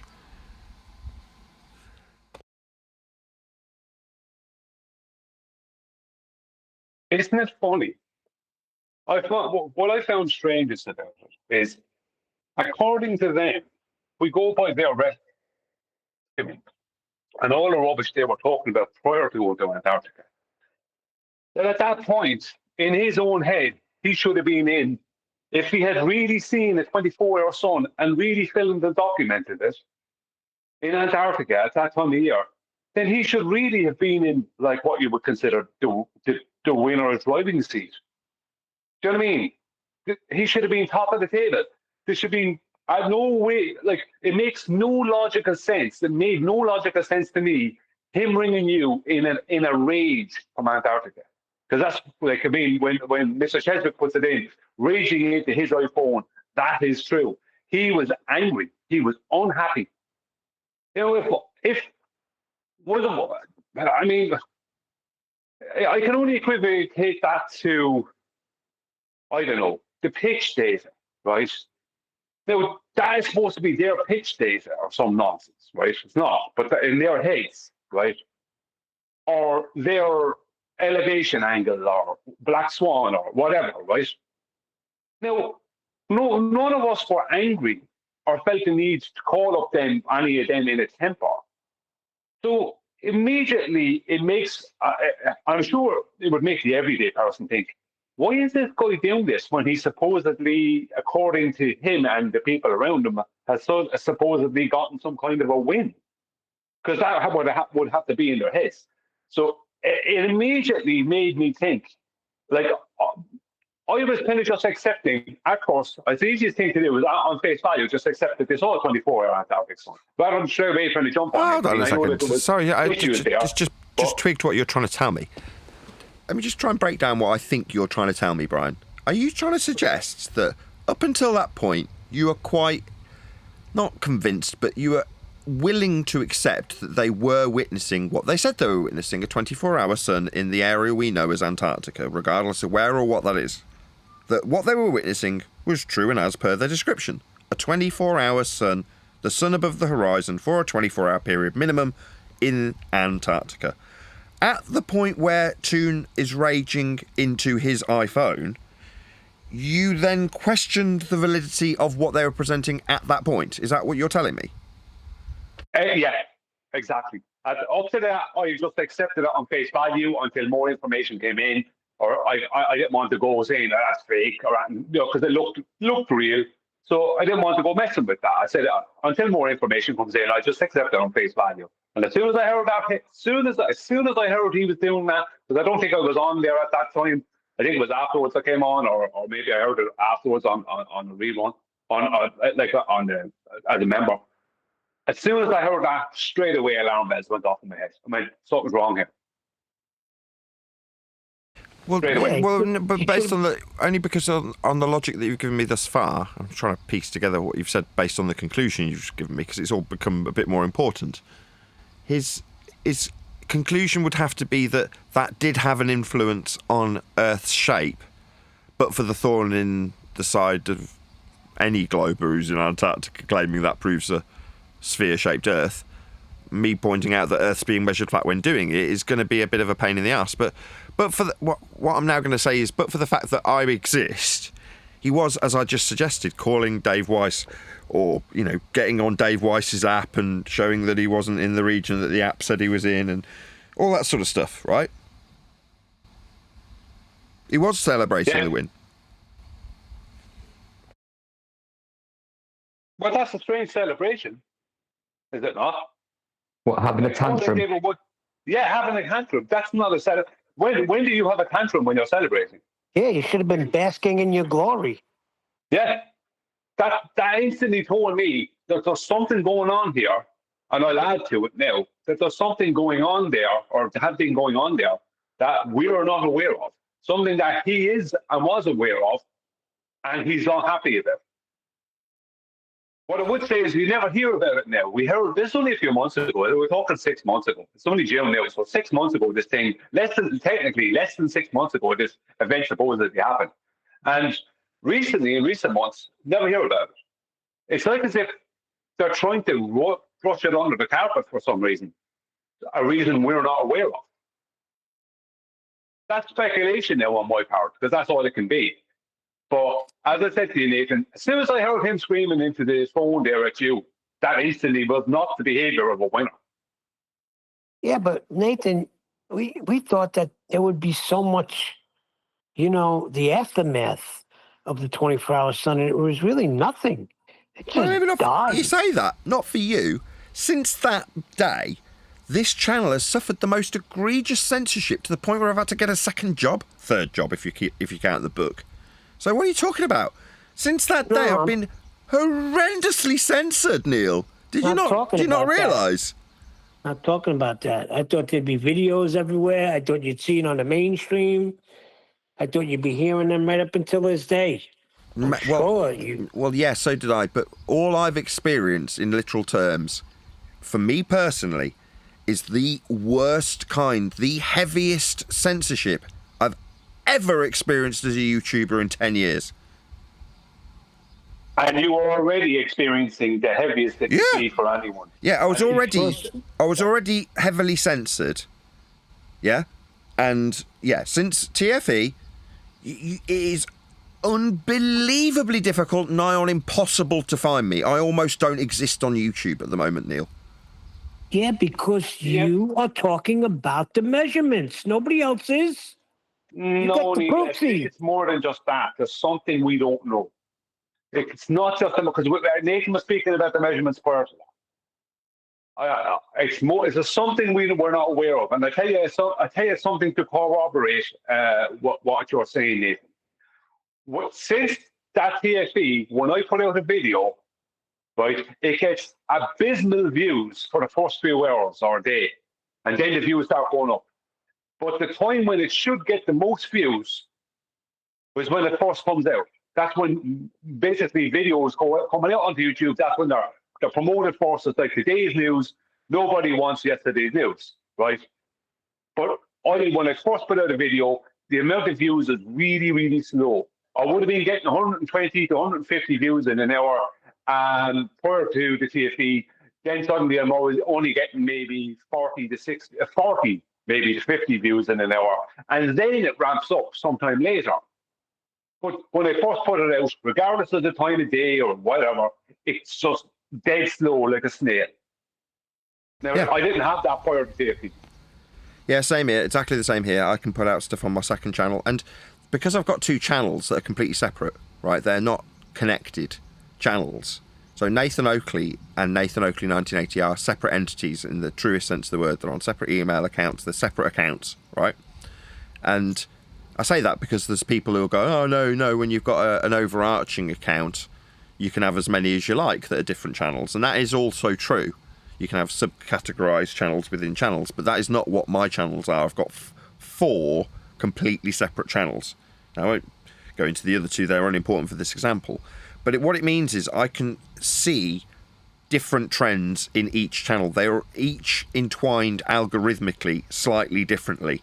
So I can see where, there might be a lull here in one channel, but then when I look at the other one, there's no effect, and vice versa. You know what I mean? It will average out anything that I go, oh, look at that weird peak.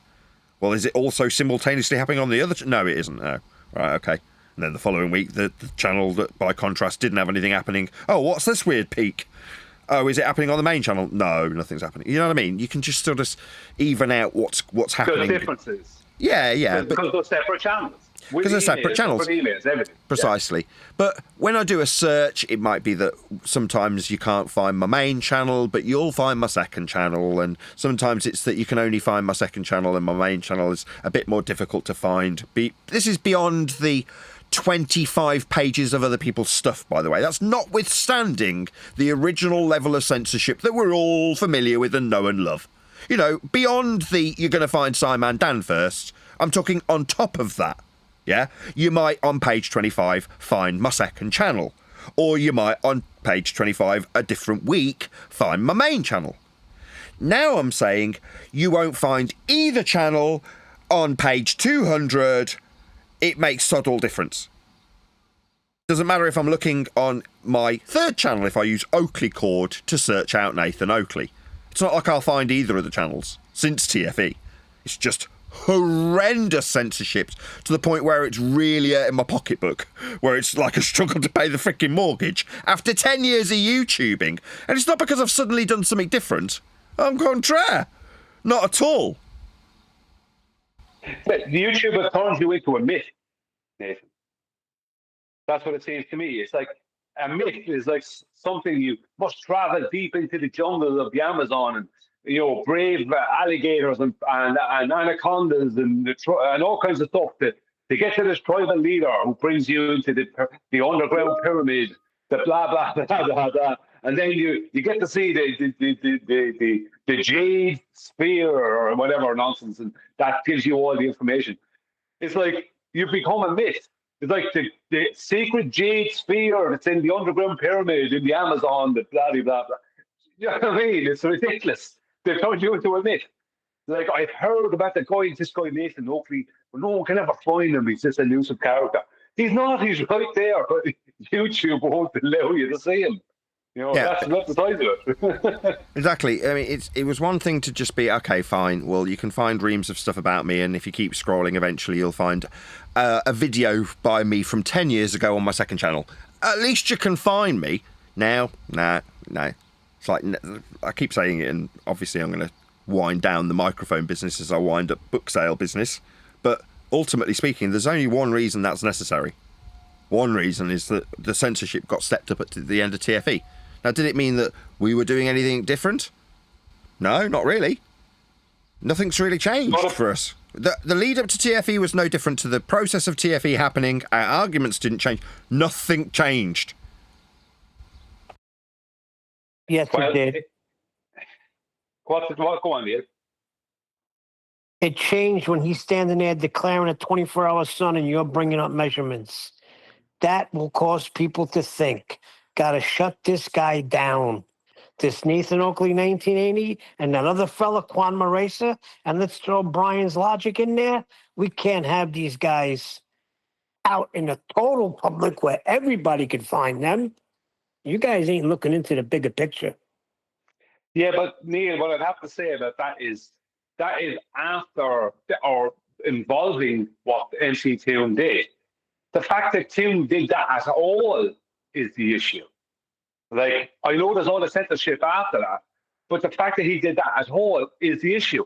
Like, why would you be doing that? Essentially, say, throwing a tantrum on the ice after you supposedly witnessed what should be a smoking gun for your position, even if it meant nothing to us. It's a smoking gun from your point of view. Yeah, it's like a prize boxer becoming the heavyweight champion of the world, and he grabs the belt and raises it above his head, and then starts screaming at the camera at some fighter that he fought 7 years ago and lost to, that he just can't get past when he's the heavyweight champion of the world. And it's like, name one of the boxers in Punch Out. Do you remember Mike Tyson's Punch Out? Right? Yeah, bald bull. Bald bull. I told you I'd do it, bald bull. I told you I'd do it. It'd be like that, wouldn't it? When you're holding the heavyweight champion belt above your head, screaming, I told you I'd do it, bald bull. I told you. I spent a day trying to get past Bald Bull, and all you had to do was hit him once in his stomach, and everything else fell apart.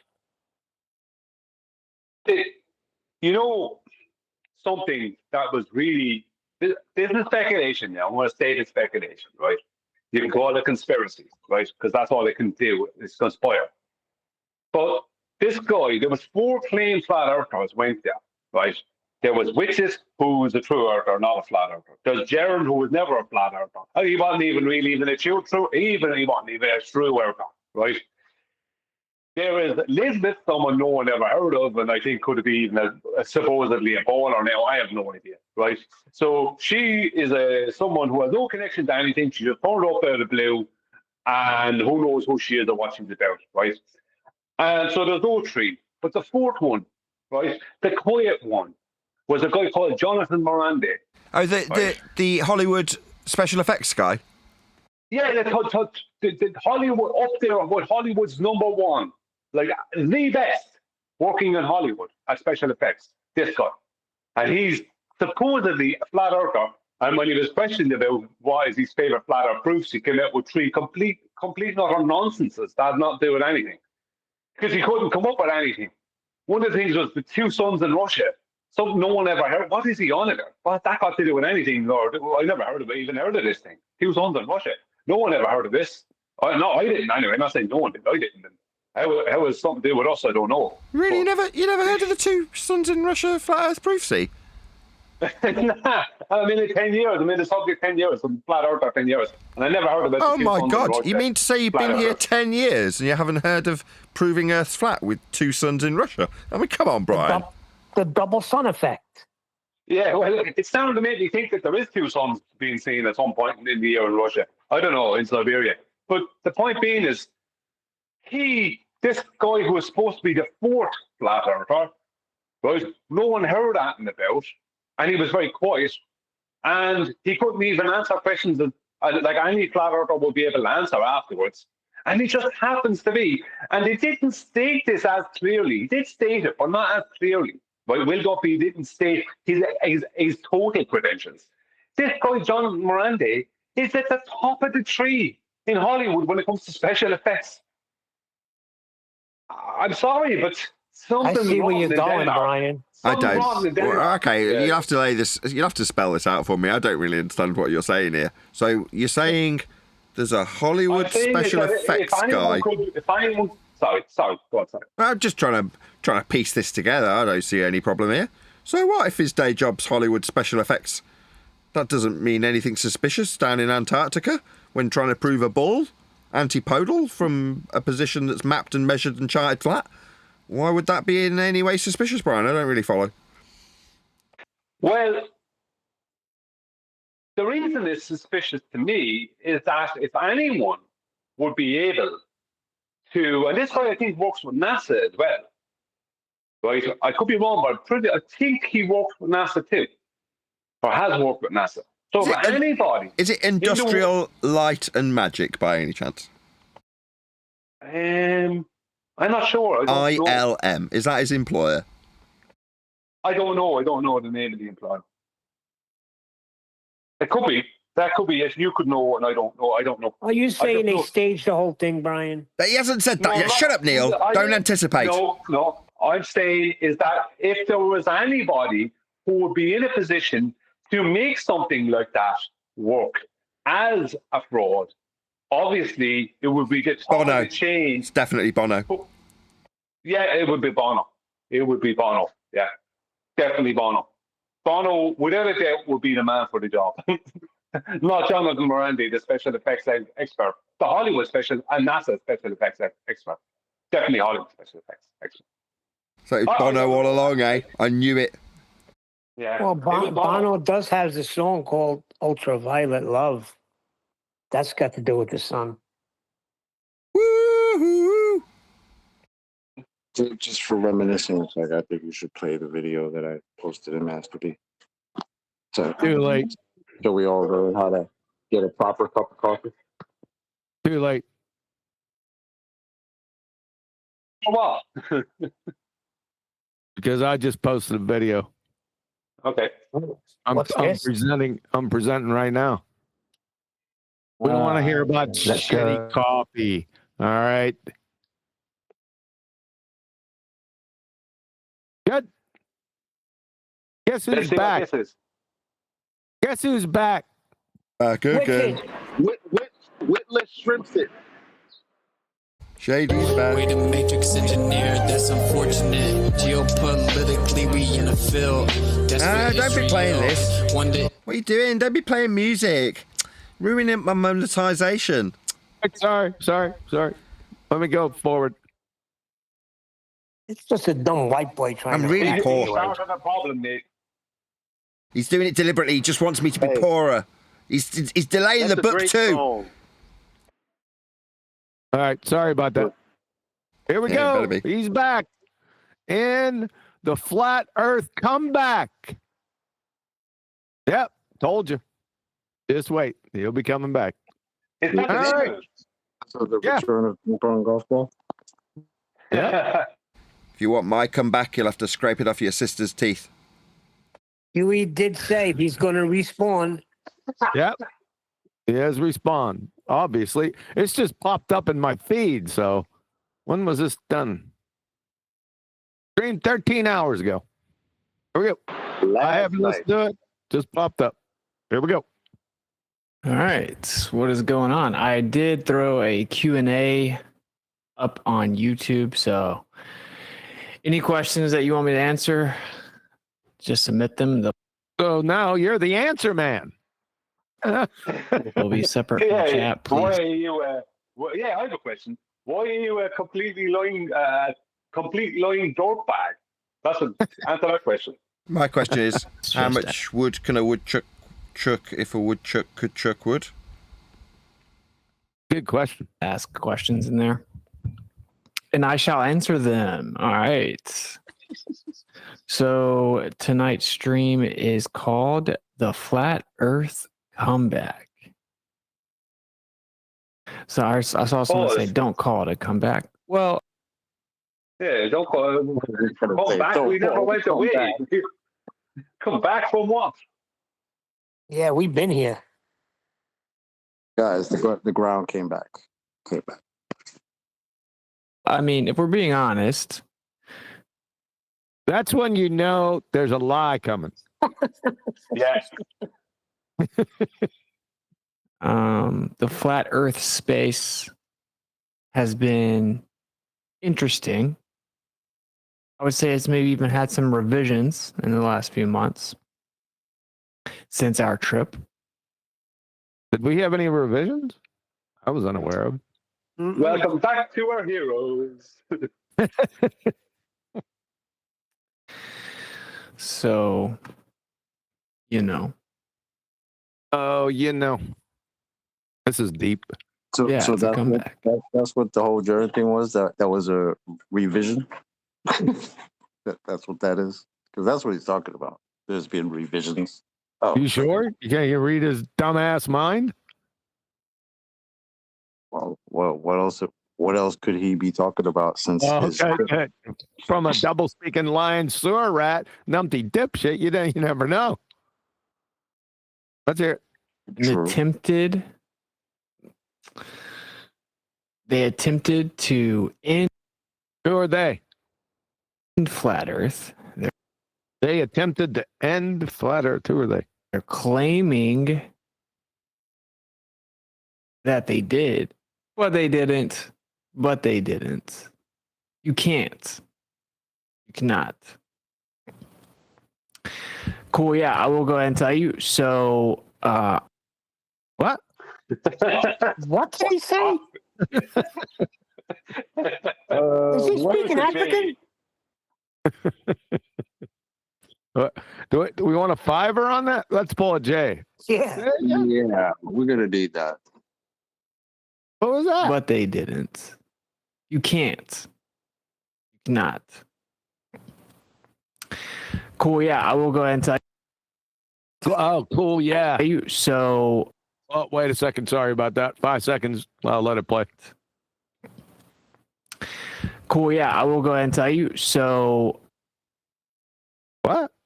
Kuya and the Saeed. Oh yeah, I will go into that. So that's what it was. Hold on a second. I will go into that. I'll solve it.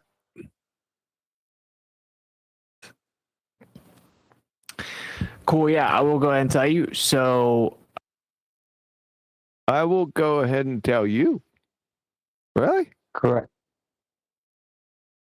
Okay. I planned on streaming a lot more often than I have been.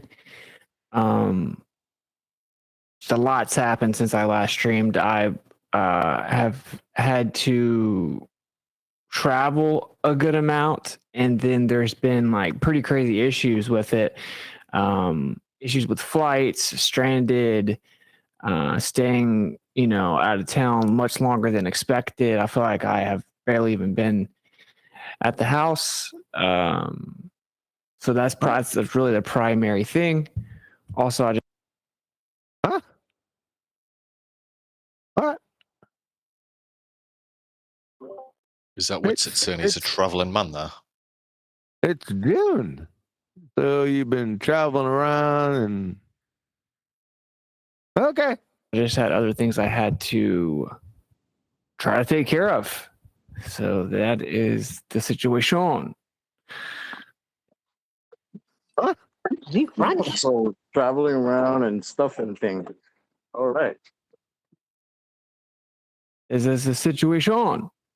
So you guys, I haven't even told you guys, but we have the summit this weekend. Oh, they got another scammer summit. Oh, you guys are gonna love this section. Wait until you hear this. Right, you already watched this.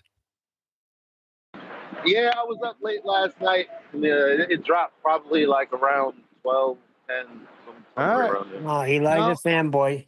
Yeah, don't be anticipating. Don't be giving up the ghost. No one's watched this except you.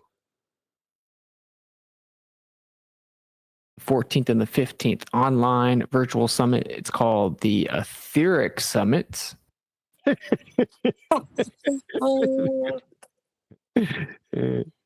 Nathan, you attending?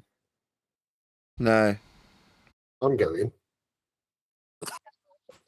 What? Hasn't he been keeping up on like the past 3 years events with Ether? It just bounces off him or something. I don't know. He looks good in that t-shirt, doesn't he? Looks like a fuck douchebag. And you've been working out. You've been working out. You can't tell. You're still Skeletor, dude. He is Skeletor. that is this weekend. I actually want to go grab. That's a sentence fragment. My laptop and put it up here. Okay. So I'm going to step away in a sec and do that. We'll miss you. So yeah, you can look in the description, also pin in the chat if you want to go to the summit. We'll talk about that in a bit. But I want to kind of break this down, right? Like, so I've always kind of had a bit of an issue with this. You're on mute, Kiwi. Always had kind of a little bit of issue with what lying. And I've brought it up a few times. You didn't have to bring it up. We caught you so many times. There's 130 hours of it on my channel. You know, flat Earth, simply the term. It's not a term. It's a flat Earth is a phrase. Is utilized to shift the burden of proof. What? And to box in really, you know, the movement that is referred to as flat Earth, to box it in, to caricature it, to strawman it, to shift the burden over to it, and over to the box. If you make any positive claims, you have the burden of proof, right? If you say the Earth is flat, we say the Earth is. Yeah, or yeah. Good point. Just yeah, you have the you have a burden of proof for it. This is good. This is good. What he said so far, yeah, for want of a better term, resonates with me. He's speaking a lot of sense. What he's just prefaced up until this point is that the term flat Earth is a way of I've been using the term corral people into a group. That's what I feel like he's leading into now. I like where he's going. I want to hear him. Then stop interrupting. For that, absolutely. But it is very frustrating because of how that is utilized. This is the truth, okay? And we all get ready for the lies.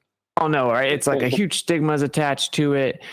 There are many people, oftentimes, that will be very vocal in public that call themselves flat earthers that will be incorrect about a lot of things. That will like who? Spread misinformation. Spread misinformation? Like who? Like him. He's looking in a mirror. Wait a second. I don't know. I smell a rat, and I suspect this is now going. Let's not anticipate where this is going. Let's just keep playing. I think that it's very similar to like truth or traps. You'll have false information that's shared around, and then it'll be kind of circulated. People won't really fact check it. They'll just kind of repeat things. Like ether. Like ethers. Yeah. Play on. And it's used as such a weapon. Like, for example, when I'm on a space, if I'm ever on a space on X, and the topic can be almost anything. And if I start really going in on the topic, and there's someone there disagreeing, defending the other side of said topic, that wants to discredit me or poison the well, they instantly just say, this is the guy. I mean, to be fair, this is the guy who thinks, let me know if the mic is like too Holy shit, sentence fragments everywhere, dude. Get your thought out. Much right now. To be fair, this is the guy who thinks that the earth is flat. That's the problem. Yeah. Let it play on. See where this is going. All right. You guys give me a feedback. I just saw it was in the red. If it was a little distorted. Mic is good. Cool. So, and that's just really annoying because what we know is that the vast majority of people don't know anything about the extremely vast topic that is referred to as flat Earth. There's so much involved in. So now he's expanding the topic out into it being a vast topic. So he's going to incorporate his nonsense waffle of ether shortly. Because no, it's not. The subject's really narrow and simple when you actually break it down, isn't it? Anybody disagree when I say flat Earth, when it actually comes down to it, Earth being flat isn't very complicated at all. It's not a very expansive subject. It's actually quite narrow. No, it's very, very narrow. Sorry. Talking about one geometric aspect of the nature of our reality. It's flatness. There's very little to that. Now, he's saying the antithesis. He's saying it's very broad and wide-reaching. So where's this going? Okay, play on. 1 second. In his defense, it is very far-reaching as far as other topics goes. John, you need to check your mic. It's a train wreck. Yeah, Nathan, I agree with you. It's like it's only made into this big complicated matter by our opposition. Not complicated. It's measurement of the Earth. And perfect. Basically, yeah. Just before you go on, you said by our opposition. I view Whitsitt as that opposition. I think he's a shill. And what he's doing, this little dance now, is that exercise of making it expansive, making it feast of nonsense, making it ether. Flat Earth, that is. That's what he's about to do. I suspect. I wasn't going to say it earlier, but now you've said our enemies do that. Now I'm going to say that he's about to do that, making him our enemy. Yeah, I have a slightly even further spin on it. I think he's trying to hold on to his subscriber base and those in this supposed community that support them, and now start going off on tangents to do with orbs and the missing MH370 flight in the close future. That's what I think. And being connected to a guy who was talking about that. It was a baller. Right now what I'm saying makes probably no sense to anyone. But if my prediction is correct, and it very likely might be, then that's where we're going. Stop impeding his strides of profundity. And the process of waking up to the fact that where we live is not, it is not what we have been told. There it is. Isn't. There it is. That summarizes the shill flat Earth position. Instead of saying Earth is flat, they say Earth is not what we've been told, because that opens the floodgates for them to tell you all about what we've been told and how it isn't that. Because if you're talking about how the world isn't a roast chicken and how it isn't crispy and delicious and how the wings haven't been basted and roasted for 6 hours and how you wouldn't have had the oven at 200 degrees, you're basically talking about cooking a roast chicken, aren't you? But they're suggesting that Earth isn't a roast chicken while they detail roast chicken constantly. That's what's happening. Factually, provably, it is not. And there's so much that goes into it, and it's very annoying, right? When you have this other group of people that largely don't know anything, they haven't researched it at all. They don't even understand what it is. Pause. That's involved with that. There's that research. I reckon they're gonna. I reckon he's gonna make that group us. Let's see if I'm right. Awakening, that process. They're not even fully aware of what they believe to be true, and they think they're super dismissive and cocky and arrogant and stuff like that, right? And we know how it goes. This happens with lots of topics. That sounds like us. From vaccine. The rest of his description that he gave there, cocky and arrogant. Let's see if I'm right, John. Giving hints of it already, and he looks quite pleased with himself. To geopolitical topics, and the list goes on and on. Germ theory,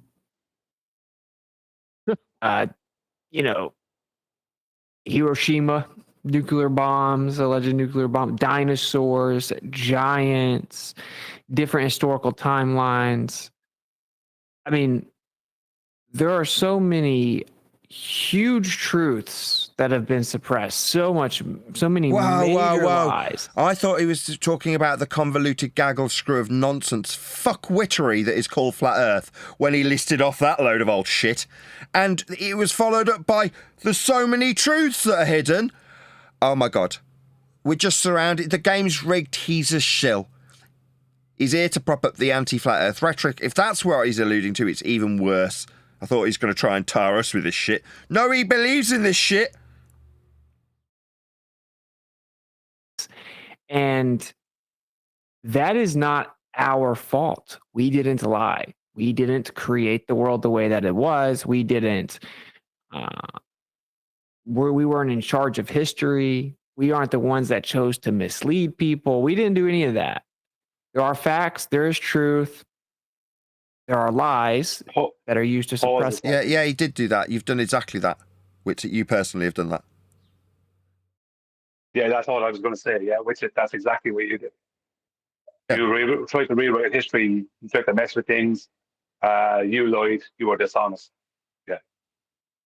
Yeah, you've offered up hide nonsense. That truth. Go ahead. Sorry. And then there's groups of people that will dig beneath the surface, diligently research something, and find truths. And truth has no obligation to conform to what makes you comfortable, right? And I know it's pretty meta, but I want to kind of... Pretty meta. What's meta? I don't know. It seems like he's got this scripted, like he's almost rehearsed this, and he's dropping in that statement about it not being meta or being meta is an ad lib to what to me seems like a script. Kind of point this out. Well, this is what's very interesting about. Pause a second. Sorry about this. I tried to get to the point back there. He tends to be looking downward a lot. Now, I've noticed that earlier. He seems to look down. So is he reading off of something below him? Could be. Yes. Just maybe some cue card type stuff. Yeah, I think he's got notes. Yes, I think you're right. He's got notes, but when these little ad libs are in between the notes, and the chunks of information are when he's delivering it to camera. Those are the notes that he's now looking at what's next. So like, what I'm suggesting is happening now is looking at what the next subject category is. He's looking at his notes, and what he's just done when he's like, what did he say? Something like it not being meta. That's him giving a line in between two subjects as he looks at the note. Now he's looking directly at the note, having delivered that line, and now we'll move on to another slightly different subject, or the next point in this subject. We'll see. Yeah, that's She his does outline. that in conversation too. Okay. Well, the thing is, he just called himself arrogant and cocky because there's people that think they know things, and then he made knowledge claims. I don't think if he wrote this down, that's bad. There's a few different ways I can go with this, right? But first, I want to point out that really, flat Earth, it's all about being a globe Earth skeptic. Told you. Boom. Right. So I said earlier, the whole point of this shill is to not make flat Earth the very simple and narrow subject about Earth being flat. It's about how it isn't a ball, how it's being a ball Earth skeptic. So we talk about how Earth would measure or not measure, because then it's all about the ball. Not being about the ball is, like I said earlier, about not being about a roast chicken. So you can detail the crispiness of it and the oven temperature and how to baste it when you're saying it's not about that. That's what he's just done. Made it more explicit than he did previously. It was subtle earlier, now it's explicit. Parts. It is merely having the audacity to challenge your own belief, to question it. And it's a topic that's ingrained in us as such a rudimentary fact of life at such a young age that people are basically engineered to just, I think it's preposterous when they hear it. And sentence fragment. Sentence fragment. Yep. No Pause connection. a second. Pause a second. He says, it's about challenging your beliefs. No, it's not. It's what it really is about people challenging what they know to be true and replacing that with a belief. People know to be true that the earth is flat and stationary, right? They experience it their whole life. What they challenge that with is knowing, which is a belief that they are being told that they can believe in if they want, basically. So that's backward. Thank you. I mean, I don't blame them for that. When I first heard it, I was literally just perplexed. I was like, what does that even mean? I was like, this is like obviously a troll. What does what even mean? So his sentence fragment masked him making a positive assertion about what he's actually talking about. What does what even mean? Well, what was the sentence fragment we just pointed out? He didn't specify, did he? Yep. No. So now we're talking about nothing. And affirming how much of that nothing that hasn't been specified we know. So we're now in La La Land. This is the vague nonsense that Witsit spews. That's what I thought. Like, I don't even know what it means. What does that even, like? Yep. That's retarded, right? So, what is retarded? He hasn't specified that Just look either. in a mirror. He hasn't specified that, so I can't tie him to that either. We've got non-specific retarded nature of something. We don't know what it is. Maybe we'll find out shortly. We'll see. I understand that aspect of it, but what it is like aspect of what? someone just. We could keep going forever. We'll just have to get through this convoluted gaggle screw of nonsense and non sequiturs that aren't specific to anything. Hopefully we'll get somewhere shortly.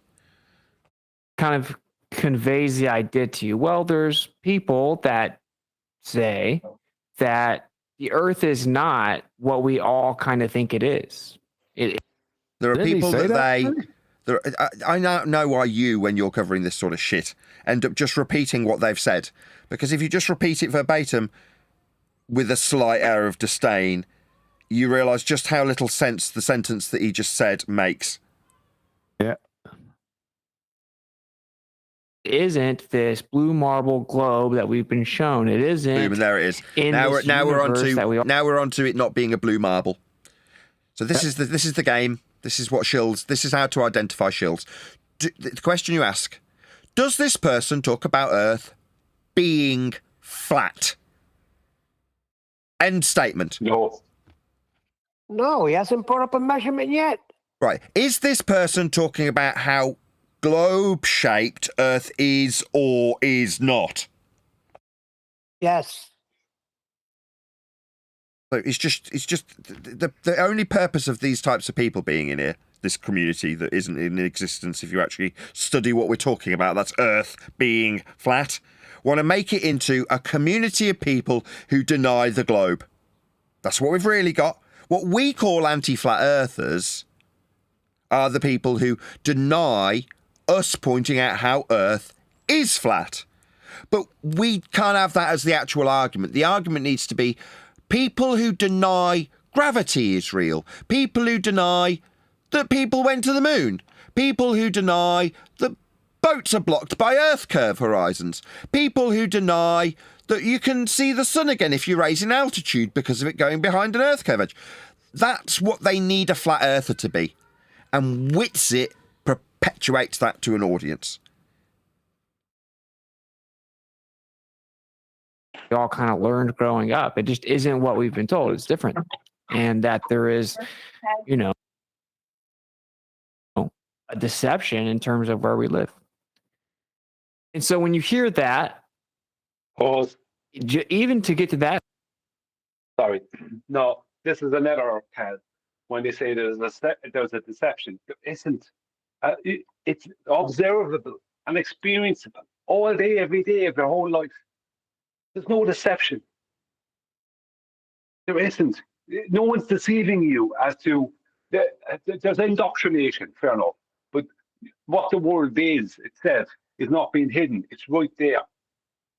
So when he's trying to say there's a deception, he's bringing it back into a conspiracy theory department. Yeah, there's a religion. It's on the table. It's the Western world religion of heliocentrism, and you don't have to be a part of it. But generally, societally, most people are. That's basically the scenario. But who cares? As a flat earther, it should be just identifying how a flat earth is. That's it. Well, that's the deception, isn't it? The deception is to give people the impression that they're not part of a religion that they are part of. That's the only real deception. Yeah, the conspiracy is to deceive you into not appreciating that heliocentrism is the religion. It's a little different. You're like, oh, so there's just people that think that like are investigating the nature of the earth. They don't agree that it is already fully known. Right, I'm afraid I can hear my youngest daughter coming through the door, so I'm going to round out. With that, another huge, massive, enormous thank you to both Discord and G+ panels for making today's after show possible. And of course, a massive thank you to all of you for liking, commenting, sharing, subscribing, joining as a Nathan Oakley 1980 channel member, being gifted a membership if you're watching this after the fact. Thanks to Jardo gifting out all those free memberships in the live show. And yeah, that's about it. Thank you for smashing the PayPal link if you're helping me out because you appreciate our desperate times call for desperate measures. With that, I say I'll see you all in the next video.